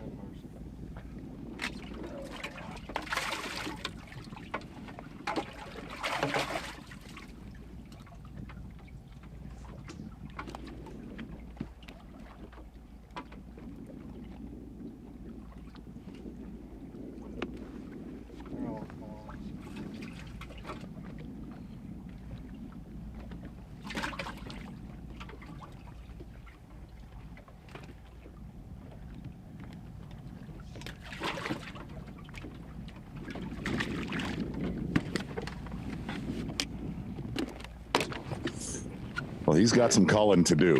No doubt about it. When that bass right there potentially is going to help you. That's not good. Not good. Austin Felix just ounces ahead of Chris Johnston. Those two going back and forth. Also Taku Ito getting in on some of the top of the leaderboard action. Matt Robertson moving up. Tyler Rivet kind of holding steady where he is. Brian New and Mark Frazier. Seth Fider moving up into the top 10. The moves are on. We'll be back. Thanks very much. Very much looking forward to the MLB on FS1 pregame show with Brewers and Cubs to follow. Here's a note for you right here, too, coming up this afternoon on Bassmaster.com. 4 p.m. Eastern Time. That's when the weigh-in starts. Very edgy time for these 47 anglers out here. Which are going to be the top 10 who get that shot at the trophy tomorrow? Who's going to be on that Yeti hot seat? That Yeti hot seat is so hot right now. Austin Felix. So warm. Trailed by Chris Johnston. Going to get back out of the water right now. Taking a look at Mark Frazier, looking to upgrade a little bit. Has one big one in his live well. Are you a little surprised at how many people are north of the 212 bridge? I know it's a long gamble to run over 45 minutes per day one way, but most, if not all of our top 10 is above the 212 bridge towards Mobridge. A little bit. Yeah. You know? A little bit. Where really within 3 miles of the 212 bridge has been the biggest player, but a little bit of that consistency or inconsistency has hit that area of the lake. But watching Seth Fider, he has made big moves today. The 212 region of Lake Oahe.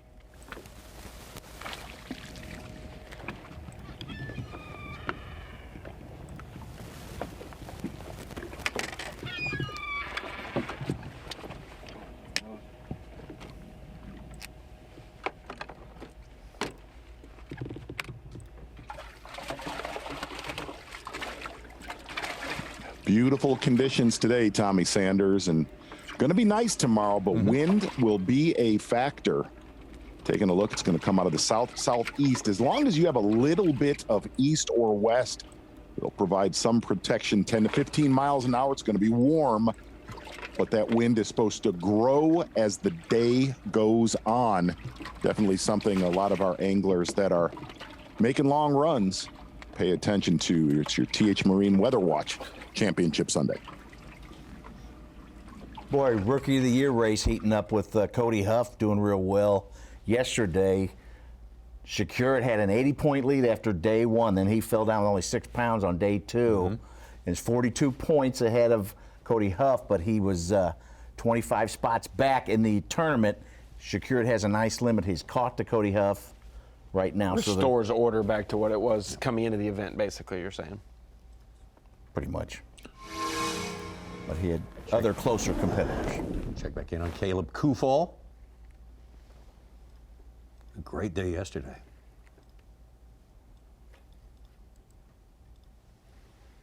21 pounds at 6 ounces, and boy, different story today. I came back.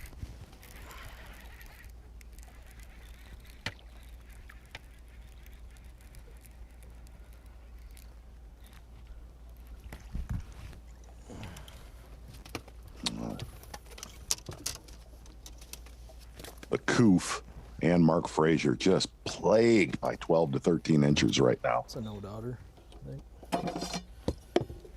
14 incher, yep.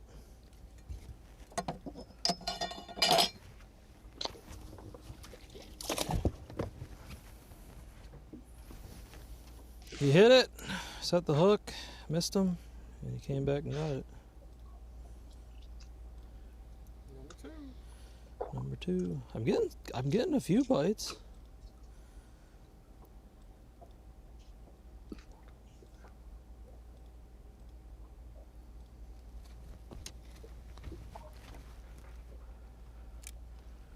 Two's better than none.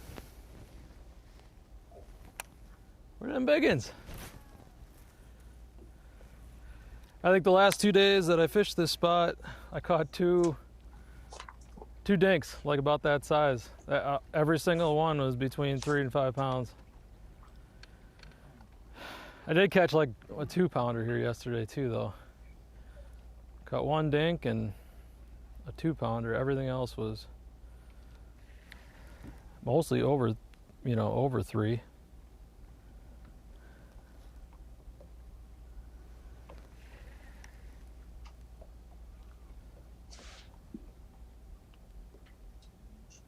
Good season otherwise for Caleb Kufall, points-wise. He's Crazy how no worries as he moves closer to home for do the that. final event of the year.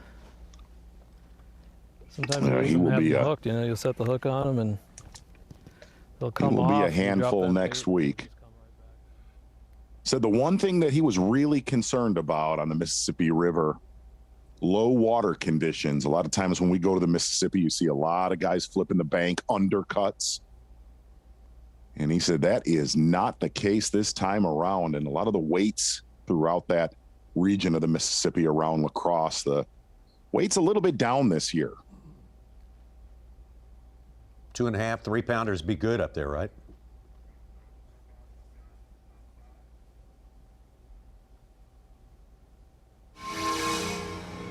Well, that right there is the story of this tournament. And it is fair to say, going into Championship Sunday, this is going to be, especially by the end of the weigh-in today, about as close of a Bassmaster Elite Series event that we have had going into Championship Sunday all season long.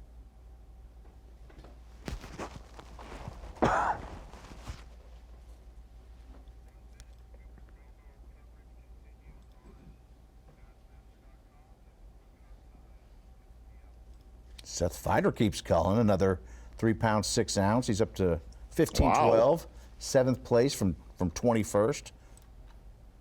Brian New's right above him from 16th place. A couple guys trying to climb in for the final day.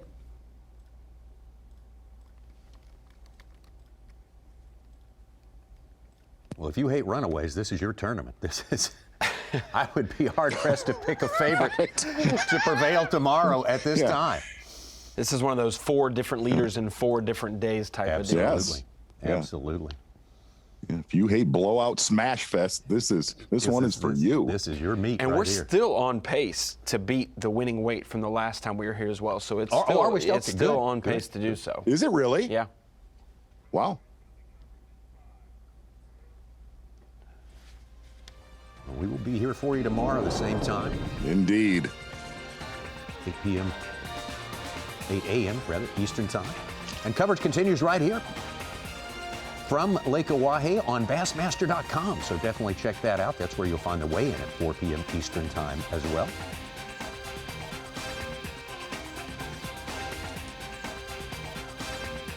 That's the way it shakes out. Coming up with some live mix after this over on Bassmaster.com. Live continues for another hour after that, and the weigh-in again. The actual first fish expected to drop at 4:15. Absolutely, and a really, really solid afternoon. As soon as that sun came out, you started to definitely see shots fired. Look for a lot more of that tomorrow. Predicted sun almost all day long. Tight one going into Championship Sunday. Thanks for being with us today, and we will see you tomorrow.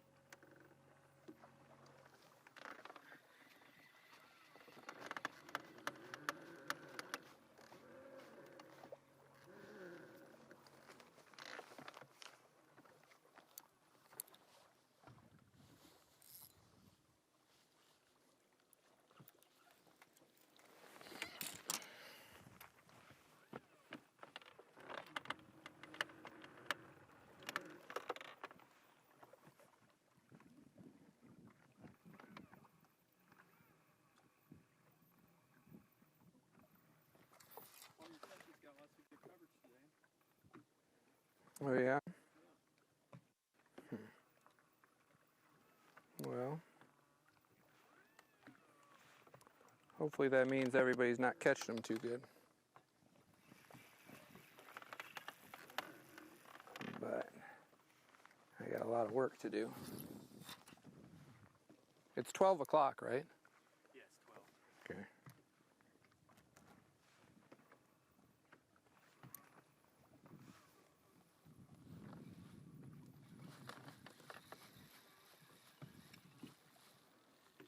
Yeah, let's go. I got a spot I want to check.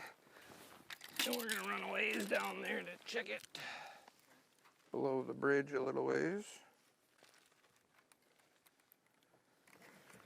And then we'll fish our way back.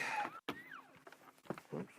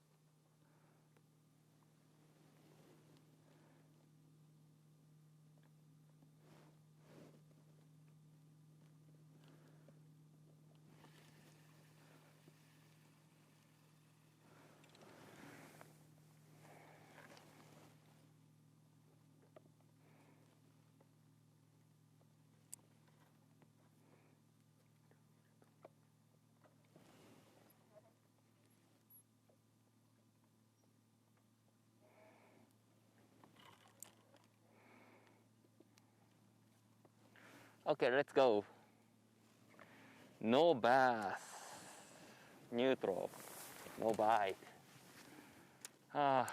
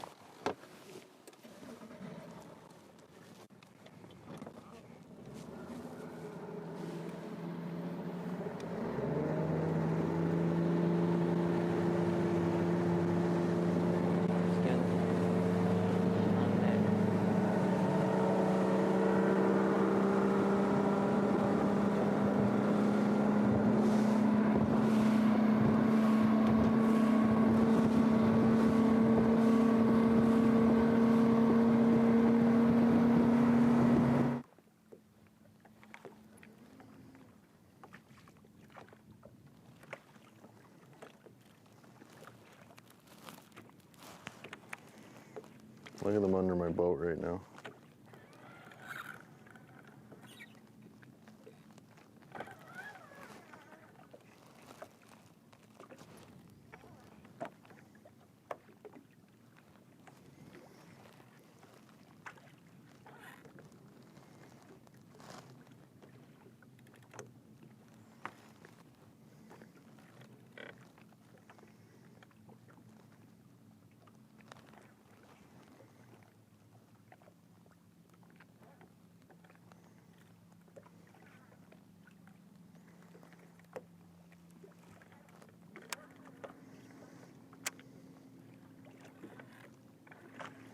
All right, can't say I didn't try on these.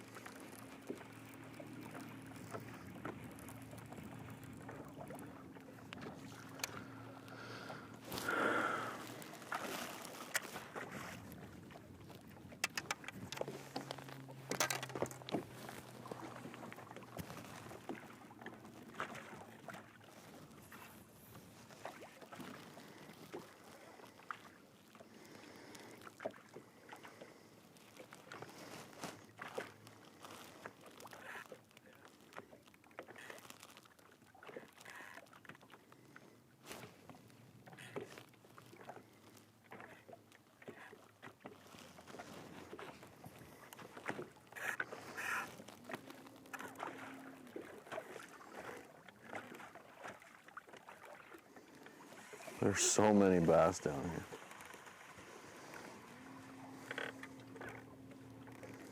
And I just want one.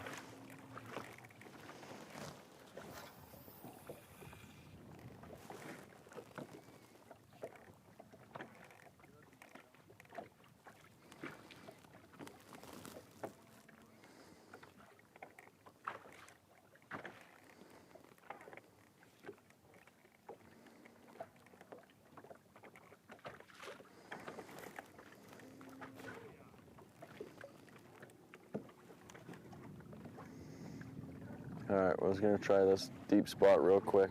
Caught a couple there every day. And then we're gonna start really moving. Running out of time. I don't know what is going on with these things.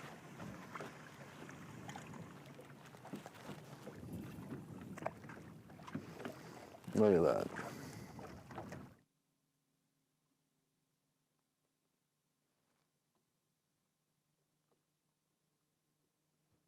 Half, but I think I just got rid of the, like it was a 2-2, that first one. That's what that was. I think it should correct for itself.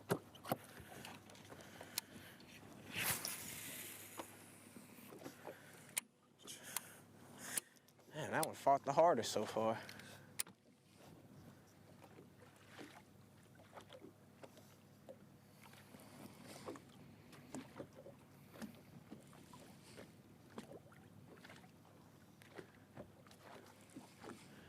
Don't think I'll be able to call that 3-pounder.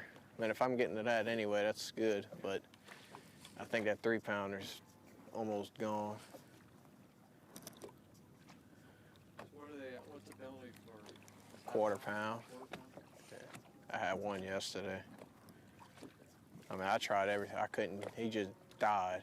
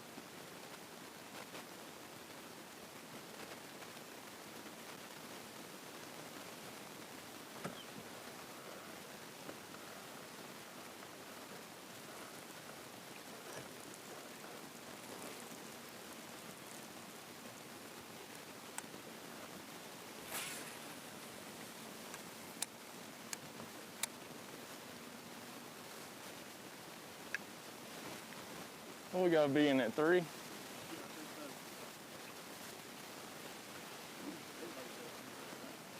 I think 3 and then 3:30, 30 minutes apart.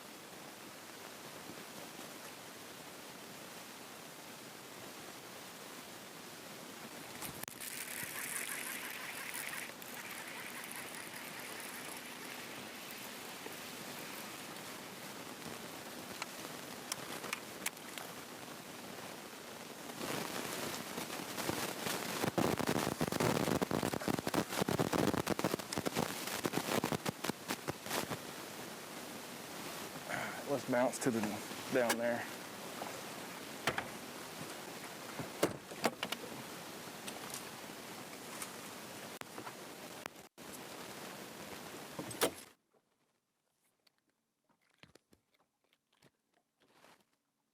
Kind of like he's put up something big.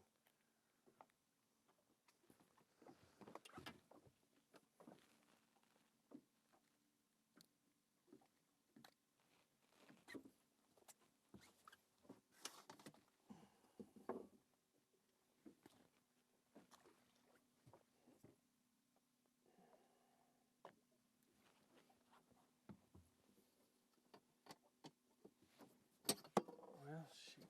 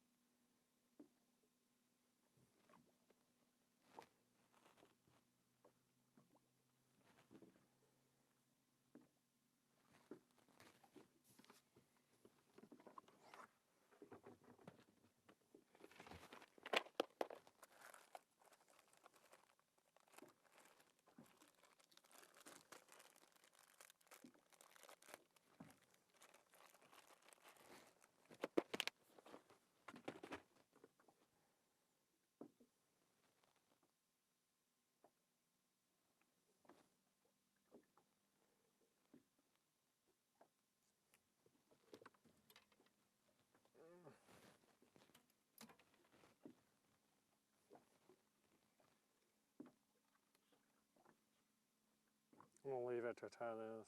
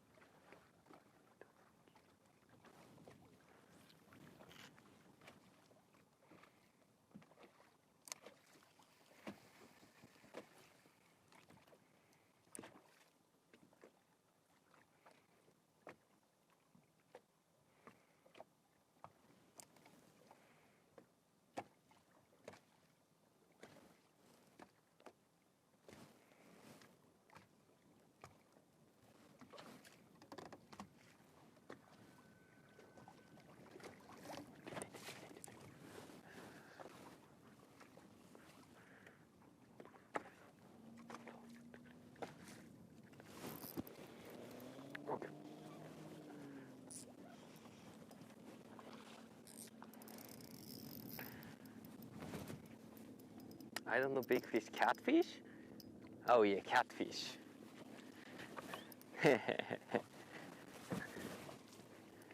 Catfish.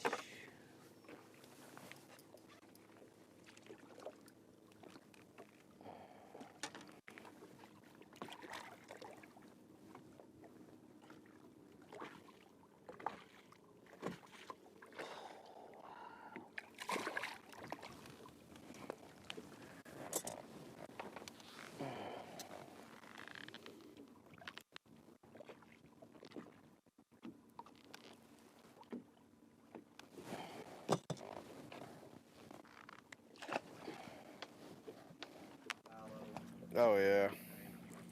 We were having a good time because you could see the fish. Oh, they blow up. Good blow-ups on camera. Like, Oh, it's awesome.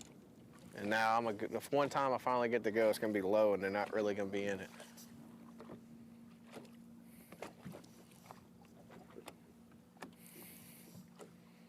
Just want to see a largemouth. I heard Rick Clunt had a largemouth yesterday. Yeah.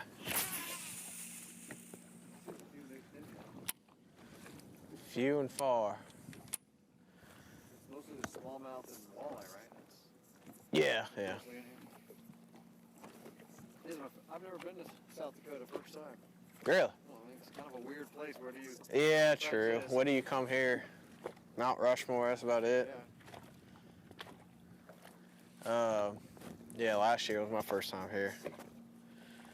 It's nothing. It's just middle of nothing. It really is. I just love it. You don't see a house anywhere. Like, Pretty cool. I'm supposed to come back in November to do a pheasant hunt and shoot that, and that's real popular here, I think. yeah. Whew. I bet it's gonna be cold though. Yeah. Get the britches on.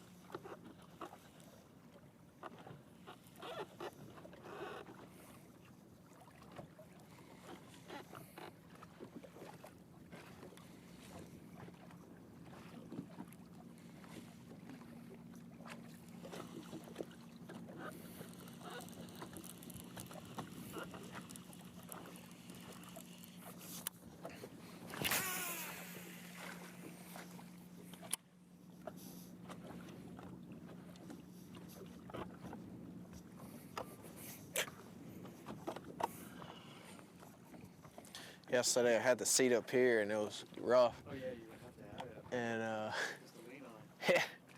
I got up there and a big wave came. I was leaning over it to grab like a rod and it hit and I got stuck like spinning on my chair. Like I couldn't get my feet down. Wish you had a good balance, you didn't fall over. Yeah. Must be a slow day if everybody's coming here. Yeah, a lot of guys are saying back of the boats were just getting swamped. You know, they'd be back here. Oh, yeah. They turned the boat a certain way, and it was just waves just come over the back. I didn't have that, but.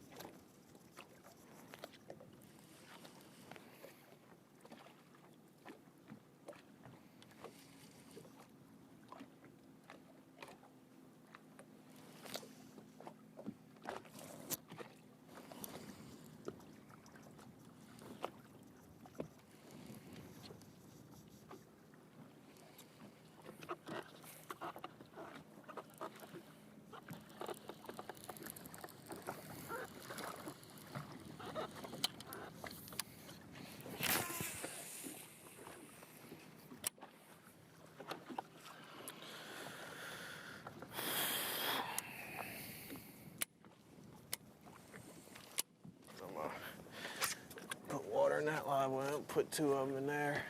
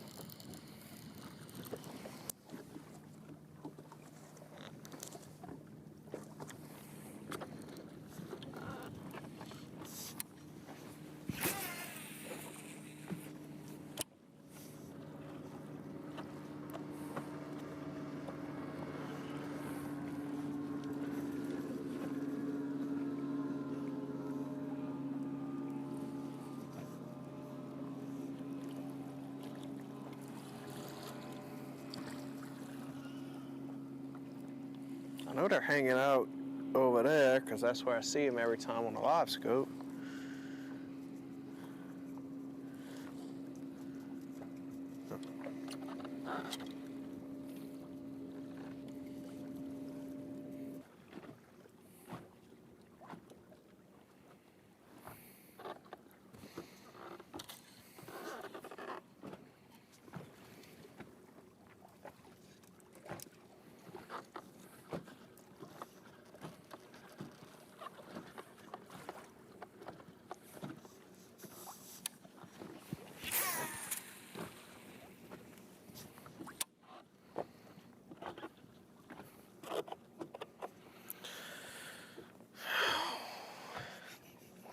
So boring. More 3-pounders. Huh? A couple more 3-pounders. Yeah. I'll take 2 more 3.5.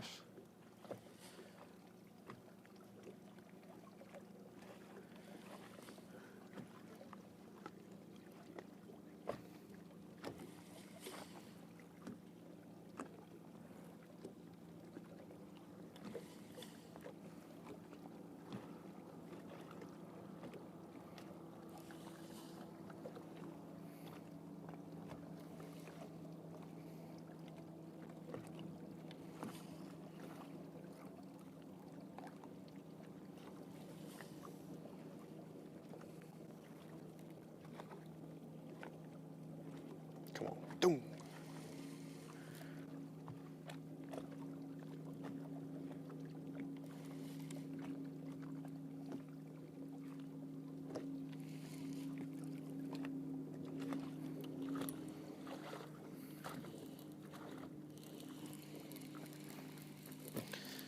Put ice in that other side.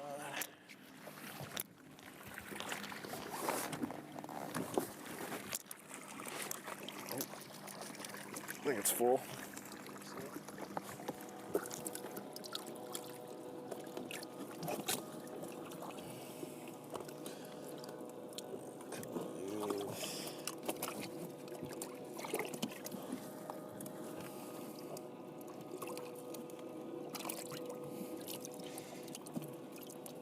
Yeah, that's crazy. He came back to life. I wouldn't say life, but he's got life.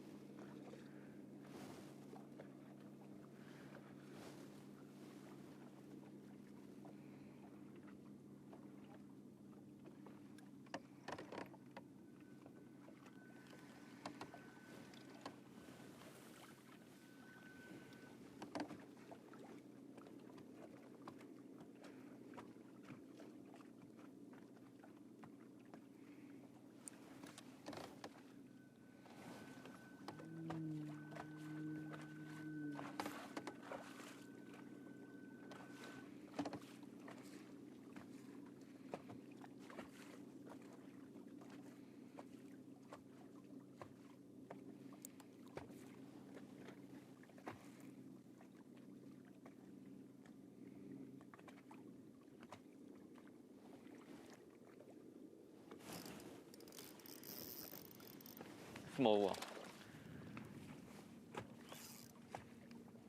Oh yeah. 5, 6, 7. 7 bass.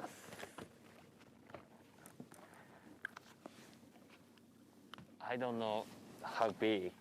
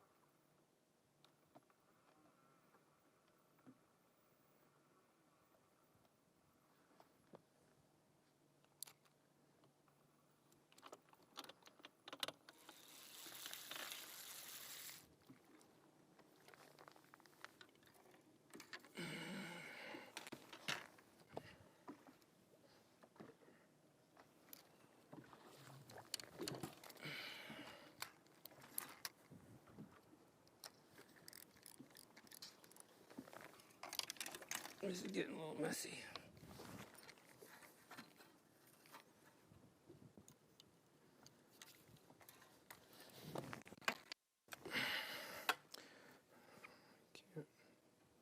Can't understand why I can't get one to eat this.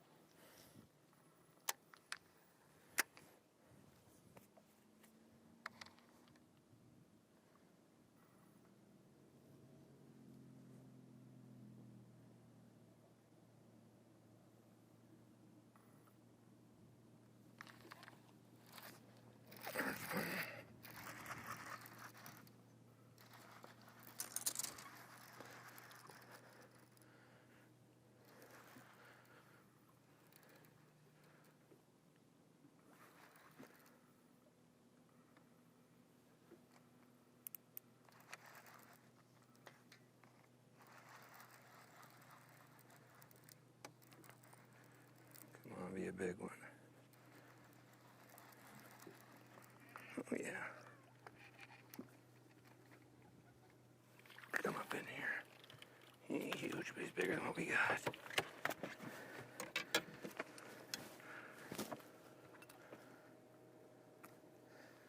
We might have figured out what we need to do now.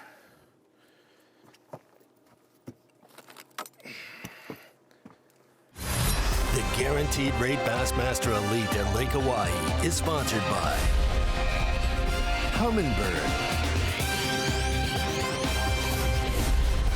Mercury, Nitro Boats, and by Bass Pro Shops. About 2 hours, more or less, fishing time left for our 47 anglers out there on the semifinal Saturday of the Guaranteed Rate Bassmaster Elite at Lake Oahe. Millbridge, South Dakota is the place, and we have got these guys trying ardently, just as hard as they can, to make it into the top 10. That's the list as it stands right now, unofficially, per Bass Track. Austin Felix atop the leaderboard, where he has been for a pretty good little amount of time here. Chris Johnston, Taku Ito, they've all swapped out that spot during the course of the day. Earlier in the day, it was Tyler Rivet occupying the top. So you can see how close the competition is. You can see how hard it is to pick out a favorite for who might prevail at the end of tomorrow. But we will. Yes, we shall indeed. see. But let's see what we've seen so far as we review with the Toyota Midday Report. Mark Zona, starting with Tyler Rivet.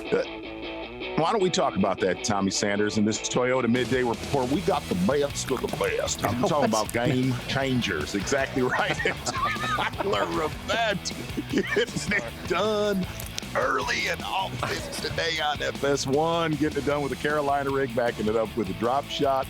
And Tyler Rivet, really, of all the anglers that we had on camera early today, pretty much had the best early morning bite. He was one of the first anglers we had on camera, except for Jake Whitaker, who kind of hit a stall, but a very, very solid day so far, just under 15 pounds for young Tyler Rivet. I'm talking about the best of the best. It really is. Tyler Rivet currently standing in 5th place so far with an estimated weight of 14 pounds and 10 ounces, having himself a good season. And this is, of course, by his own admission, his best smallmouth outing so far in his Elite Series career. And here comes Taku. Taku Ito. Now, on the other side of the spectrum in this Toyota Midday Report, Taku Ito, a very, very consistent tournament. Fishing a little 4-inch shad Nico rig with a little Taku spice, little secret Taku powder that he's putting on his bait. Taking a look at Taku, caught a couple early fish, but it was when the sun shined. About, call it 11 o'clock, Taku went on an absolute tear. One thing that we've seen in this tournament, guys going on floors, big long stalls of not catching them. When that sun came out, Taku absolutely crushed him. Right now, Taku, just like Tyler Rivet, sitting just under 15 pounds unofficially, finding himself in the mix for Championship Sunday. Tommy Sanders. Maybe close. Let's talk about Matt Robertson, the Kentucky angler, having a great tournament here as part of his great season that he is engaged in right now. And said he kind of likes this place, likes the way it sets up for him and everything, and he proved that today he was ready to go. What's interesting, Tommy and Z, is that we have seen Matt Robertson run all around the lake throughout the first 2 days. He wasn't on live day 1 and day 2, but we saw him in the background of a lot of different community holes. He's been picking and choosing his spots, and today he seems to have outlasted everyone else he's been fishing around. Matt Robertson currently with an estimated 15 pounds and 6 ounces, one of the better limits of the day so far. Yeah, and as squirrely as these fish have been, if you're just joining us here, semifinal Saturday, a Carolina rig has been a big player. Chris Johnston said day 2 of this tournament, he got most of his work done by 9 o'clock. That was not the case, and really, of all of our anglers right now that could make some big late game charges, Chris Johnston with only 1 bass around the 3-pound range. A lot of his work coming today on a drop shot and a Carolina rig.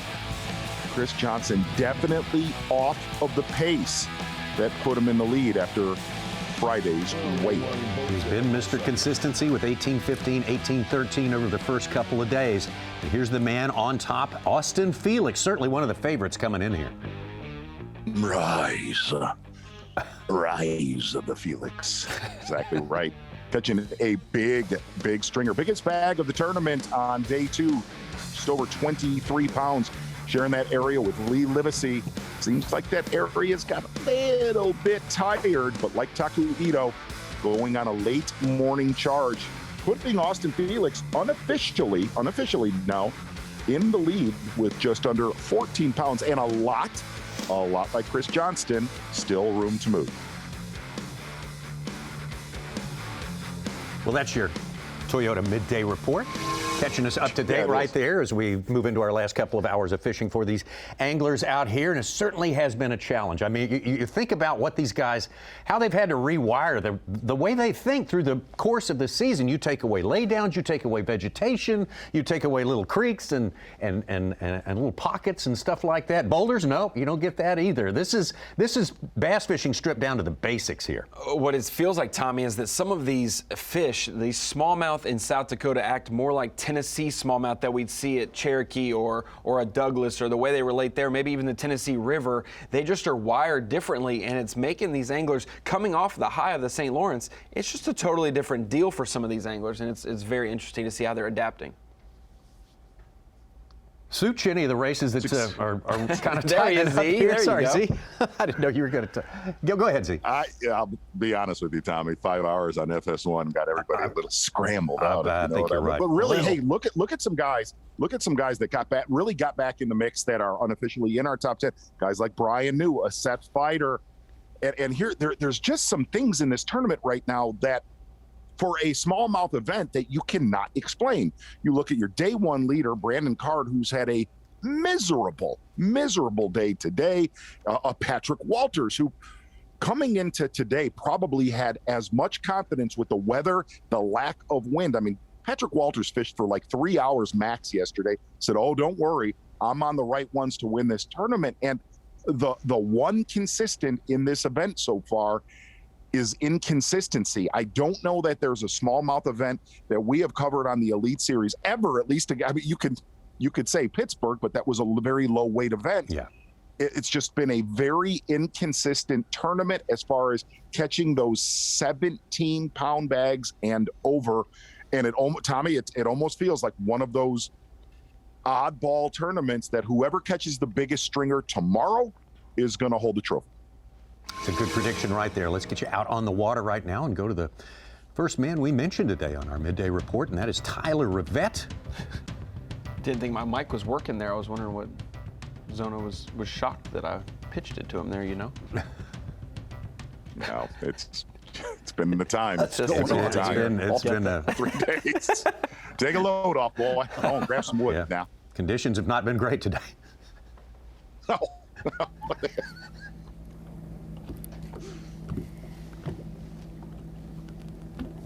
This is a first. Is he fishing? Yes. Yes. All right. You feel my lash. See, that right there, that fish catch is about as goofy as this man has. Just had to sit down. I don't think I've ever saw anyone catch one on their back before. I was hoping it was a good one. That'd be cool.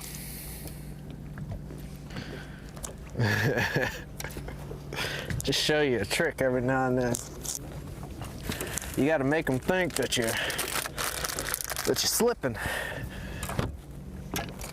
They're like, oh, I'm gonna eat it while he's sitting there. Yeah, I was hoping it was a big one too. Oh, he's getting some ab work in.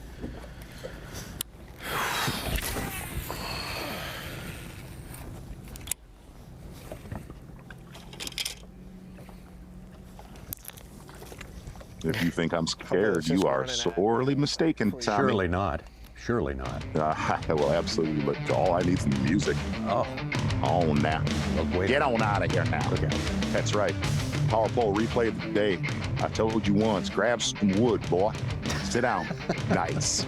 I'm going to tell you what, he cracked him too. Yeah. As we said, that's a Louisiana hog whip. Tyler Rivet, not even remotely going to help him, and shows where we're at on this semifinal Saturday. We'll use that one right there, Tyler. They liked it in the truck, and we will feed it. Power pole replay today. Tyler Rivet, Louisiana hog whip. Yes. Yeah, he laid that out. I'm gonna let you have that one. I'm not gonna step in on that. See, there you go. All right. Okay. He had a heck of a hook set this morning too, which we might want to revisit at some point. Oh, we'll compare it. Yeah. Some of the best. Tommy, you're asking about Angler of the Year, Brennan Polnick. I know he doesn't count the points, but Chris Johnston was maxed out. He actually lost. We don't know what Brandon Lester's doing, but the next competitor, Drew Benton, doing a deal has 2 fish for about 1 pound, so he's lost some ground too. Don't care after that.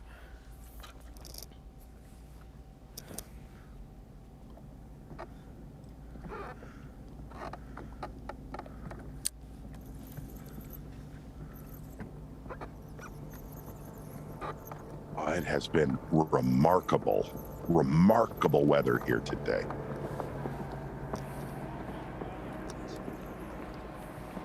Beautiful.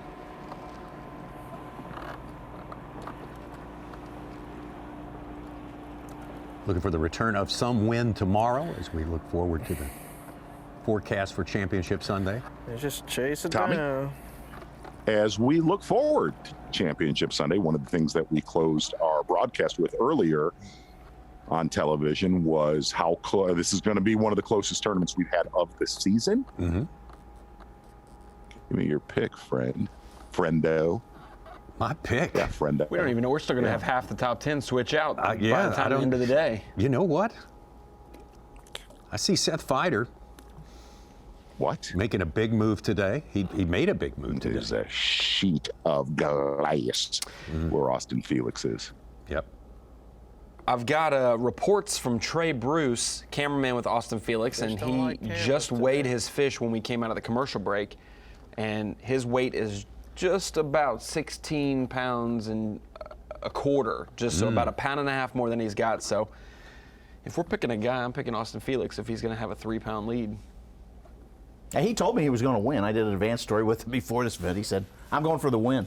So okay, I'll stick with him since he's leading. I mean, I picked him on my fantasy team in January, so I feel like I already claimed success, you know?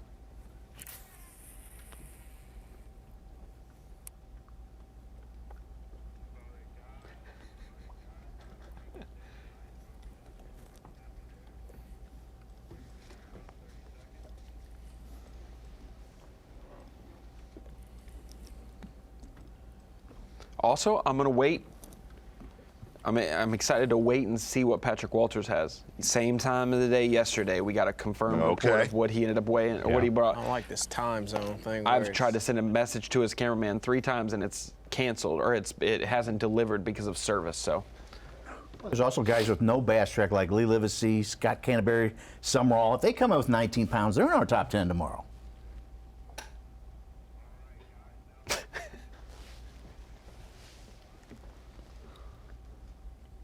Take a minute and have a visit with our man, Davey Height.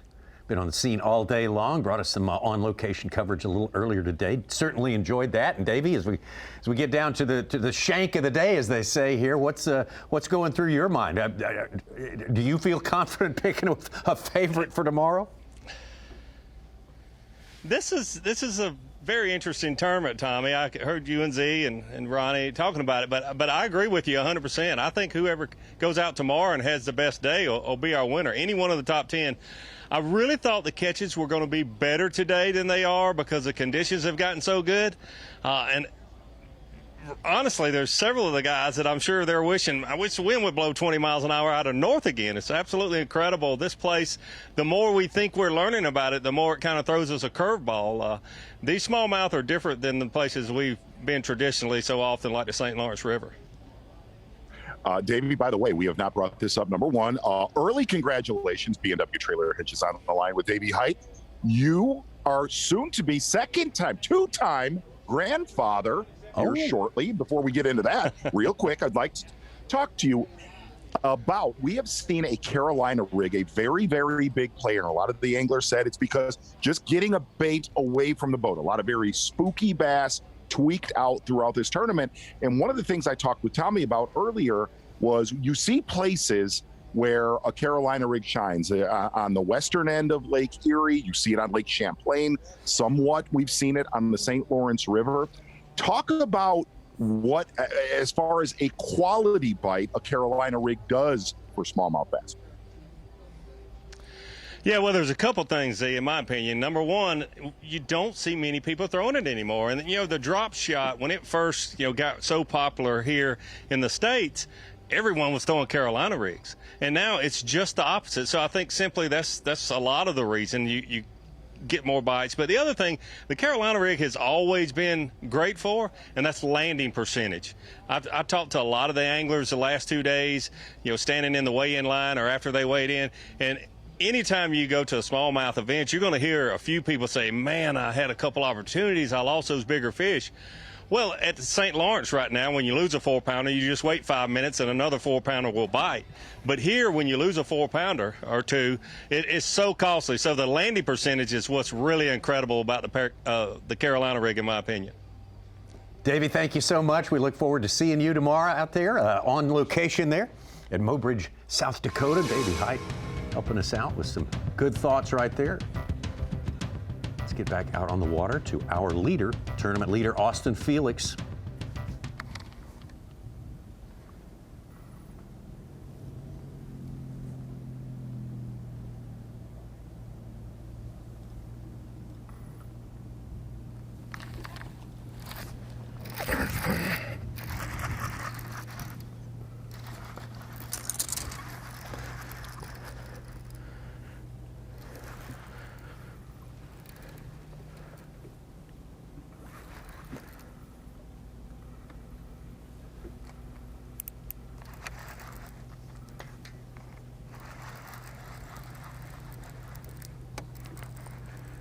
Come on, be a big one.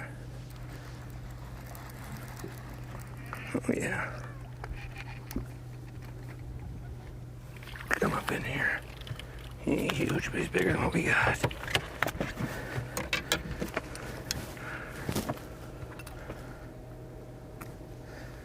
We might have figured out what we need to do now.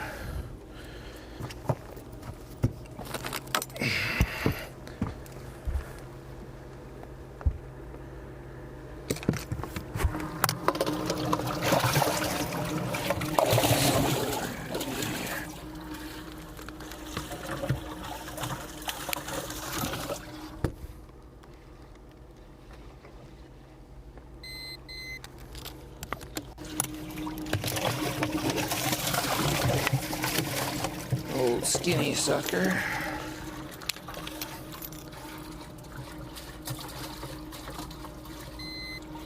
What color is he? Yellow.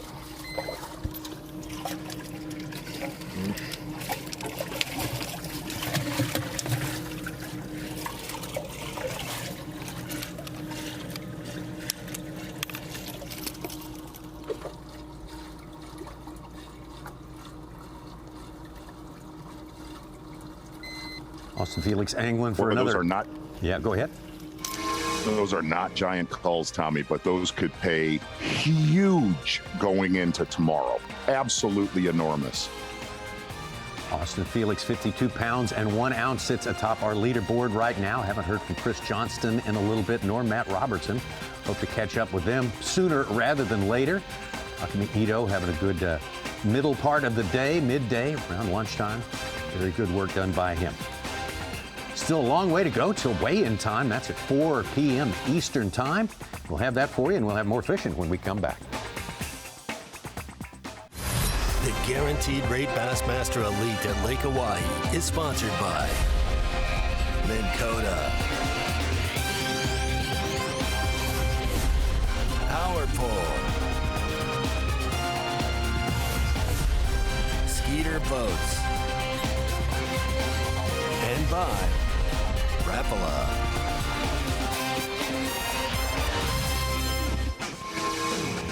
Big sky, wide open spaces, and a lot of water in the form of Lake Oahe here. Biggest body of water that we will face all year long, with the exception, of course, Lake Ontario, which is part of our St. Lawrence visit. The last outing here on the northern swing for the Bassmaster Elite Series. Let's go out to Northern Angler from the state of Minnesota, Twin Cities area. Our leader, Austin Felix. Well, and if you really look at that top 10, Tommy, one of the anglers you did not think would slip up has pretty much done that today, and that is Chris Johnston, only sitting just under 12 pounds. Austin Felix hooked up live.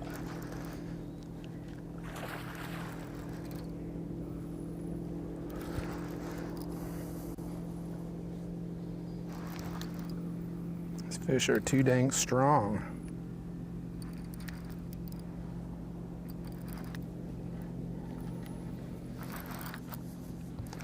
Come on. Oh, yeah. Oh, yeah. That's a good one.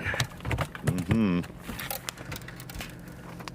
And just remember, when you look at his bass track and it says 14 3/4, it's probably closer to 16 even. So if he's making a cull there, it's better than we think. Oh, definitely. Going.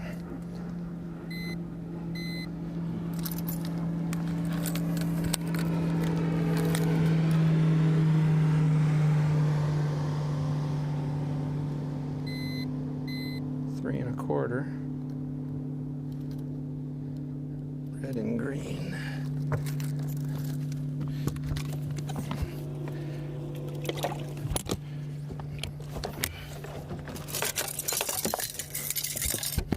Red and green.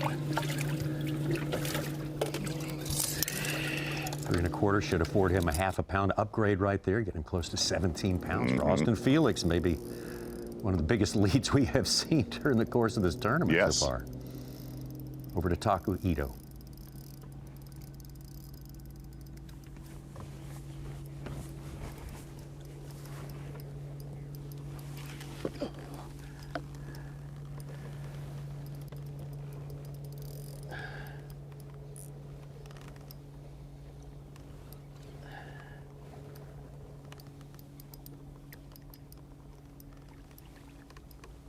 Okay. Okay. Okay.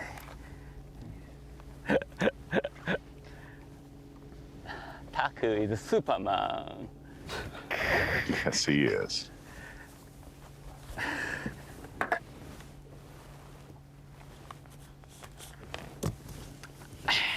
Dang.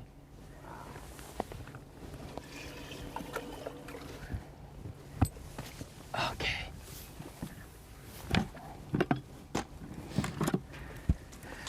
Yes.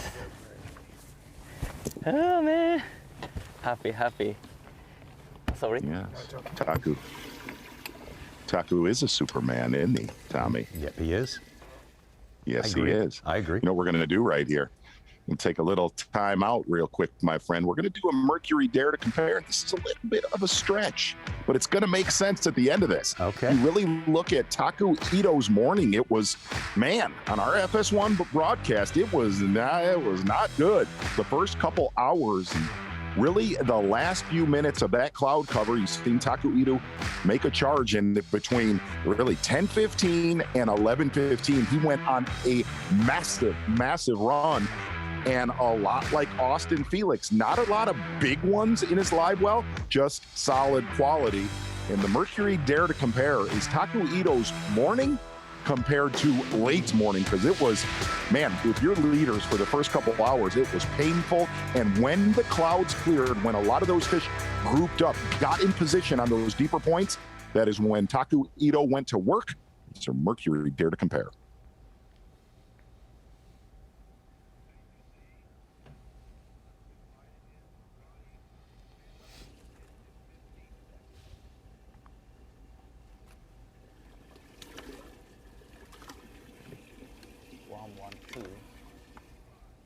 Z, I honestly am very pleased. You know, I'm pleased when we have catches in general on Bassmaster Live. Those are entertaining and they help bridge the gap for 7 hours of coverage. But as I bring it into the Bassmaster studio sponsored by Marathon, I'm extra keyed up because those last two catches from Austin Felix and Taku Ito look like they are solid calls for them, keeping them in the top of the leaderboard. And now that we're winding down, just less than an hour left of fishing time for a lot of these anglers, since there's only 2 flights out there competing today, I'm going to kind of do an after-action report, kind of projecting who's going to be in the top 10 for the fantasy team and who missed the cut this week, and just being completely honest with the fans. And so when it comes to my team for Rapala Fantasy Fishing, my 5-man lineup, let's just keep it and focus on A, B, and C, buckets A, B, and C. Sure. Because they all made the cut. I did have, you know, Paul Mueller was in the cut on day 1, dropped out for me. Justin Hamner never really got great traction, had a good comeback yesterday and finished in the 50s, but those two missed the day 3 cut. Meanwhile, Taku Ito, Clifford Perch, and Austin Felix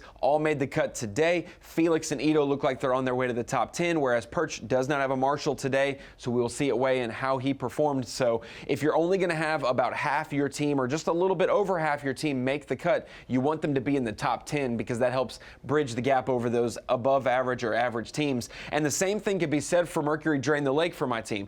Don't look at the right side of the screen once again. Those 3 guys didn't make the cut this week, with Hamner, Matty Wong, and Paul Mueller. Those 3 missed the top 47 cut, but these 5 to the left have performed very well. Brandon Card has obviously led a day of competition, and he's still, even with 0 fish today, 5 pounds will get him in the top 12 right now. So he doesn't need much to be able to salvage what was one of the worst days we've seen from him this week. Then we have Austin Felix and Brian New. They look primed up to make the final day. Cody Huff right there in the top 10 as well, and Chad Pipkins inside the top 20, hovering around the top 15. So if you're going to have half your team miss the cut, you better make sure the other half of the team has a chance at the final day. And so right now, I'm looking at the bonus points aspect. If I can get Felix or New or Huff to win this event, you get double points for the victor. So that'll be the way to propel myself into the top 50 to have a shot at Drain the Lake going into the next event. That's a new way to pitch your outcomes, right? If you're saying if you're going to run a race on one leg, make sure it's your good leg. Yeah, make sure it's your best leg. Oh, well.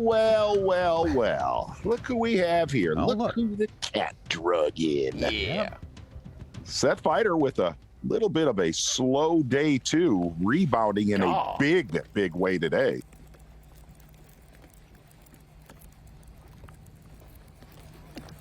You said it, Tommy Sanders. Seth Fighter not out of this yet. No.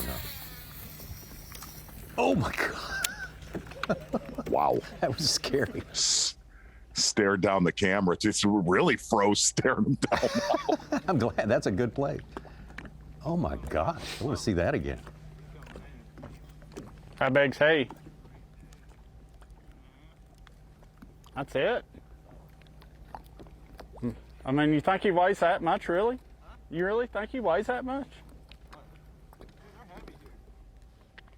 He was a little tentative on day 1. Right there. Yeah. Yes. A little tentative on day 1. Had a bad day yesterday, but look at today. Absolutely. I mean, a pile of 3 to 4 pound bass. And Seth said, coming to this tournament, he really thought after his pre-practice here last year that this was going to be an 80-pound to 100-pound event. Not the case, but Seth said, I've got a few good schools and slowly rising up your leaderboard today. And Seth, one of those notoriously low guessers, like you were talking, Ron Moore. VMC on point, the Saturday climb with Seth Fighter. I agree. Don't know exactly what his upgrade was right there, but he could be very nearly 18 pounds for today. The one he pulled out of the live well was when we went to VMC on point. It looked like it was going to be a decent upgrade. Okay. If looking at that chart of his best 5, that one he pulled out was a 3-pound even, that was definitely, you know, a half-pound coal for him. They could top Brian New for the big bag of the day. New's got 17.6 on Bass Track Fighters at 17.1. So what's very interesting is we saw 3 20-pound bags day 1 and day 2 with the strong north wind, Such, and today we haven't seen any bag close to 20 pounds we yet. heard them say that the north wind, the fish may favor that up here. It's learning all kinds of They stuff. probably get it for half the year, you know, north wind.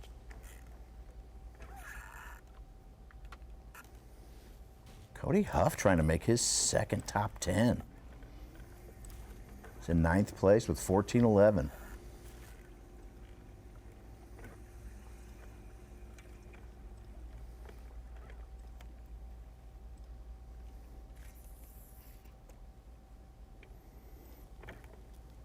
What's it going to take to get in the top 10? We had like, after 2 days, Jake was there. Speaking of Jake, I still think it's going to be around 45 pounds by the end of the day.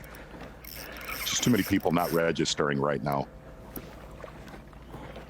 There were about, most of the marshals we are missing today are the bottom 10 of the standings coming into today. Right. So we have just a few up. Yeah. This one will be important for Whitaker. Bad service and when he sat down, but he only has 4 and he's about 2 pounds from the cut line. So his 5th keeper could do it for him. yeah, he started at 10th, 33 pounds, so 16.5 a day right now. Kufal is 10th with 41.12. I think it's going to go way up. Ronnie, somebody that we're getting some questions on, I don't know if you have any reports on it, but obviously having a good day too, is the deputy, the marshal, Lee Livesey. How's he doing? But off Bass Track.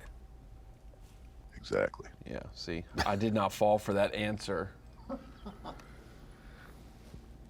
Well, we will wait to see what Whitaker's 5th fish, if he does land it, what it is. He only needs 2 pounds to get into the top 10. And looking at that gap, you think it's going to jump way up, Such? Well, that's very astute because 9th place is 4 pounds heavier, basically, than 10th. So there is a pretty good gap between the top 9 and the last spot in the top 10. I'm pretty steady. Finally kind of figured something out. I found this spot in practice and got to it the first day. I couldn't figure out how to get him to bite. And I got to give Lee Livesey a little bit of props. He kind of keyed me into the secondary pattern when we were fishing that spot yesterday. He caught a few on a Carolina rig, so I kind of thought there's a few other spots I know of that might work because I couldn't get him to bite over here, but I knew there were some good ones.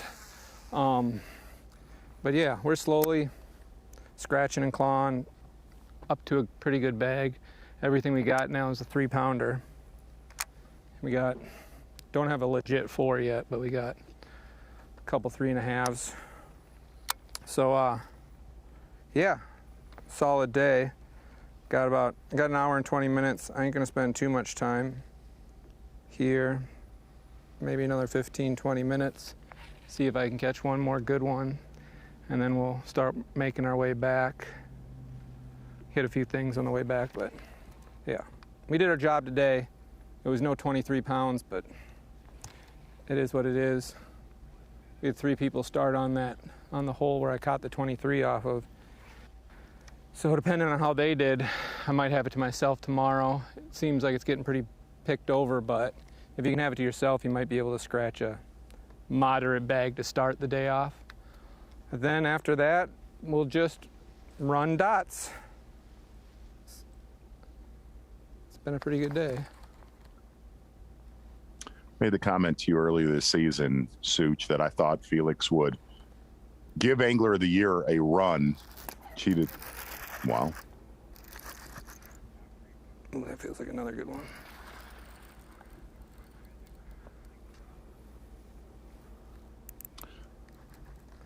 She had a little lull early, mid-year, had some bad finishes, but I'm going to tell you, Coming from where he's at, fishing the FLW Tour, then coming to Bass, he is the real deal as far as the times we've covered him. Shallow, obviously very powerful out deep.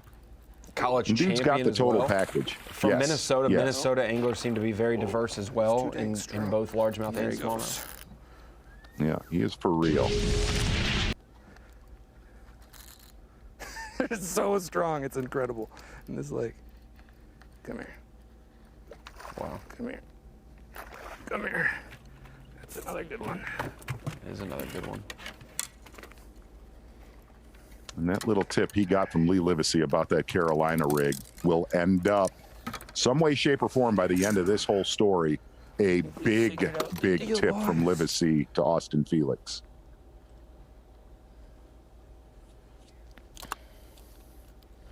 Well, Felix just caught this one. See how much it upgrades for him. And Whitaker's fish popped in as a 3-pounder, getting him into that 10th spot. Chill out. Chill out. Come on. Stop it. These are massive, massive calls, as tight as this tournament was an hour ago. These are big, big calls for Felix. Another 3.5. White and black. You have that one in? 3.5.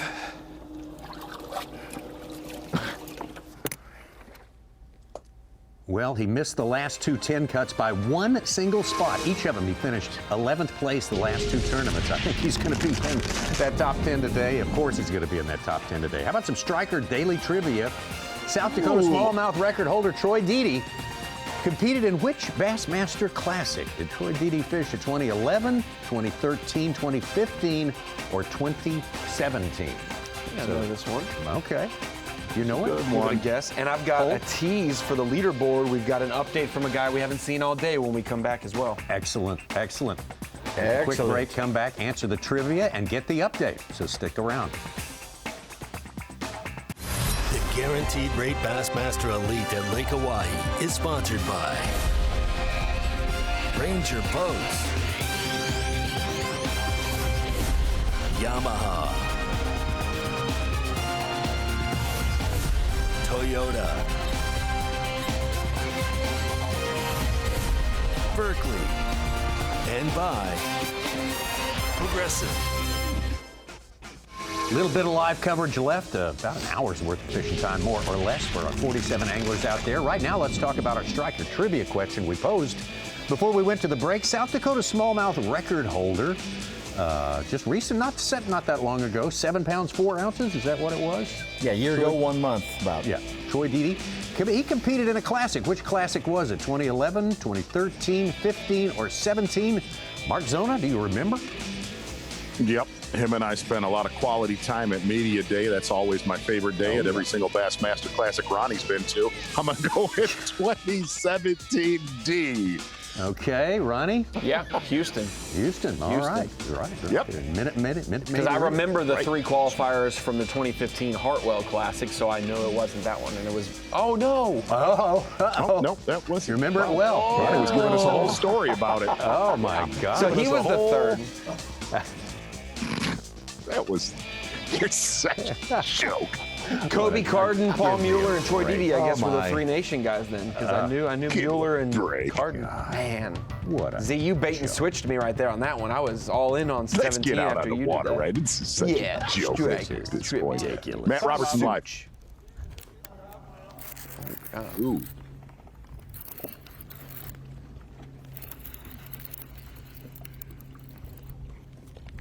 That feels big. Tommy, it's fair to say this has turned into a Carolina rigging event, it appears. Oh my God. Who saw that coming? In 24 hours. I mean, did somebody post online? Because we did not see any of that on days 1 and 2. I don't care. I can't got it in me. We did see a ton of it in 2018, though. My fault. It looked like 3-pounder. Just clarifying. He David Fritzed it. Swear to God, reeling it in.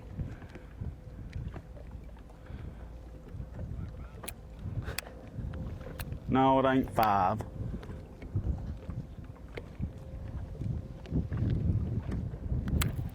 just being stupid. Suck on that. I sat down. After I sat down, I can too. I sat down for 2 minutes. I thought, oh hell, let's just try it.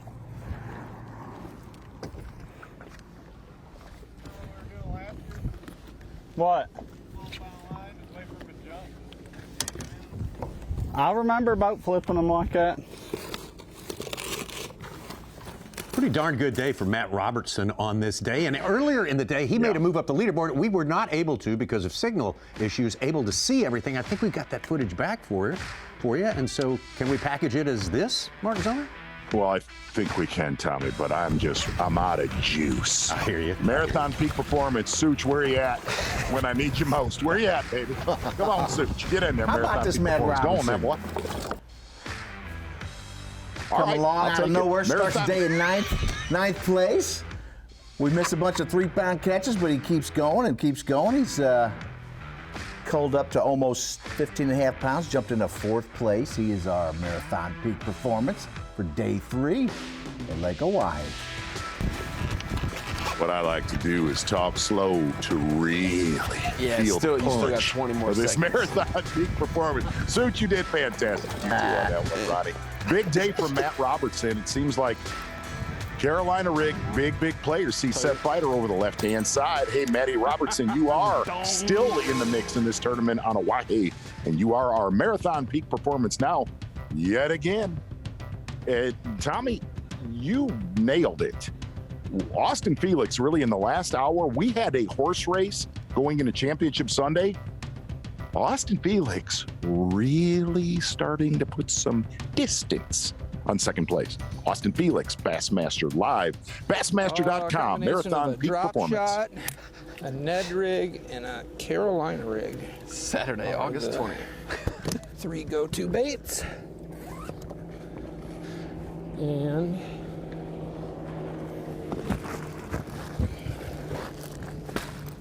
Bass like Pro today Shops, it was top the Ned lures rig, with Austin Felix. the Carolina rig.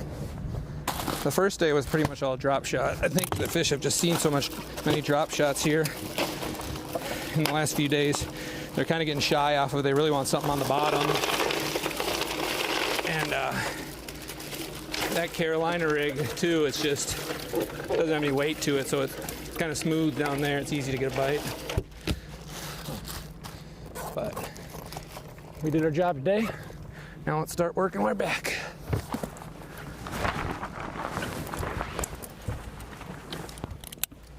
I won't stop, Tommy. I will not stop. No, why stop now? It's always been there. Not on a Saturday. No. Ronnie knows.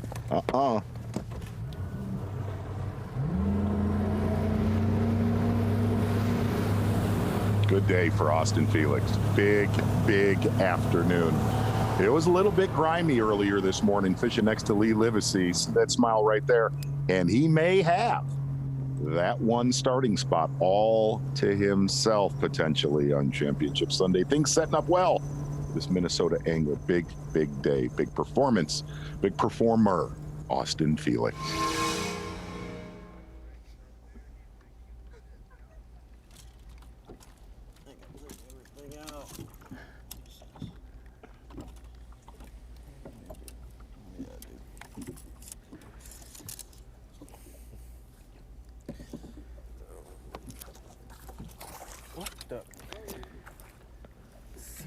There we go. Oh, man, Tyler Rivet is nonstop, isn't he? Oh, my gosh. Caught another one from his knees. That was pretty cool. Always watch that rod. Yeah. What's he going to do next? Over the shoulder? Why not?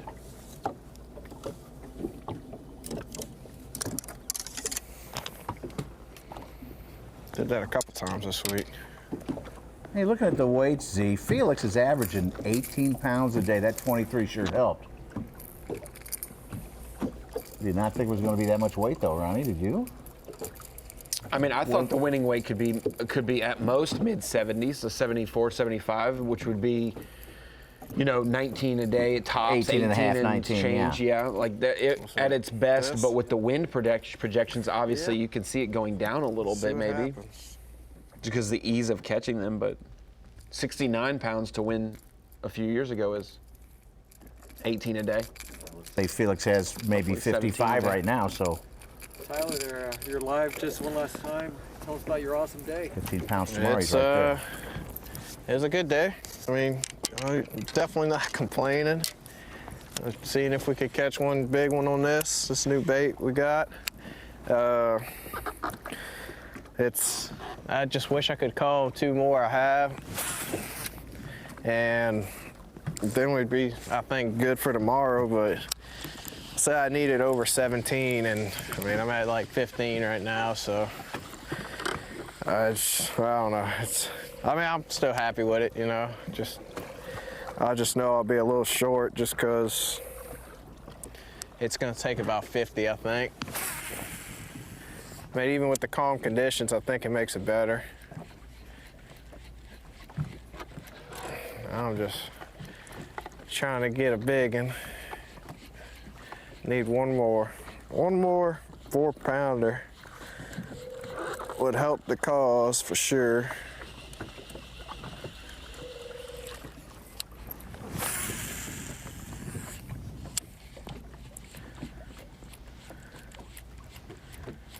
Come on, give me a big one.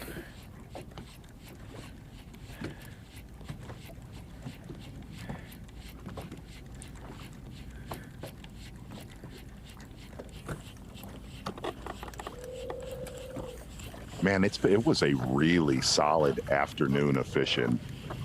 When that low ceiling kind of cleared out, Oahe showed up today. See if I can get him to come up. See him sitting there.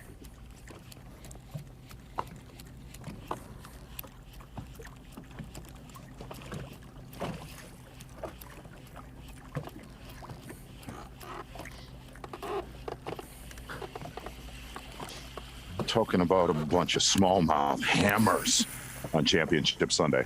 You bet. 10 of them.